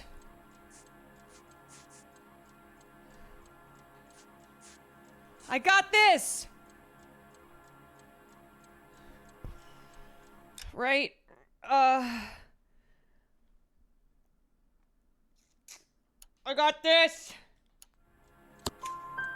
Your face is all over the flyers. Yes, that's his face. You know about the prizes, and you're aware that they get given to holdouts. My face is the brand. Oh, he's good. It's on all our advertising. I'm lightheaded. Did you know that the mayor and the chief of police part of the suburban redevelopment Oh fund? my god. Corruption, it goes all the way You to want the to top. accuse them of murder as well? Yes, I'll do it. I'll accuse everybody. I'll accuse everybody. What's Elysian Fields' involvement in Rancho Escondido?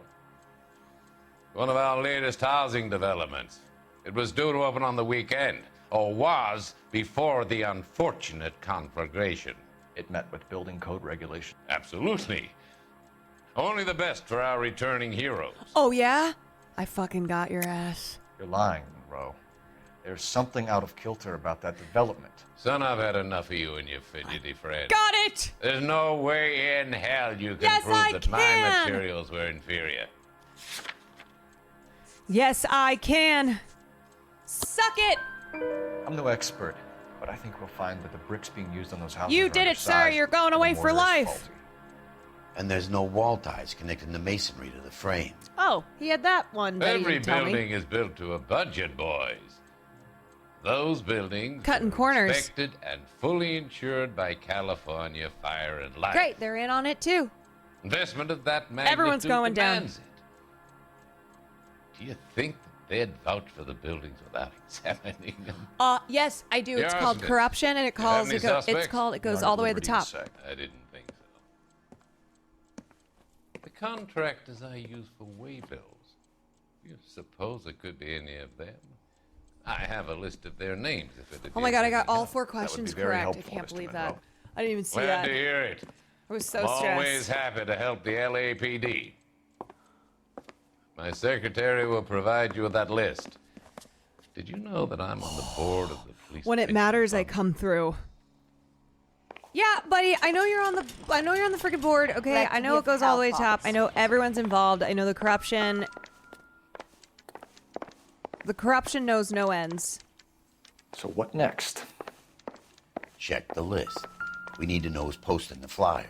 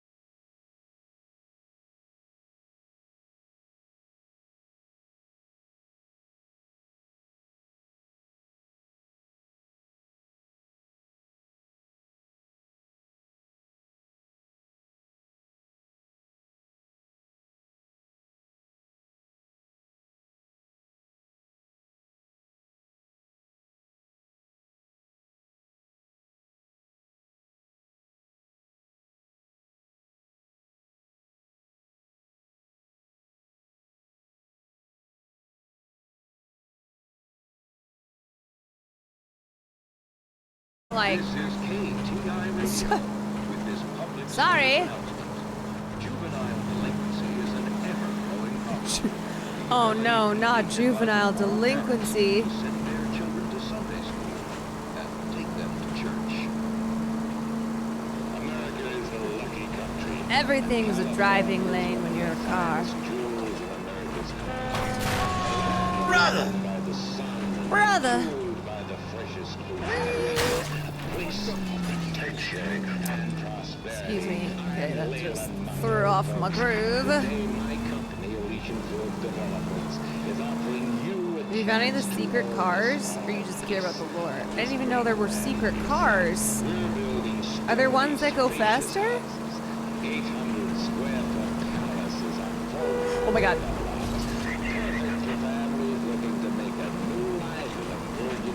Turn the goddamn siren on.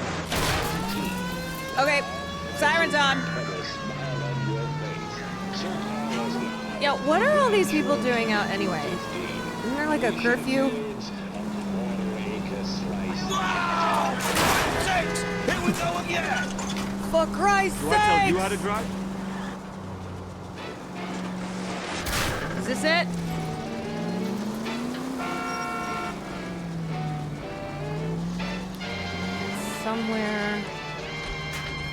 Somewhere. Oh, so sad. Ah, it's all the way on the other. All the way on the other freaking side. There we go. There we go.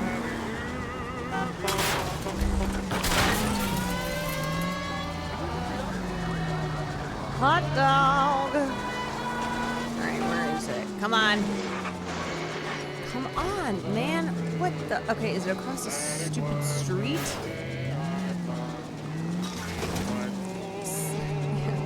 This town is full of secrets.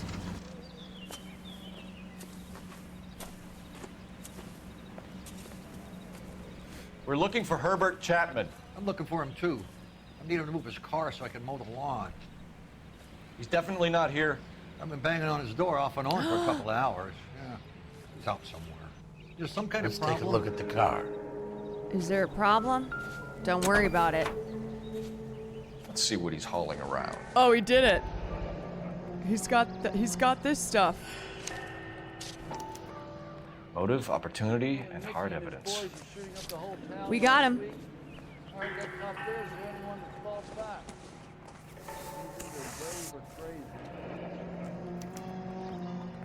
45 caliber. The APB. He's clearly armed.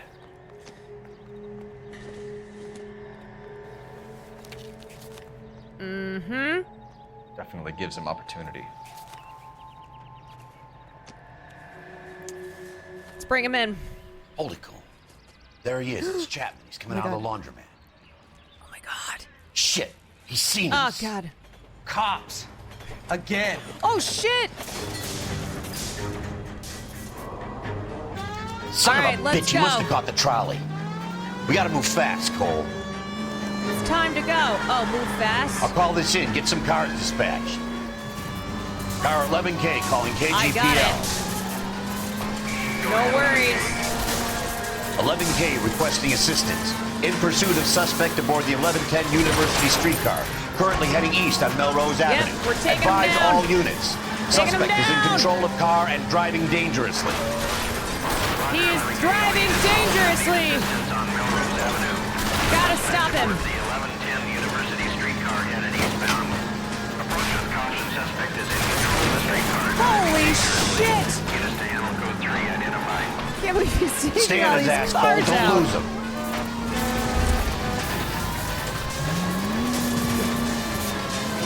Gotta get this dangerous driver off the road.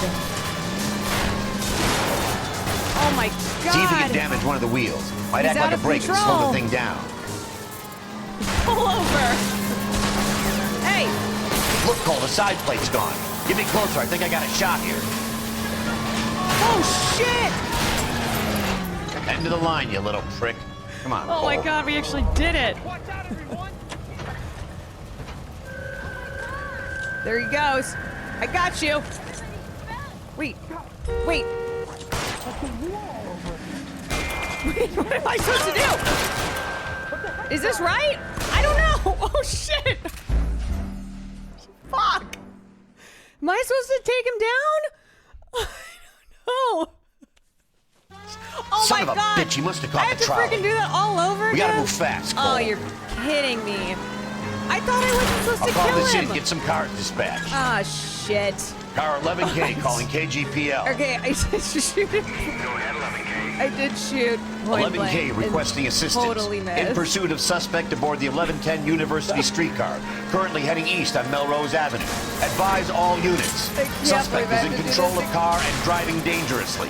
I can't believe I have to do this again. Alright, I'm not gonna lie, I did shoot for him, but I missed. I missed. Oh, this guy is crazy. Stay on his ass, Cole. Don't lose him. I'm trying. I've done this before.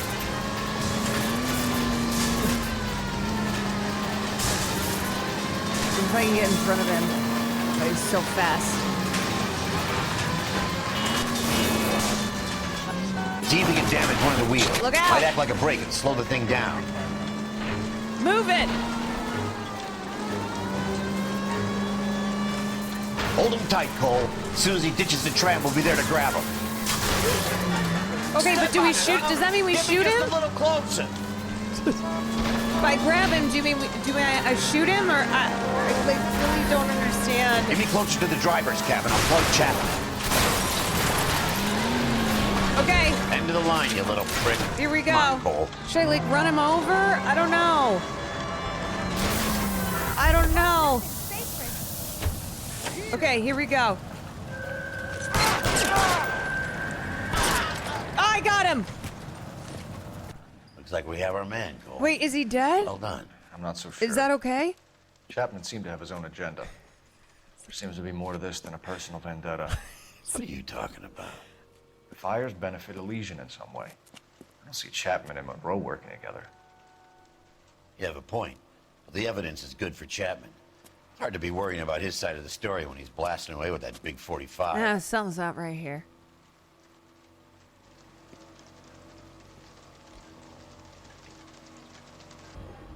Nice work, gentlemen.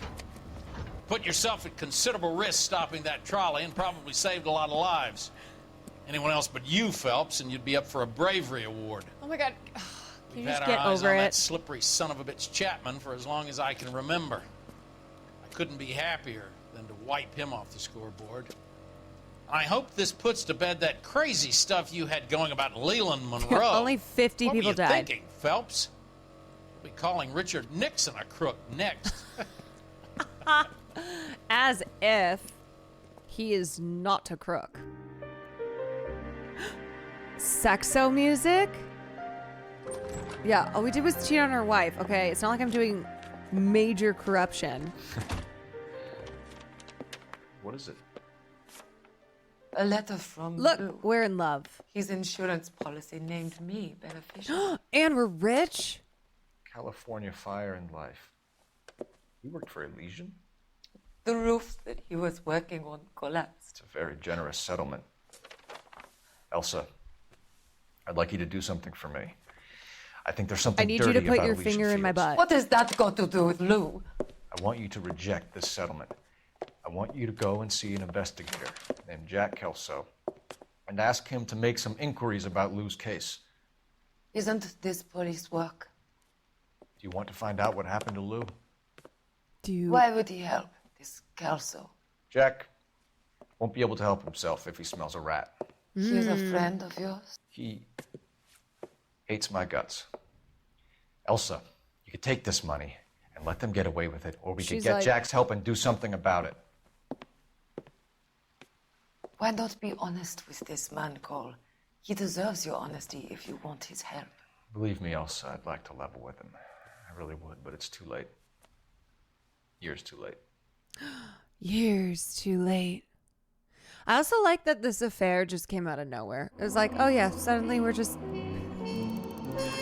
having an affair. No questions asked. I mean, I'm sorry, but I think she's hotter than my wife. Suddenly just, no more wife. Oopsie doopsie. That's how it goes. All right, I am so sweaty. I don't know why I have just been dripping in sweat tonight. I am sweaty. I'm tired. I honestly, my back is so gross. It is so gross. The shirt is probably, let me see if you can see the sweat stains. Hold on. That episode, that was still like an hour, I think.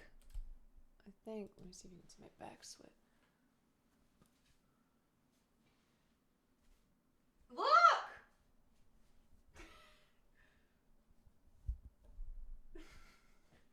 I know. I've just been like sitting in sweat for 5 hours.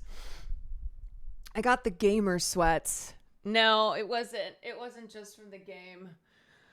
It was like the whole stream I've just been sweating. I'm a sweaty gamer girl. How are you sweating? Because the air is always like hit or miss. Sometimes it comes in here and sometimes it doesn't. Yeah, this is what happens when you sniff out corruption in the LAPD. That's true. That is true. All right, y'all. That was fun. That was a great stream. We had lots of laughs. We LOL'd. We LOL'd, didn't we?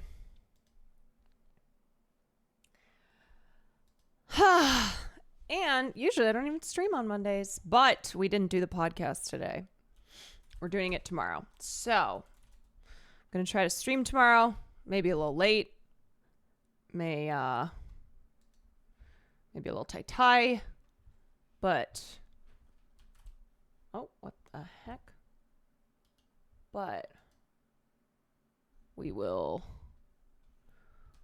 be here if we can be here. Okay, why is everything breaking? Question mark. Okay, all right. Okay, I don't know. Je ne sais pas. Alrighty. All right, y'all. GG's. Thank you for spending your time with me. I hope you enjoyed your time here. I hope you come back. And if this is the last time, then is that all there is? If that's all there is, my friends, then let's keep dancing. Let's break out the booze and have a ball. If that's all there is. But I hope that's not all there is. So I will see you on the next one.